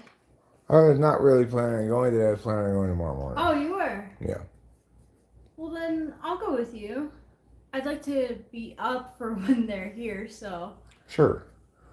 I mean, I don't know exactly what time they're going to get here, but they said maybe on the early side, right? Yeah. So I was thinking maybe I'd get up, like at 8 a.m. or something and go. Okay. You don't need to go with me. Just if you really want to get up that early, you can, but. We'll see. Yeah, okay. That means no. All right. So, things are looking pretty clean around here. Yeah, they are. They really are. Obviously, I still have some fair amount of cleaning to do, but you're Jewish, Ananova. Congratulations.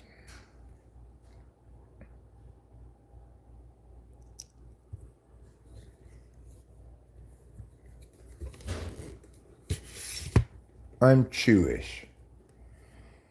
That means I like to chew things.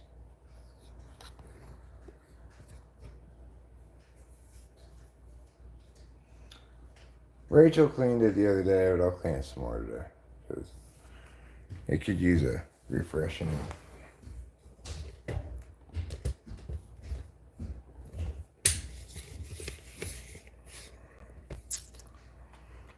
What a horrible loss. What a horrible loss by the Oakland Athletics.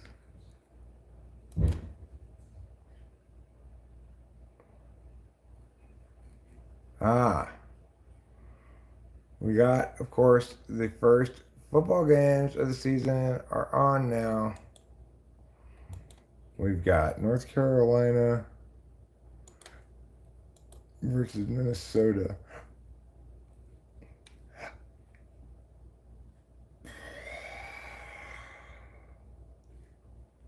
We've got North Dakota State versus Colorado State.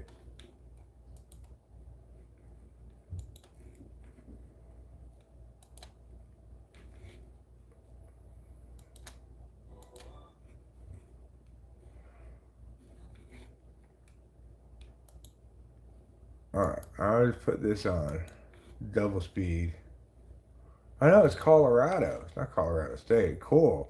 I'm very interested in watching this game. I'd like to see Colorado do well. I'm kind of a fan of Deion Sanders, despite the ridiculousness, I like his,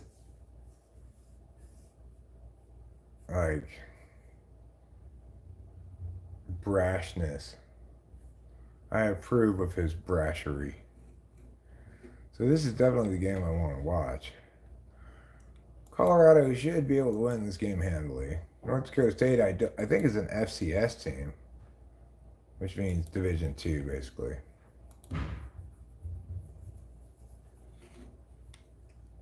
Bravado. Sure, bravado would be fine. Braggadocio. Brashery.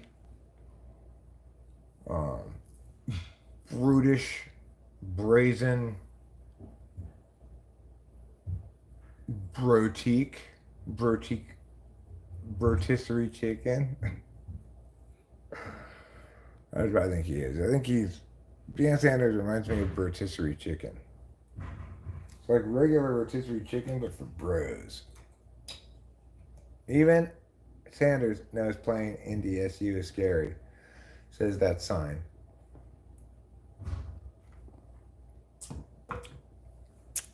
I do not remember when Deion played baseball and football on the same day, but I'll take your word for it.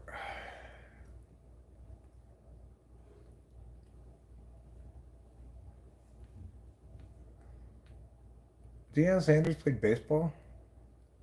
Did he play well?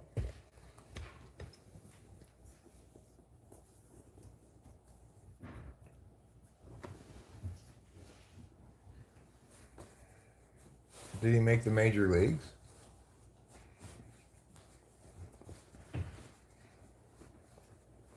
He played for the Braves and the Falcons? Yeah, he played center field and was good, huh? Oh, interesting. There was somebody who tried to play baseball in addition to football.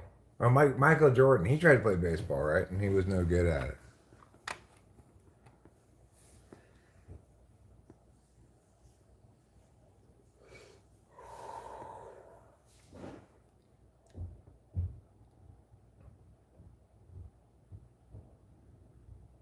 It's funny though, you never see athletes from other sports going to dabble in football, you know. It's always football players who want to go play an additional sport. Show me how freaky you are. She's freaky. Aw, freak out. I don't know how to show you that. I'm not sure what would reveal to you my freakiness. I don't know how freaky I am, so even if I were to demonstrate the appropriate level of freakiness to match the score I thought I was, well, that score would be no more likely to be correct than any other score because I don't know what my score of freakiness is. It also depends on my mood. I would say I am freaky has a fuzzy logic truth value where 1 is true, 0 is false. And one imagines, say, 0.5 means it's true 50% of the time. Deion Sanders would overlap. NFL and MLB agreed he had to be good. I don't think it would be allowed today unless they were good. Yeah, well, I mean, if they're not putting the respective teams at an advantage, neither of them is going to be in any mood to compromise, you know?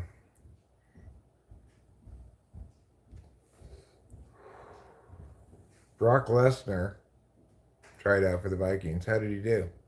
Poorly?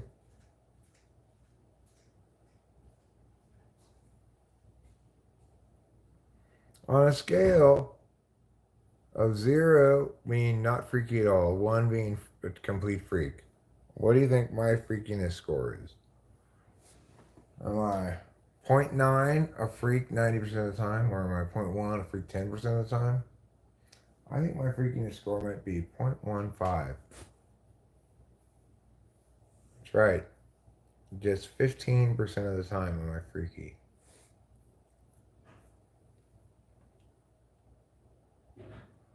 No. That's too high a percentage of freakiness for me.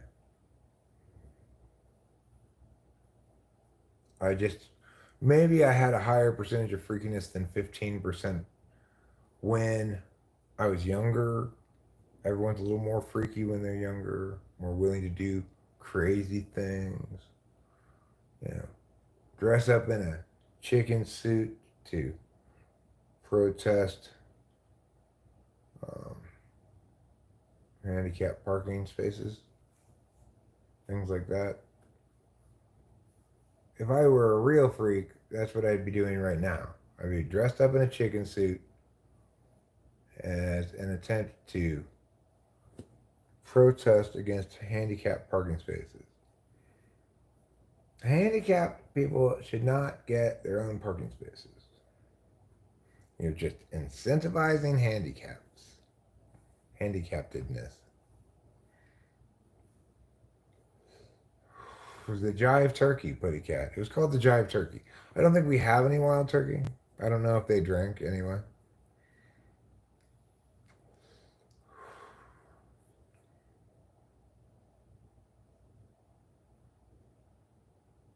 Wow, North Dakota State tearing off a huge passing play. Bringing up 1st and 10 from the Colorado, about the 20-yard line. They're basically in the red zone.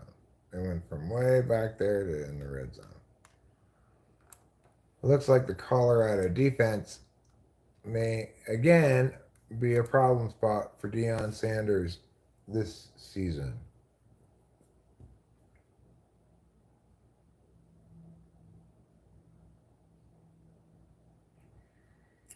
But I'm rooting for him. I am rooting for the Buffs. Tackle. You're not going to do very well this year if you can't make those kind of open field tackles. Colorado Buffaloes. If that is your real name.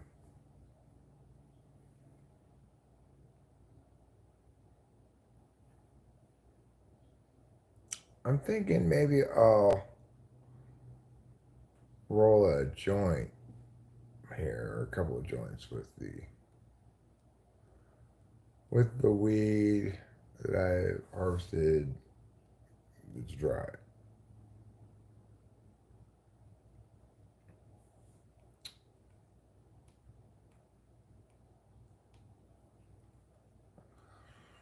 Third and 5 now. Looks like the Buffs are in position to perhaps hold North Dakota State to a field goal. The inventor of appropriate innuendo jokes died suddenly yesterday. His wife is taking it real hard.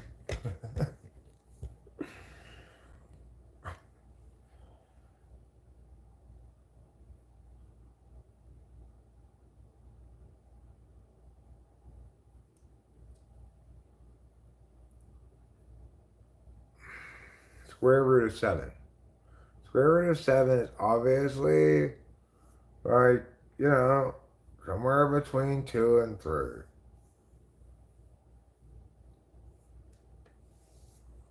Three times 3 is 9, and 2 times 2 is 4.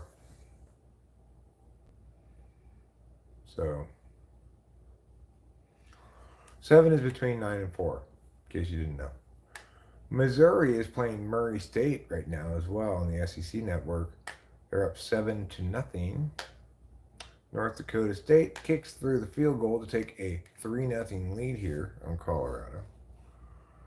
And in the other game that I have up here, we've got North Carolina versus Minnesota. In other words, the Tar Heels versus the Golden Gophers.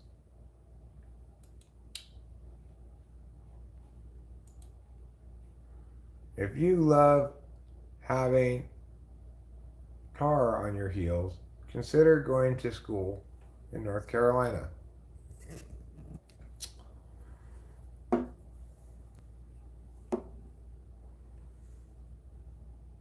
What am I doing? Oh, yes, I'm getting papers. Right. Papers. The papers are right here.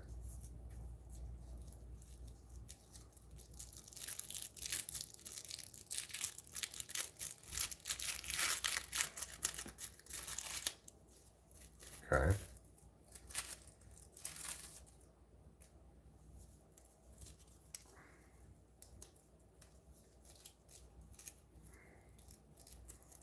Weather delay. How does a football game have a weather delay? Hey, I didn't want to get struck by lightning. Stop being pussies. Getting struck by lightning. Come on. Like, whoever gets struck by lightning on a football field? It's like everything around the football players is taller than they are. Why would lightning strike a football player? It just doesn't make any sense. And even if it does strike a football player, just walk that shit off. You're playing football. It's not a pussy sport. You should be okay to get struck by a little bit of lightning every now and again. What is happening to our sissified country where now even football players are scared of a little lightning? Man, when I was young, like those football players, I used to eat lightning for breakfast. I'd just go outside during a thunderstorm and say, just lightning right in my mouth, motherfuckers. If they believe in God, they should be fine. However, if they anger Zeus, watch out. Because there's one thing I think we can all agree regarding Zeus. It's that Zeus ain't having it. You know? Hence the constant throwing of the lightnings.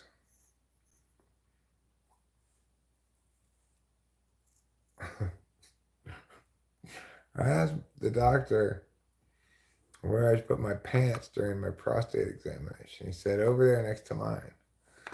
Not the answer I was expecting.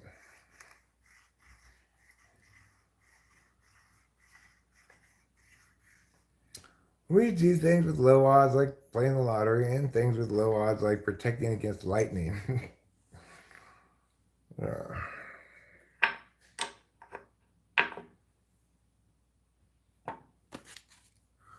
If you're going to protect me against something, pick something more dangerous to me than lightning.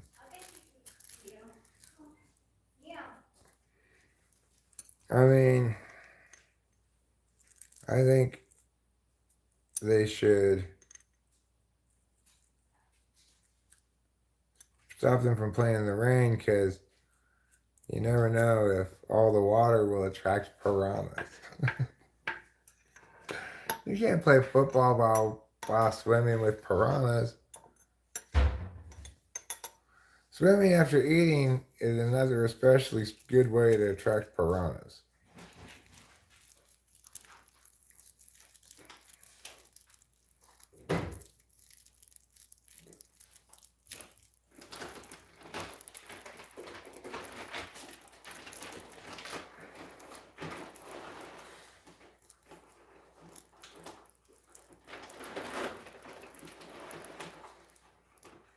If you want to be protected against lightning, hold a 1-iron in the air. Not even lightning can hit a 1-iron. But not even God can hit a 1-iron. I see. Gotcha. Classic golfing joke. Well, Colorado has the ball now. And they accomplished nothing on first down. Here's a joint for you. Oh, thank you. What a surprise. It's a joint of number 2, 3, 4 out of 5. Number 4 out of 5 going this way One, to that way. 2. First hole has 2 of them. The one that's lower? Yeah. Cool. Low bro. Do you have a lighter? Yes.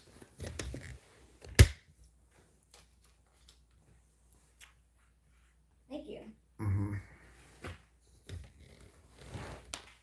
Now I'll need to get more of it to roll another joint because that's used up the existing dryeries.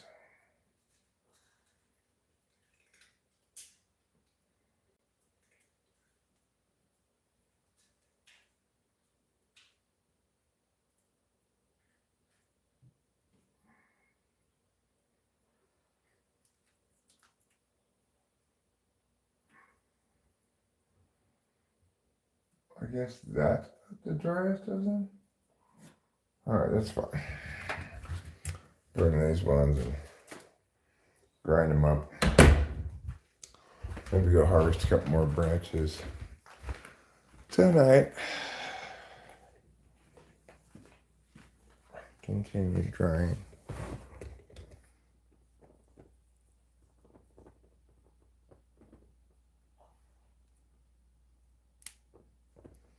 I might normally consider this Not quite dry enough yet, but because I'm grinding it up for a joint, I'm a little less concerned about that. Nice job, Colorado.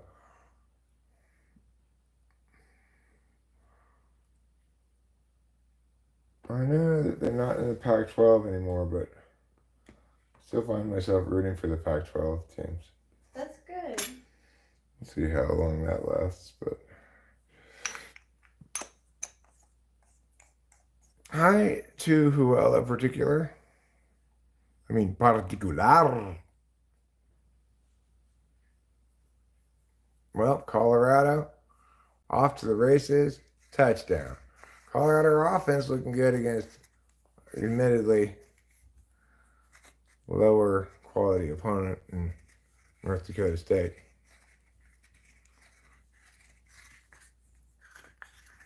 I'm gonna grind this up as per me.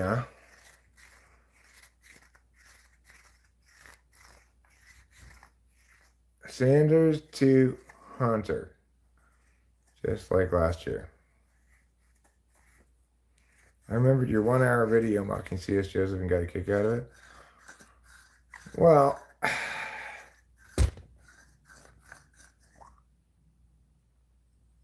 it may have been one in which, if it's still up, then it wasn't the one that I got a strike for, obviously.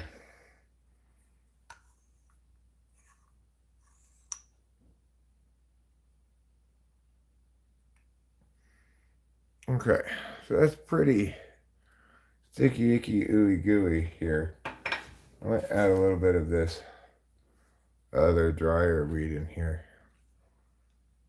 Let's see how that works. I should maybe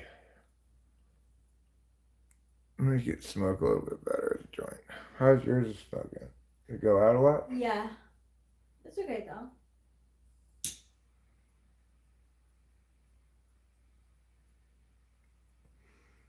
I don't know if I got your text or not. What does it say?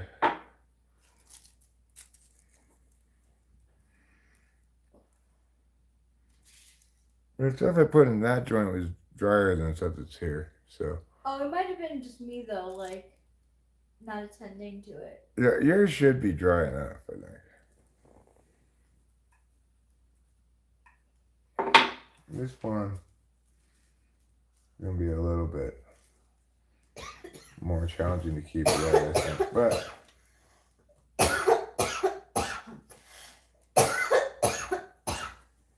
with the addition of that other drier stuff, maybe it'll be fine. Yeah.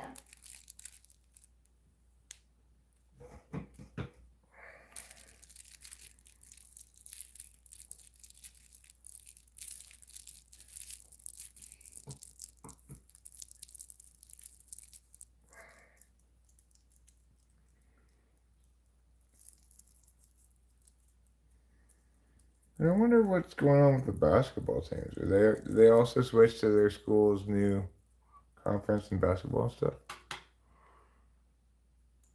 I'm guessing yes.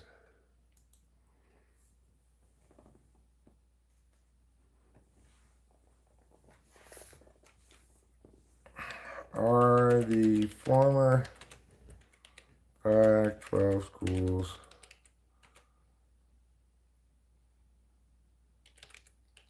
changing conferences in all sports?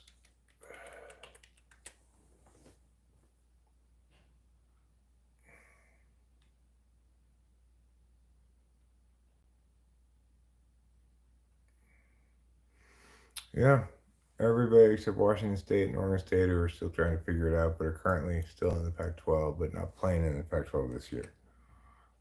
If that makes any sense at all.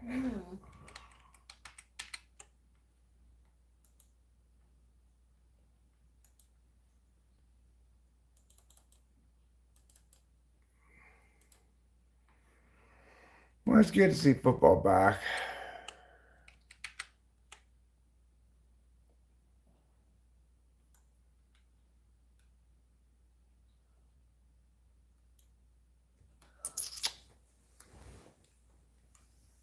So I'm excited to see USC play in the Big Ten what's funny is that like I found myself thinking on a couple of occasions, or thinking as though anyway on a couple of occasions that the school moved, like that it's no longer in Los Angeles, which of course is not the case.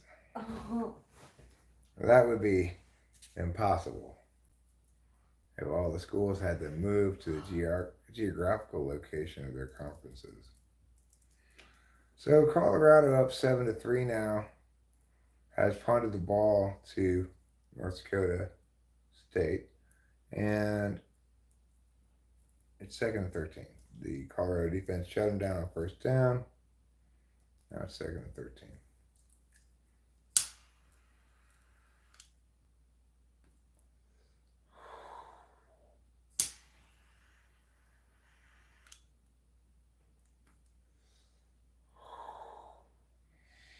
So our NFL team, I think, is the Niners. Um, I never really had a strong NFL team anyway. I didn't, I was never a huge Rams fan or anything, so.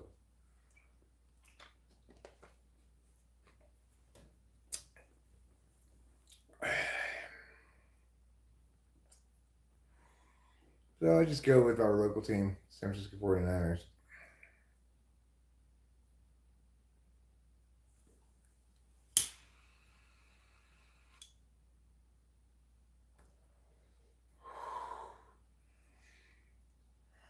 One way or another, Colorado gave up a first down. They almost gave up another first down. That was a penalty, I see.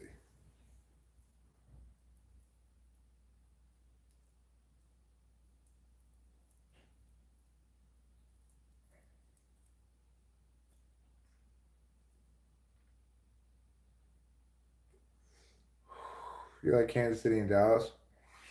Well, one of my favorite teams this year is going to be the Chicago Bears, because I've got my fantasy football teams. Both of them have Caleb Williams. Rachel's does too. Yeah. And it's not necessarily as the starter. Like one of my teams is the backup. One of my teams is the starter. I've got Rome Odunze from Washington, who's also on Chicago. I believe that Caleb Williams is going to elevate that offense.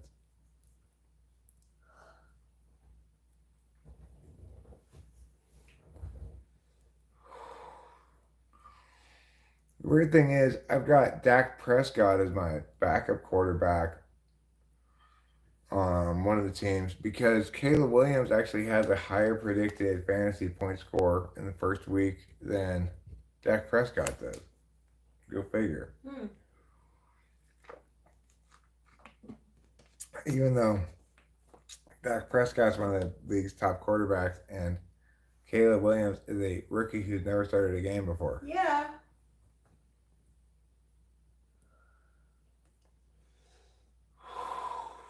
Yeah, I'll also be rooting for the Oh yeah. Jets. Yeah, me For too. Aaron Rodgers too. I'm hoping for good luck for them. Once again, North Dakota State marching down the field. The Colorado defense looking not too sparkly.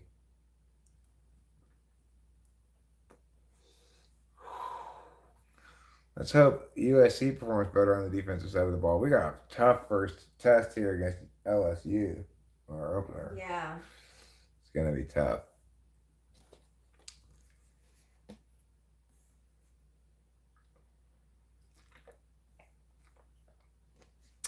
I don't dislike tennis, but I don't find myself watching it much.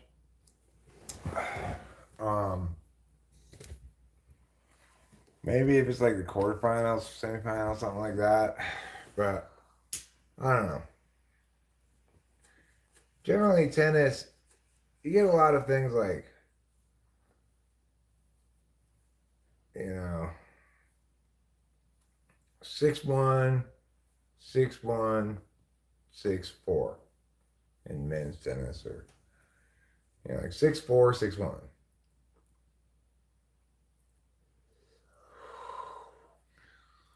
There's not a whole lot of super close tennis matches. Yeah, I was just gonna say that's not really fun. Yeah. When it's that big of a number difference, score difference. Yeah. Well, Billy Wallace, I am fine. How are you? Yeah, I watched Roger Federer back in the day.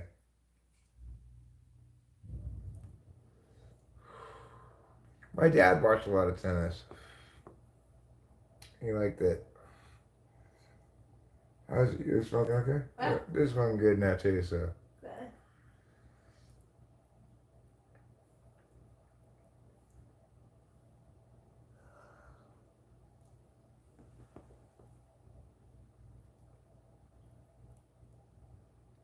Do you think most people will start to live off grid?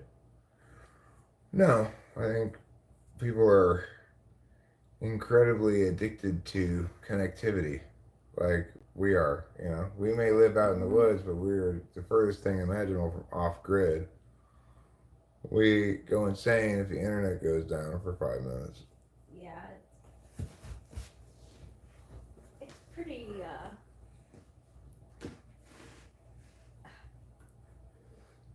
I don't know what the word is for it, but oh, kitty man. Yeah, it's like food, water, shelter, internet. Yeah, it really is because we were not happy people when that the whole internet grid Yeah, for Seattle went down. yeah. Is it scary living in the woods? Not at all.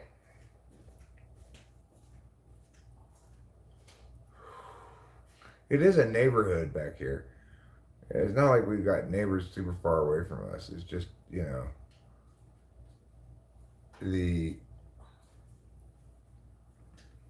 this little neighborhood is kind of isolated back here in the woods because there's um, really nothing but woods around this neighborhood. There's the Conservancy, which is no development area between our neighborhood and Triangle Road.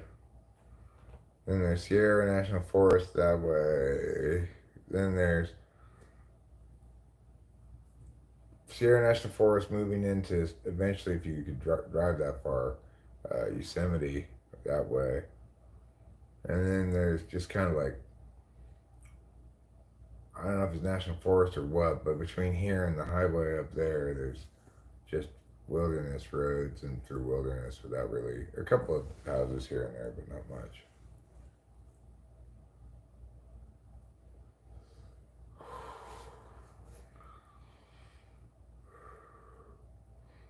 The thing is, if we were going to be off grid, we need to generate a fair amount of electricity. I mean, we still have to get propane. That's not off grid if you have to get propane, right? Yeah, no. I don't know how people do it off grid. Well, if you have everything electric and you've got enough natural sources of power, like enough solar and enough and or wind or whatever means of generating electricity is appropriate to where you live, then presumably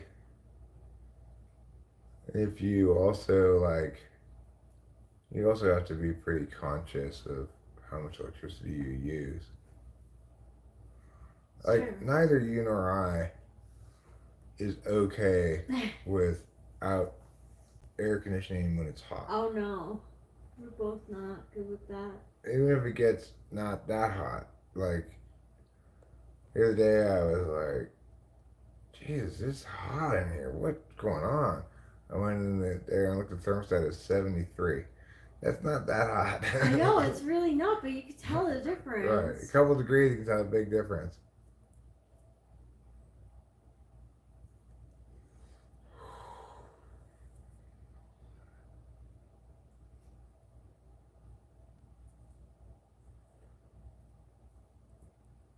You can get into books easily.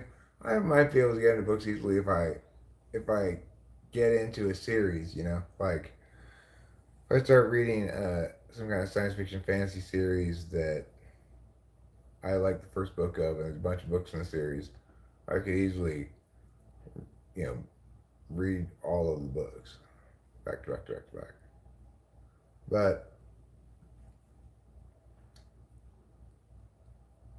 But usually, if I want to read, I'd rather read on the internet,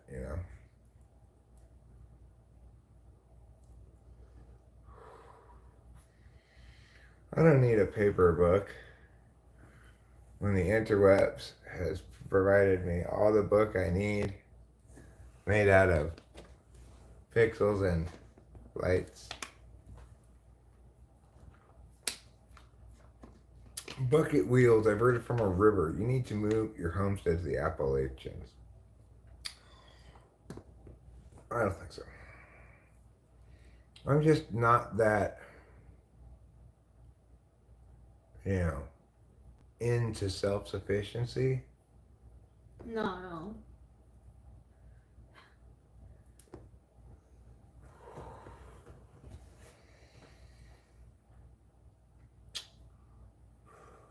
The scariest thing that happened didn't even really scare me in real time. It took me a little while to process what had happened, but was I walked outside one night. I was like smoking a cigarette because when I smoke cigarettes, and I heard this rustling or whatever. I was like, "What's that sound over there?" It was pitch dark. I couldn't see anything because the light on the deck over there was busted, and I walked over, like peering into the dark, and then I heard this big weight shift backwards. And I was like, "Oh shit! I think that's a bear." And I ran back into the house, to get a flashlight. And then I came outside and I looked at where the plants had been all flattened down on the hill. It certainly appeared to have been a bear in terms of the amount of plants that had been flattened. That is scary.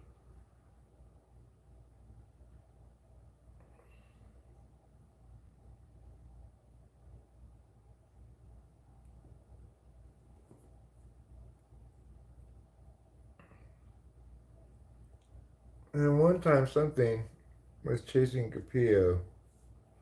Oh yeah. May have been a dog, may have been a coyote maybe, or I don't know, maybe some kind of big cat or something. I couldn't tell what it was, but it was right on her tail. And she sprinted past in the dark, trying to get her, And she darted through the cat door and was safe. And I ran over to see what the hell it was, and whatever it was gone. No sign of it.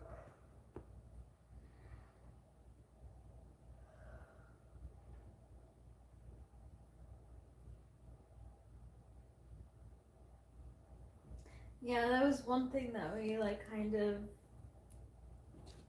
understood, was that we have indoor outdoor cats and that something could happen to them. Not that we want it to, but that we understood that it could happen. Yeah. And you just have to, come to terms with that or be at peace with that or whatever you want to say.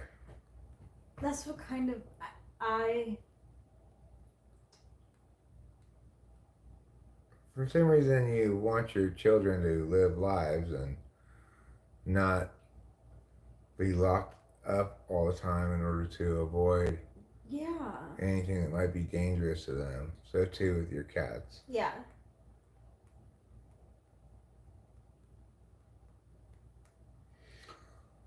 Well, hi,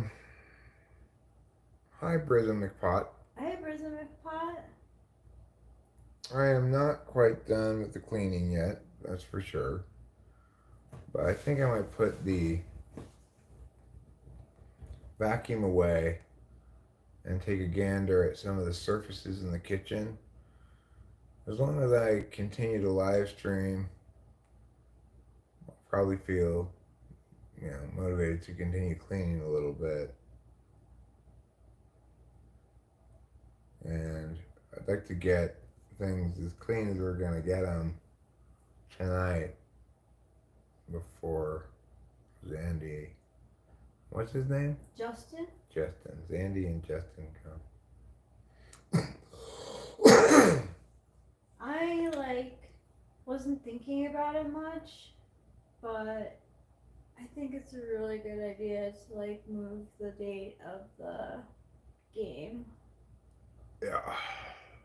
It's coming up too fast on us. Mm-hmm.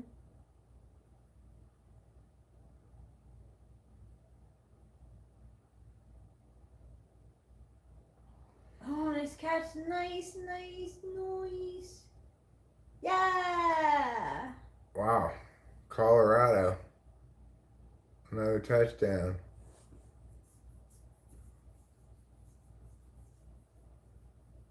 Yeah, middies are so boring. So long as they tuck together, I'd rather clean. Thanks for the motivation. What's middies? Like mid people? I don't know. I don't know what I mean there. Middies are so boring.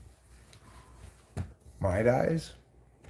I'm not sure how you pronounce that. Oh, you make it? Yes, he did. So it's 14-10 now in favor of Colorado.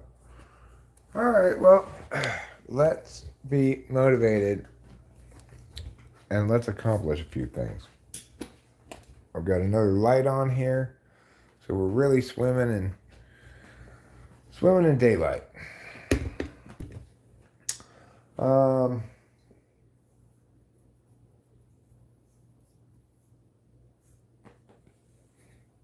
Time to put this away. Anything else I need to vacuum real quick before I do?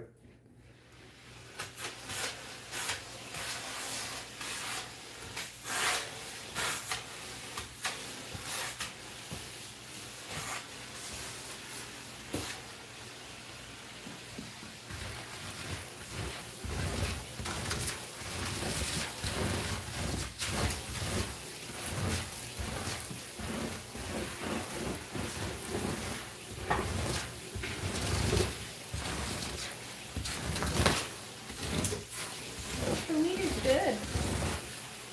Yeah, it's good, right? Yeah. And that really takes a long time to smoke, huh? Yeah, it does. Couldn't even get through all of mine.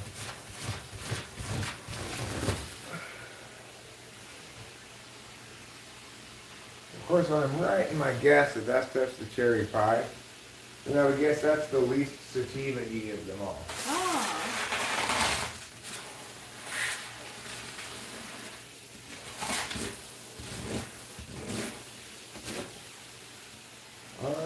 Okay. I guess I'm just gonna have to be good enough on that. I think you did a great job. Thanks, darling. You're welcome.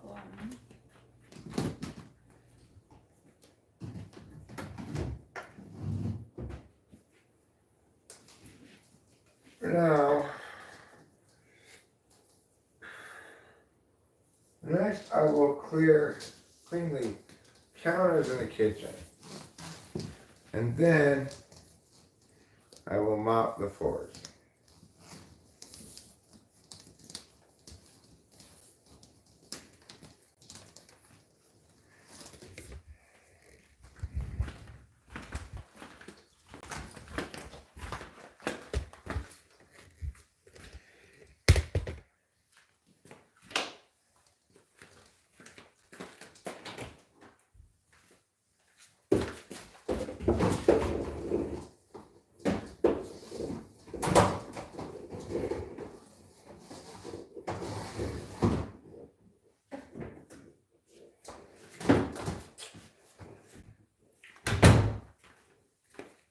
All right. Next, let's. I don't know what that was all about.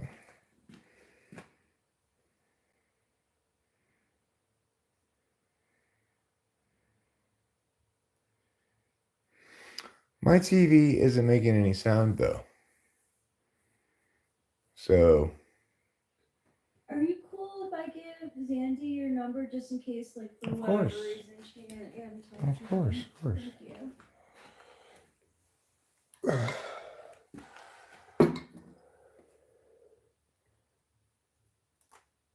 Okay. Now, Let me put these things here for the moment.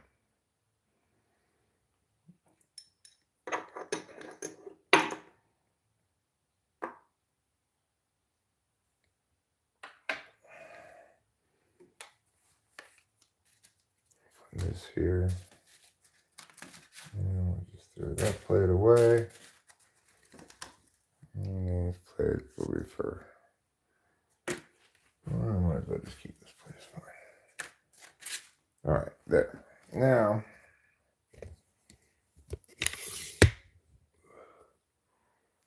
man, Rachel, stop yelling at Eric. Sometimes you can be harsh.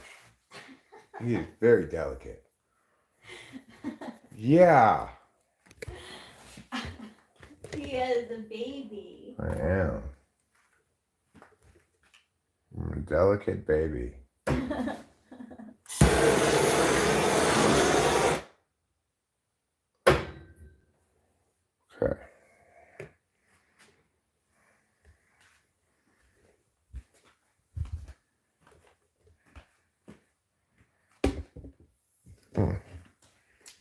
Needs to be plugged in. Because it's running out of electricity.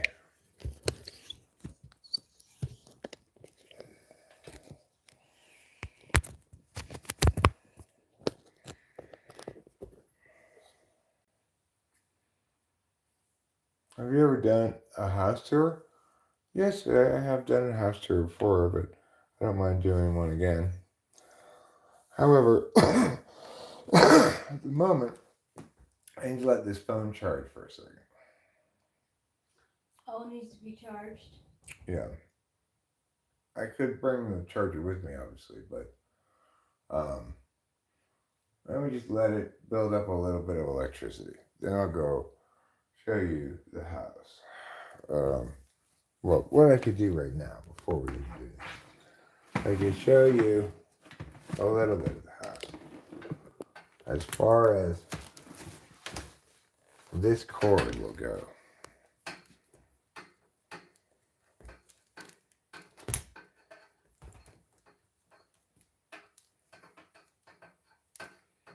This is the cord of a lifetime. It's all tangled up and nowhere to go.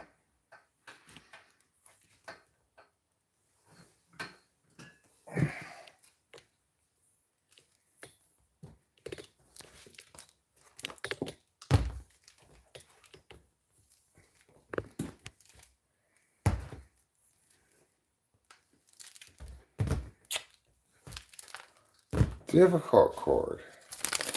All tangled up. Difficult cord. Get out of my butt. Okay, we're going to untangle it by pulling this all the way through. Okay. And then this all the way through.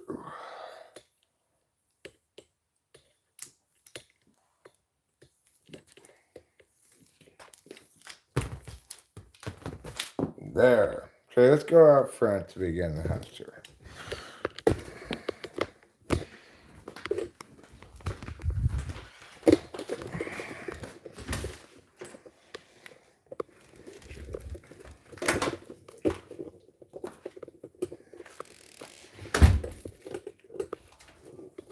This Abercrombie fella keeps sending Rachel gifts.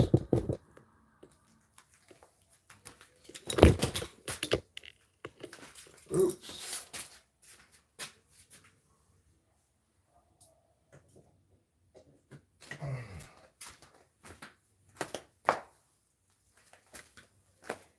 All right, here we go.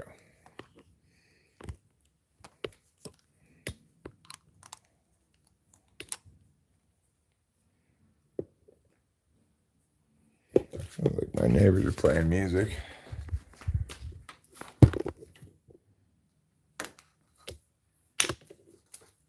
All right, here we go.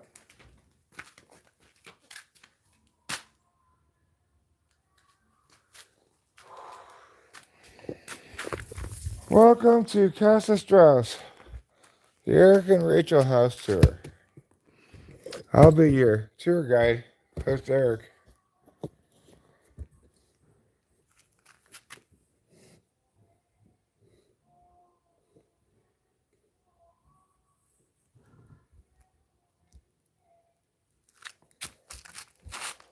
This is the front of the house. And that's the garage. And you can hear the neighbors are playing music.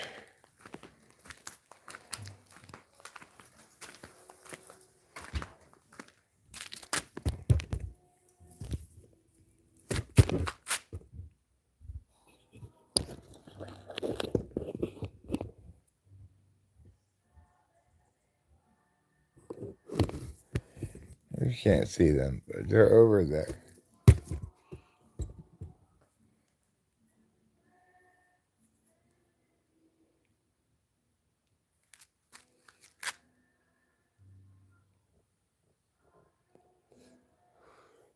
Thanks, Easy Breezy. This is the side of it. And that's my car. This is the driveway. And this is a dumb blue wall. It's a retaining wall. It's a good retaining wall.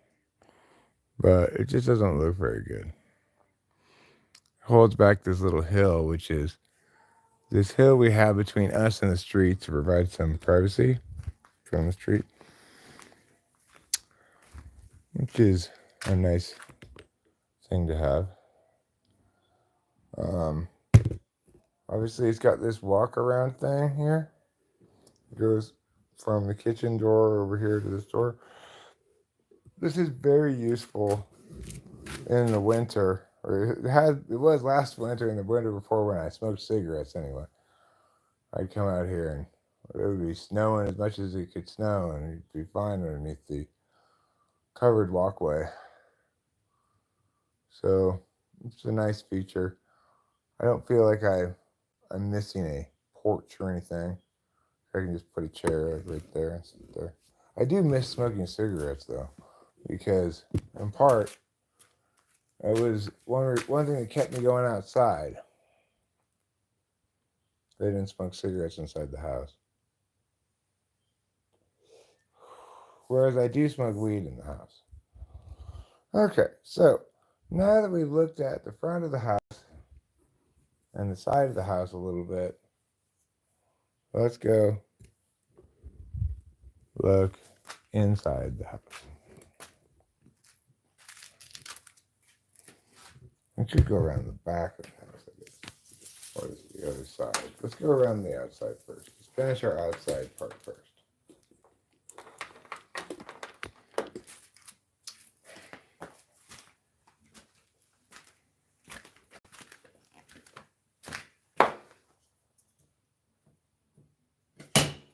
Okay, so we'll pull out this for a second.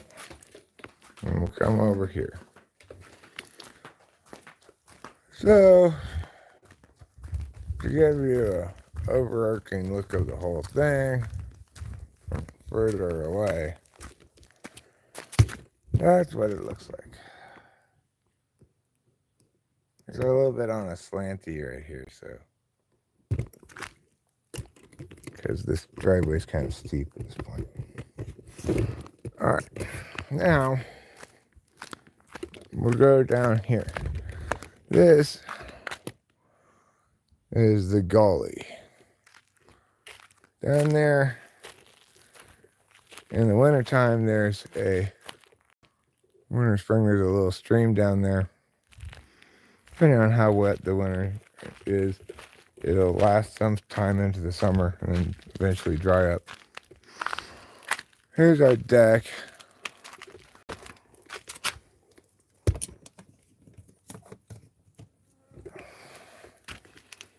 And she's got some chairs, a couple tables. And then there's Rachel's drying rack for drying clothes that aren't meant to be put in the dryer. Things like sweaters and stuff, I guess. Other things that aren't appropriate for the dryer. This is the gully next to the house. Across the way You can't really see it, but there's a neighbor's house is through those trees over there. The other half of the other side of the gully is the neighbor's. So this is side of the house, and like you get into the garage through there if you wanted to. Let's see if it's open. It is open. So this is the garage. It's got a lot of this built-in storage stuff, you know. These big things got 4 workbenches, one over there, one over here. And it's a pretty big garage. I've got my little wilderness car, which I just cleaned not very long, just a week ago or something. Which is nice. It looks a lot nicer when I've cleaned it than when I haven't. When I haven't cleaned it, it's all covered in red dust. Unfortunately, that light fixture is broken. These 3 work. I'm annoyed by that because it's not the bulbs, it's the fixture.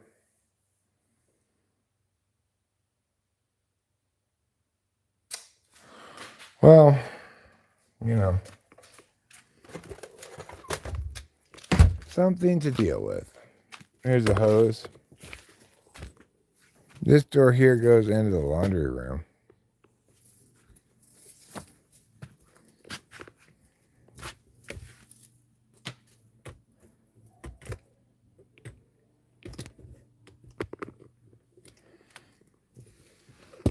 All right.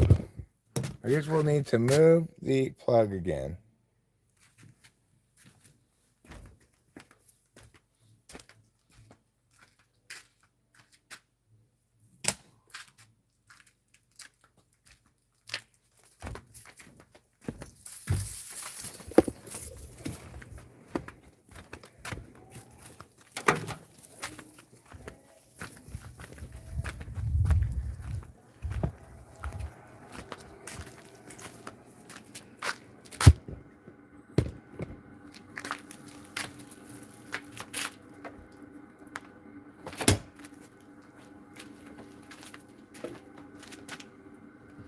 Okay.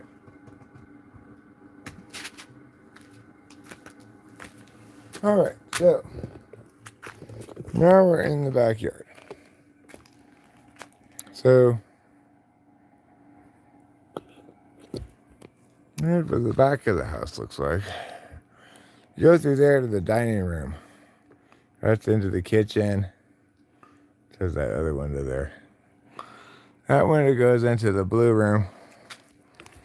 This other window up there goes into the black room. This tree is here, and we've got these rocks is something to walk on. It's kind of nice. We got this hill. There's our shed down there.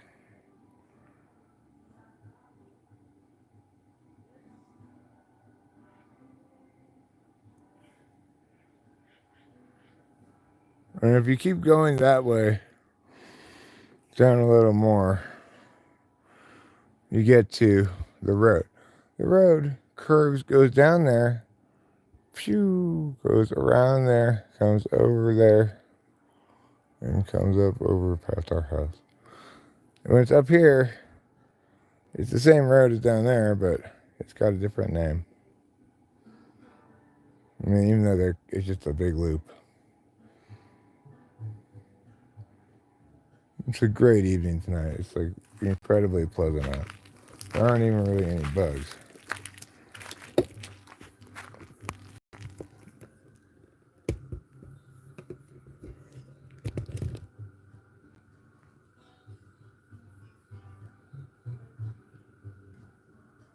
And you can hear my neighbors jamming out.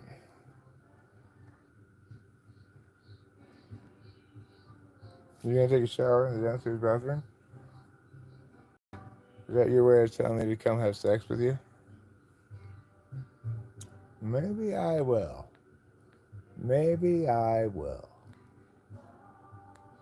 I mean, since you're gonna be naked already anyway.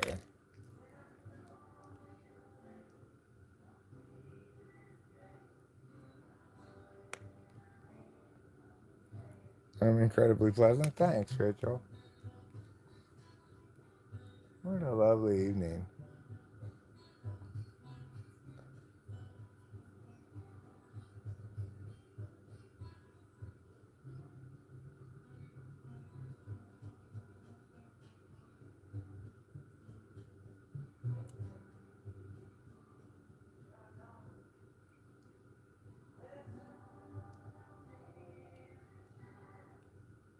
Hey, Rachel, can you turn off the air conditioning for a bit? Because I want to be able to hear this without the sound of the air conditioning in the background.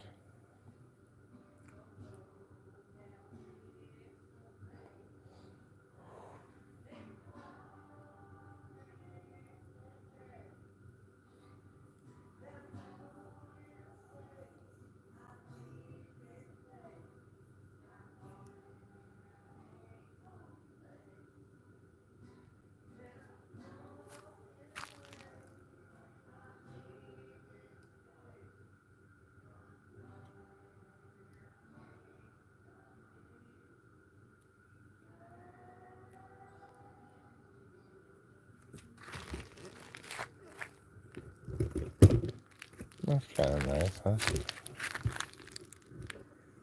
I'd clap, but I don't want to make them feel self-conscious. I know they play playing gigs and stuff, so I'm sure they wouldn't. But you know, finally the little bugs are starting to bother me. Should probably go get some scissors and cut a branch or two. Cut and manicure.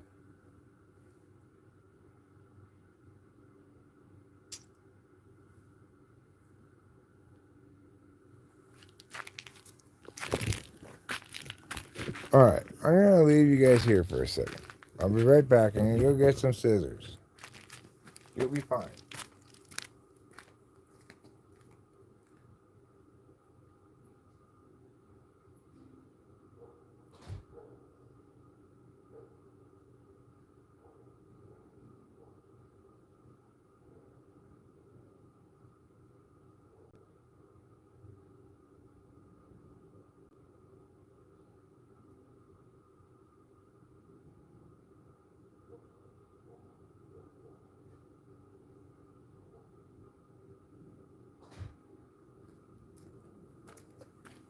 No, we're not close with our neighbors. It's kind of a shame because, you know, we play and sing music too. Yeah. It's like, I'm pretty sure like we're supposed to be friends with these people, but it just never really happened. And,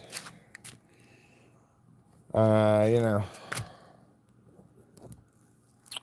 I had a little bit of a bad evening one evening that didn't exactly be, you know, bring us close together with the neighbors.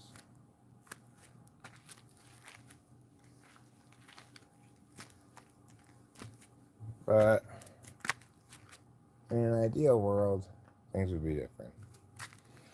I need to go get my glasses now. I forgot that the thing I need to do, I'm going to do right now, it requires not just scissors, but also glasses. So once again, I'll be right back. You guys just enjoy the evening. Here's some hill for you. Call this shot hill with aloe plant.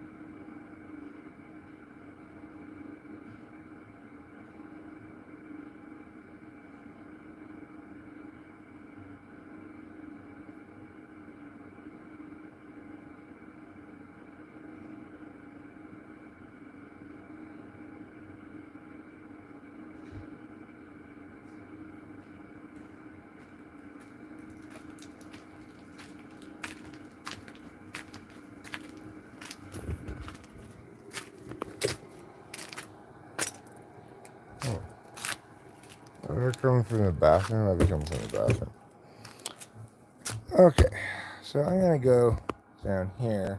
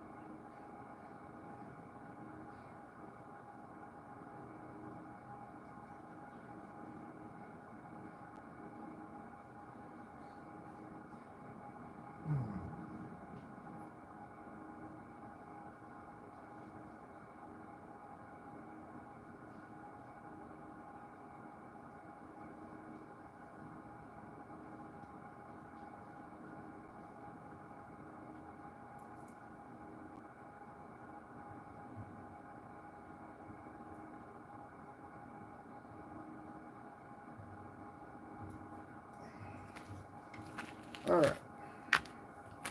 So I've gotten my branches here.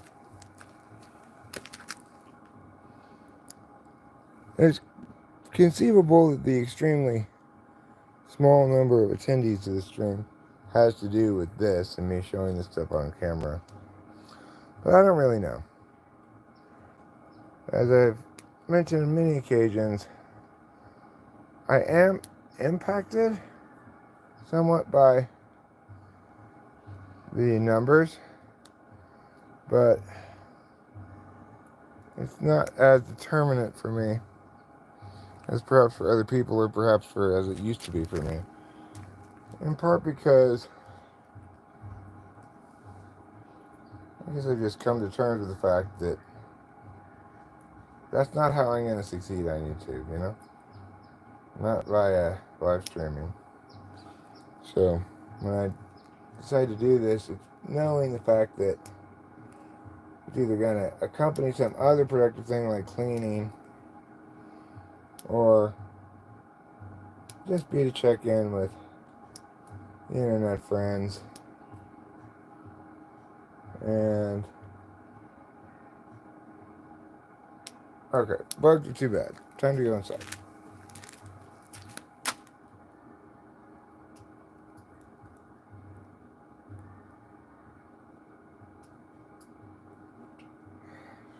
Freaking bugs, get away.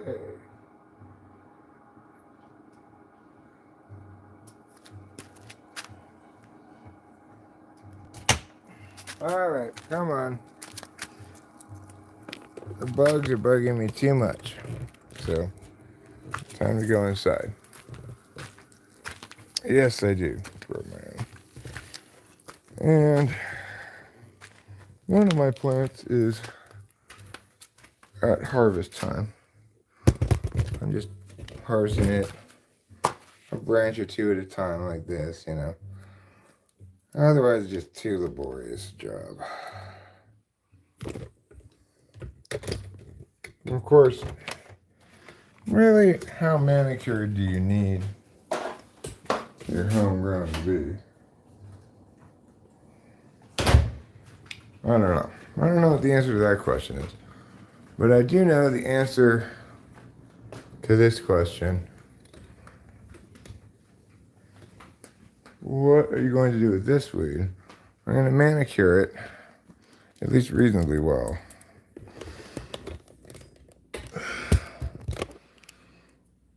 All right.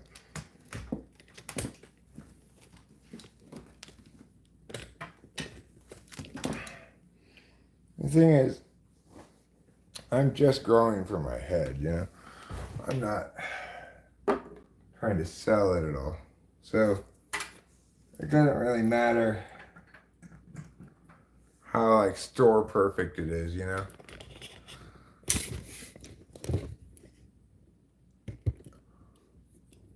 It is kind of expensive to live here. You're not wrong. And we live in a very wonderful part of California, but not all parts of California are as desirable as where we live. We don't live in the most expensive part of California by any stretch of the imagination. But it's a very nice place. Like, very small townish. It's one of the more rural counties in the state.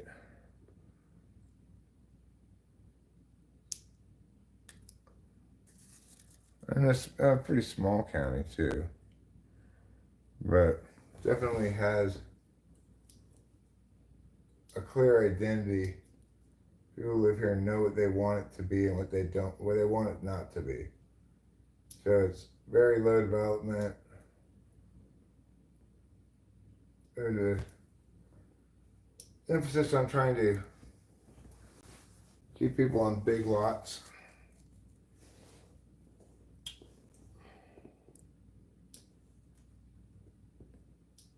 Not subdividing too much, you know.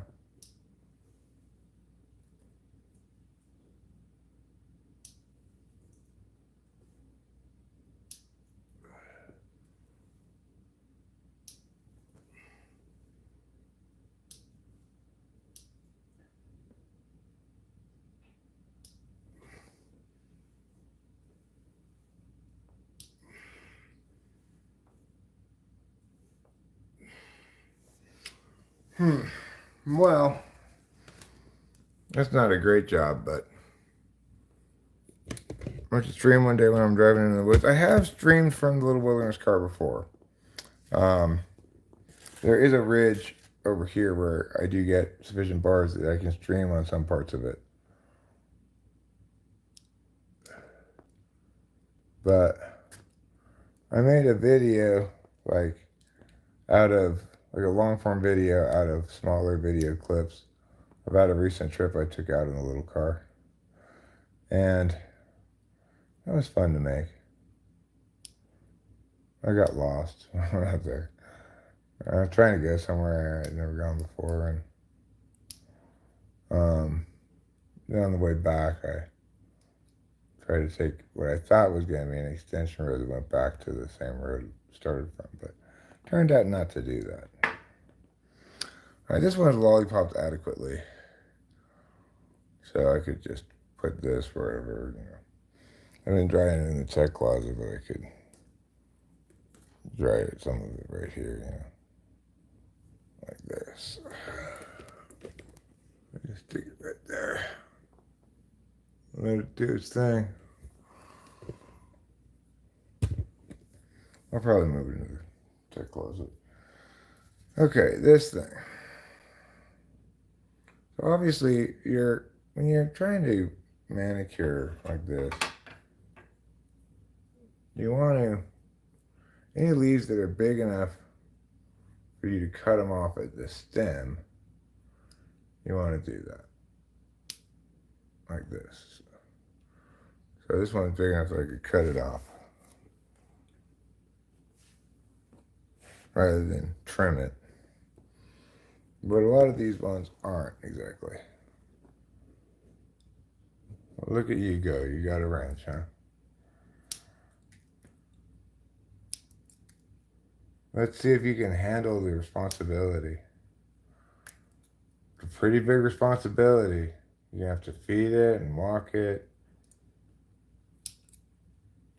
Clean up its poop.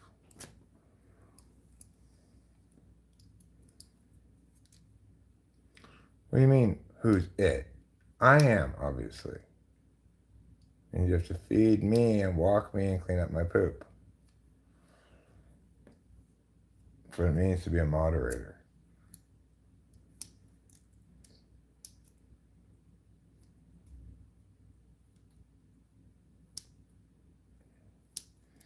Anytime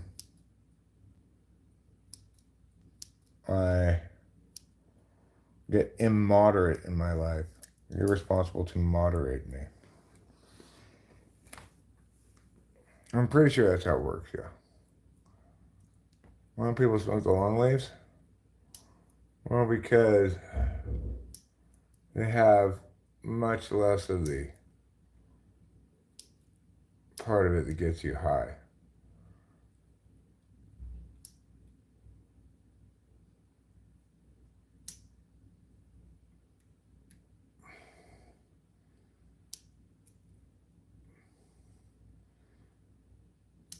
You can smoke leaf, but just kind of give you a headache, maybe.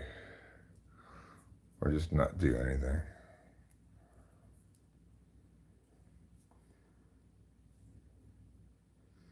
All right, good enough. You're an indica man? Which this is cheaper. This is probably the most indica heavy of the strains I got. It's still a hybrid, but I believe this to be the cherry pie. I don't know for sure which one's which because I didn't keep track of which one was which. So I've got 5 distinct plants outside, but only 4 distinct strains because I've got one of them twice.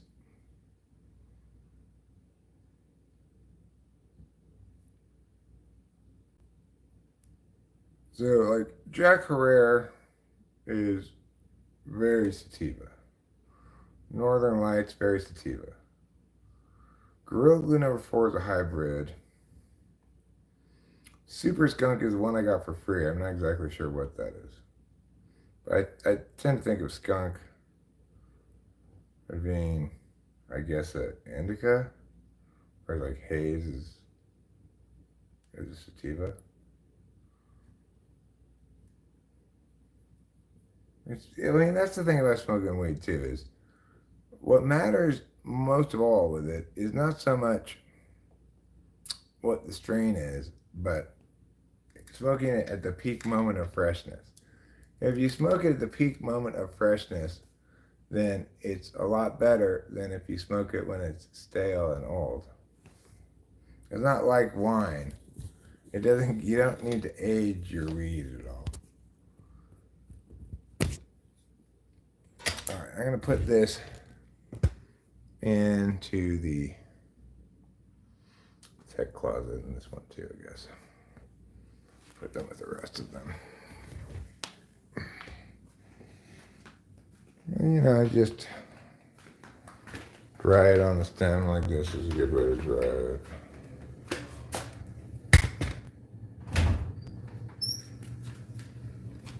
And the thing is, I've got these canning jars that I'm thinking if I put them in there properly, it might be relatively sealed. I'm not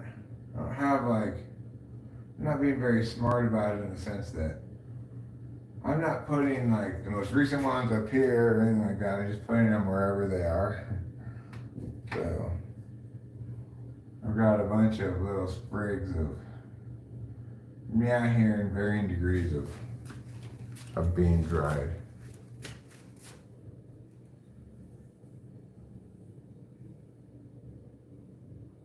But this is the only weed in here that's not this stuff. This is the earliest sample I took off of the one that's going to be ready second, which it may need another week or two, before it's ready.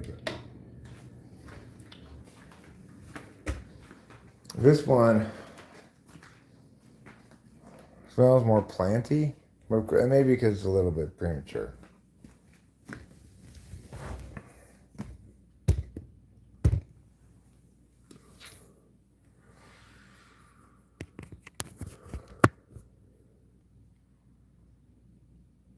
So here in the second quarter, Colorado's punting. North Dakota State is up 20-14 at the moment. And I think Colorado's probably feeling a little frustrated by that.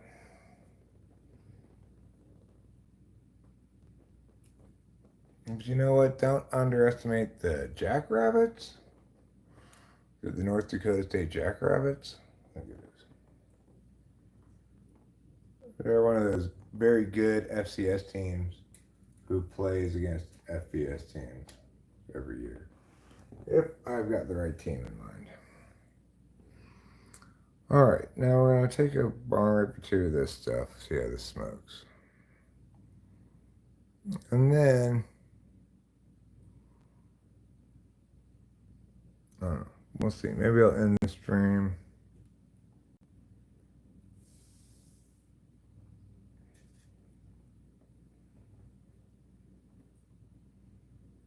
I could maybe go make the intercourse at my wife.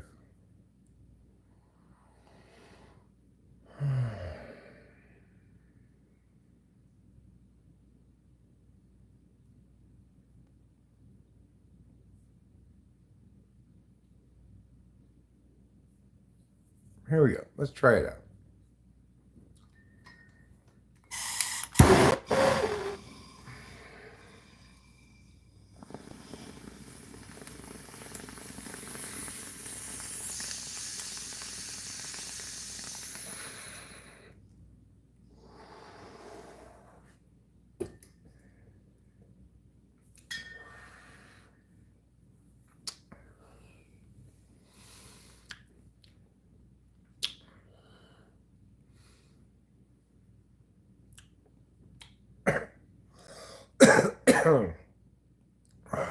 Oh, that's pretty stunning.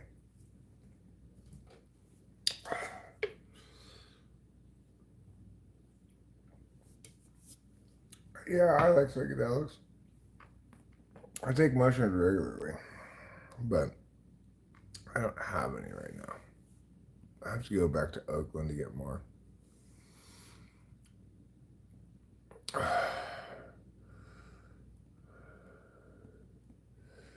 Because in Oakland, they've got the Church of Ethnogenic Plants. Is that what it's called?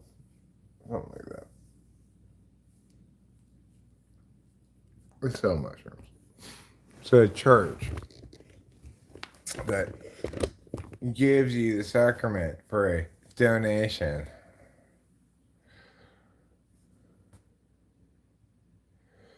Anyway, I worship at that church, obviously. You ever heard of Alexander Shulgin? No. I have not. Have you? Easy Breezy, have you ever heard of him? You've never heard of him either? I wonder why you keep bringing him up.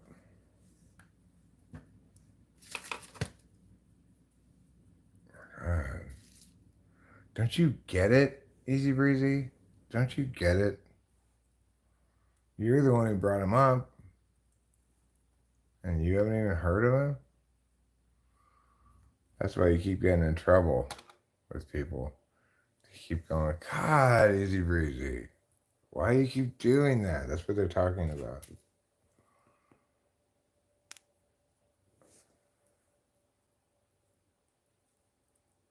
Have you heard of Mayan No, I haven't. Oh, well, I wish you were my neighbor making drugs for me. That'd be nice. Try this one, Eric. Wow, that one's pretty great. Try this one. I like that one too. Try this one though. Oh, I like it. I'll tell you one psychedelic compound I don't like. Salvia. Maybe it's worth doing once so you can know what it's like, but it's not a good psychedelic. I feel like kind of torn, like if I want to have sex with Rachel, I should not not do it. Like, she just got out of the shower. Why have her get all dressed and everything and then be like, okay, now I want to have sex? You know, that seems like inconveniencing her unnecessarily. But I don't really want to go have sex right this second. She's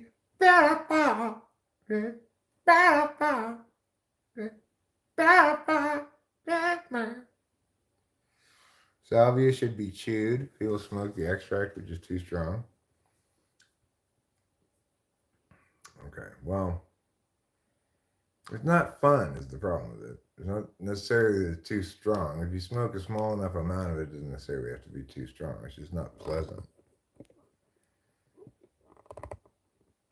It doesn't have the advantages of pleasantitude.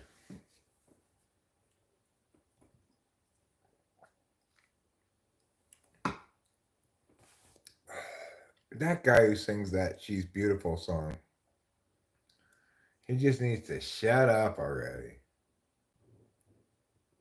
All right, cool. Sounds good.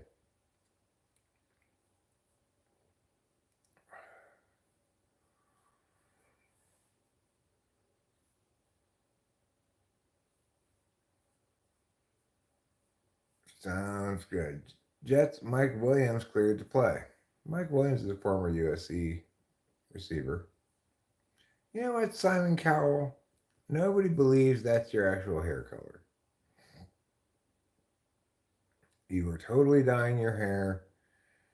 Your hair must be gray, naturally. Simon Cowell.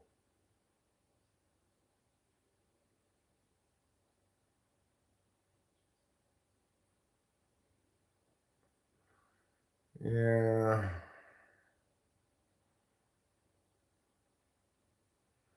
I do need to clean more, but this weed is stony. This stuff is quite good. I don't know what it is, but I like it a lot. It's better than the other stuff for sure. NC State, number 24, is struggling. Number 11, Mizzou, is roaring.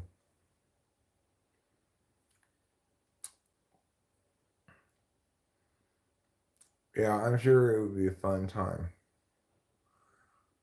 Rachel, she's taken mushrooms with me before. She's done DMT before, but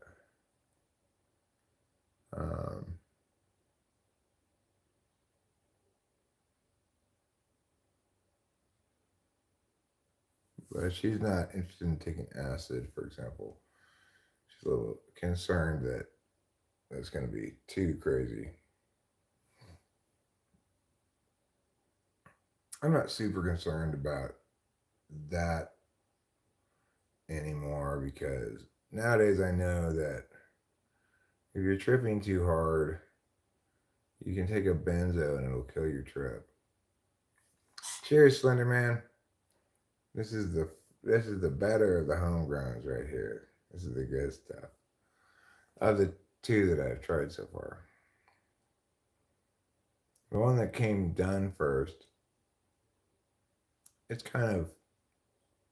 nice, clean. I mean, I think it's cherry pie.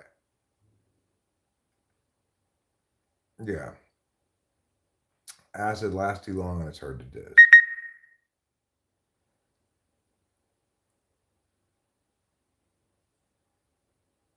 I'd like to take ayahuasca, which would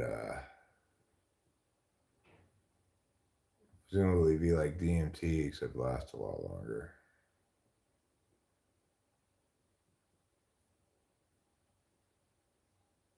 I think that'd be fun. But who knows if and when I'll get around to doing something like that. I don't have a lot of connects for anything like that. Yeah, we could, I mean, sure. It's a little bit maybe not as dry as I'd like it to be to roll a joint out of it. Could you maybe try to pull a bong rip of it? Plus, there's not that much of it right now because I just plucked one branch a couple days ago. There's like a couple to a few days between cutting it, manicuring it, and actually smoking it.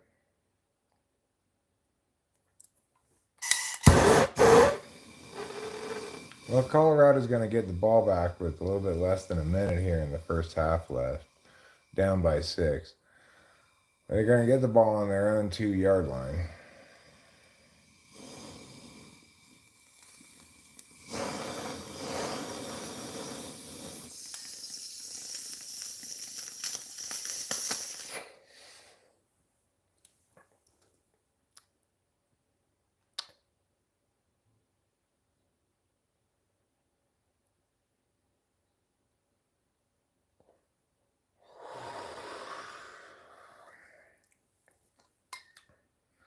That's good stuff.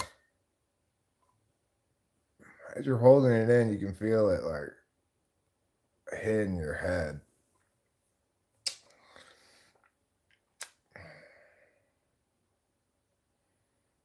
Or wonder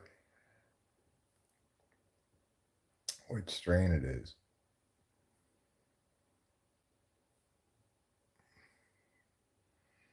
Colorado with a screenplay gets it out of bounds, 2nd down and 4 or so.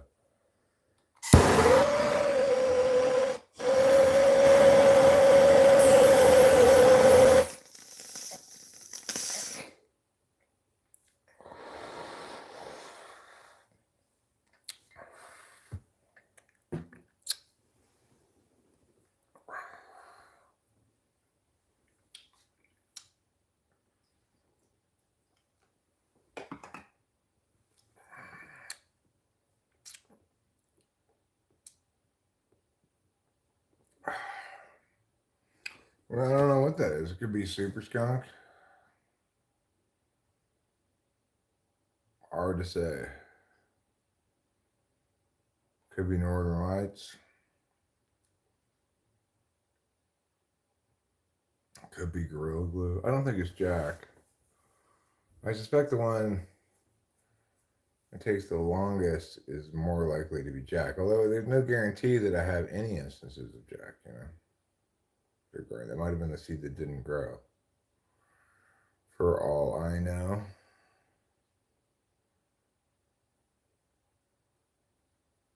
But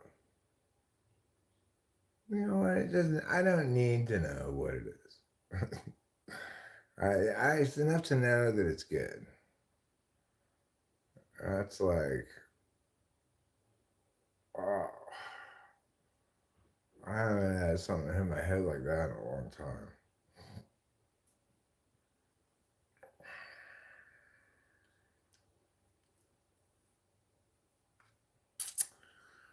I don't think anybody named Steven should spell it Stephan.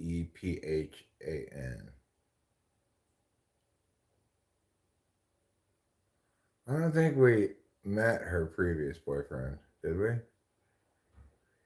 I think we just met her. I'm a little high, Corn Pop. I'm not going to deny that. I'm very pleased by that reality because this turns out to be a real special someone. Something special. There's a party at the park. It is. Yeah. All right. So let me just pack you a small bowl here of this, and you'll see that it smells pretty good.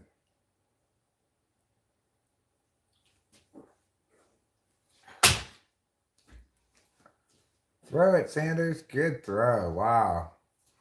Big first down, but you're running out of time. You better call timeout.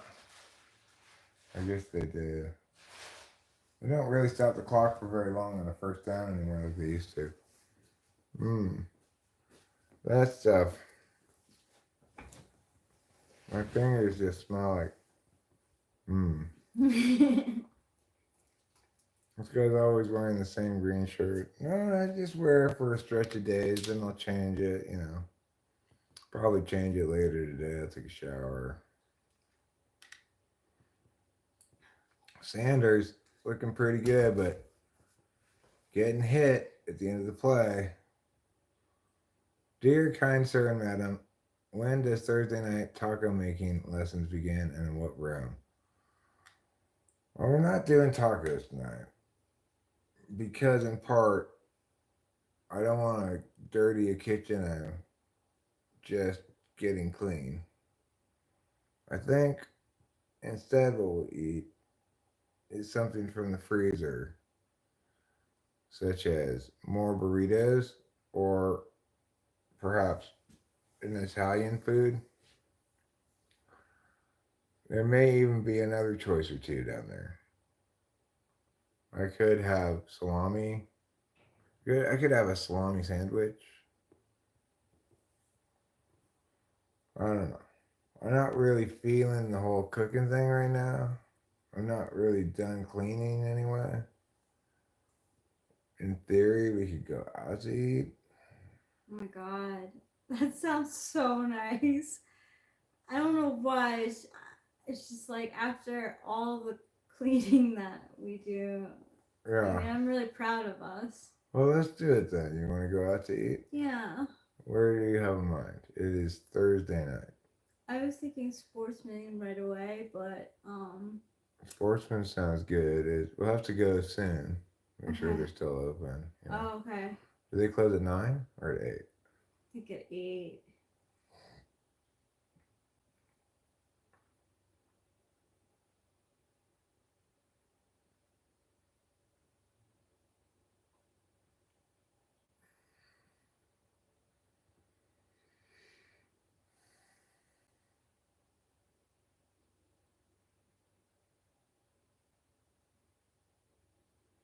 Well, I mean, it should be good. I picked the strains myself. Strains that I know I think are good Yeah, strains. 8 o'clock.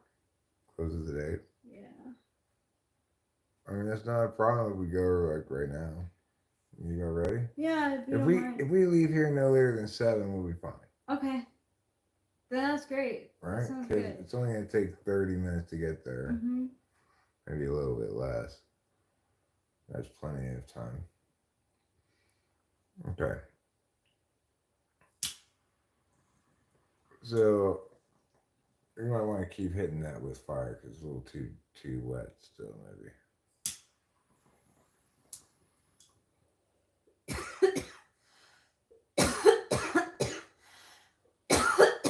Well, Colorado's going to attempt a field goal with 2 seconds left in the first half to close the gap to 3 points. They are trailing currently by 6, and we'll go into half trailing regardless, barring a fake, which they did not fake. And it's through. That's a good field goal, completed field goal. Good read. Yeah, you like it? Mm-hmm. Did you pull all that through? No. Try hitting it some more. Do you want to try with this?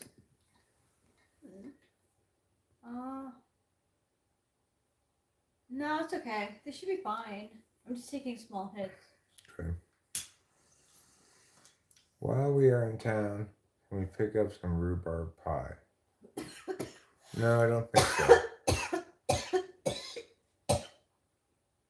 The rhubarb pie store closes at 7. We'll never make it in time.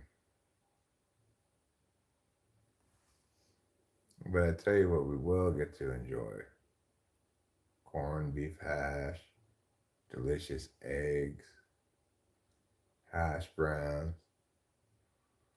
white toast or biscuits without gravy. This is the way we do things at the Sportsman's Cafe, a place where the truth of food is finally told inside of your mouth. Yes. And your mouth is the ear that hears the truth of food being spoken. Now, are you thinking? Now I'm thinking, like, should we wait to go out, like, to eat, so we go with Zandy and Justin, or do you think Well, we may or may not be going to the open mic tomorrow night. We'll run Oh, that yeah. by them. In which case, we'll eat there. But regardless, let's just do both. Okay. I'm hungry. Yeah. Like, I feel like we should treat ourselves because we did a really good job cleaning. Yeah. We're not exactly done yet, but No. What needs to be done? I need to mop. That's the main thing. I need to take the garbage downstairs Okay. and put outside. I just need to mop and clean the counters and stovetop a bit in the kitchen. Mop all the tile floors. Okay. It might not be a terrible idea to vacuum the carpets upstairs, but I don't know if I'm gonna get to that or not. It's fine. Rachel, do either of us have moderate to severe Crohn's disease? Doesn't matter. We're taking Skyrizzi. Oh, wow. And this time you're traveling.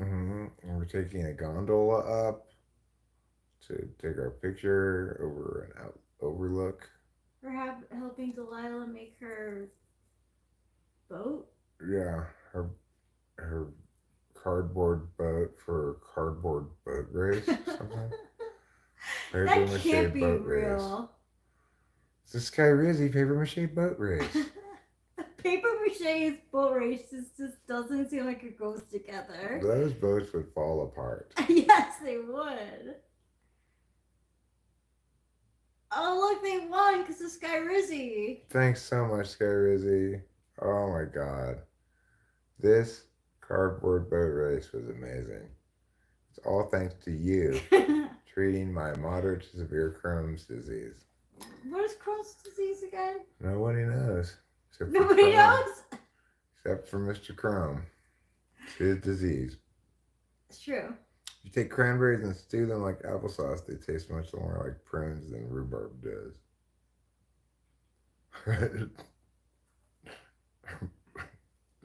That's a good quote. I like it. I'm not sure exactly what it's a strange quote. That is a very strange quote. If you take cranberries and stew them like applesauce, they taste much more like prunes than rhubarb does. That's so funny.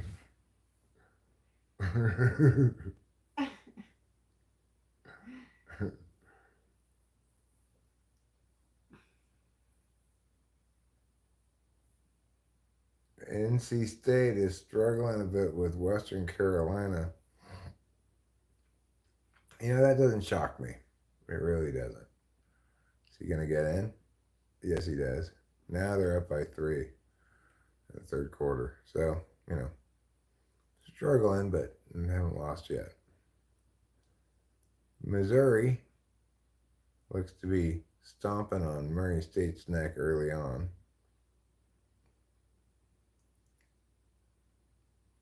We'll see how that plays out.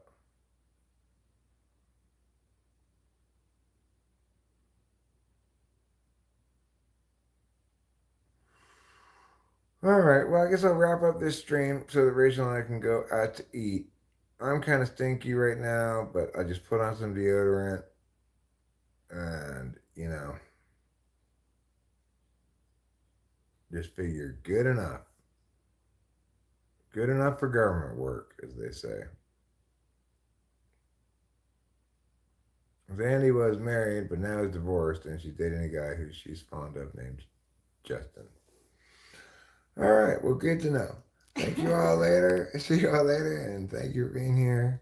My name is Eric. Don't forget to eat plenty of cheese. Don't forget to eat plenty of cheese. Her name was Rachel, and we'll see you all later.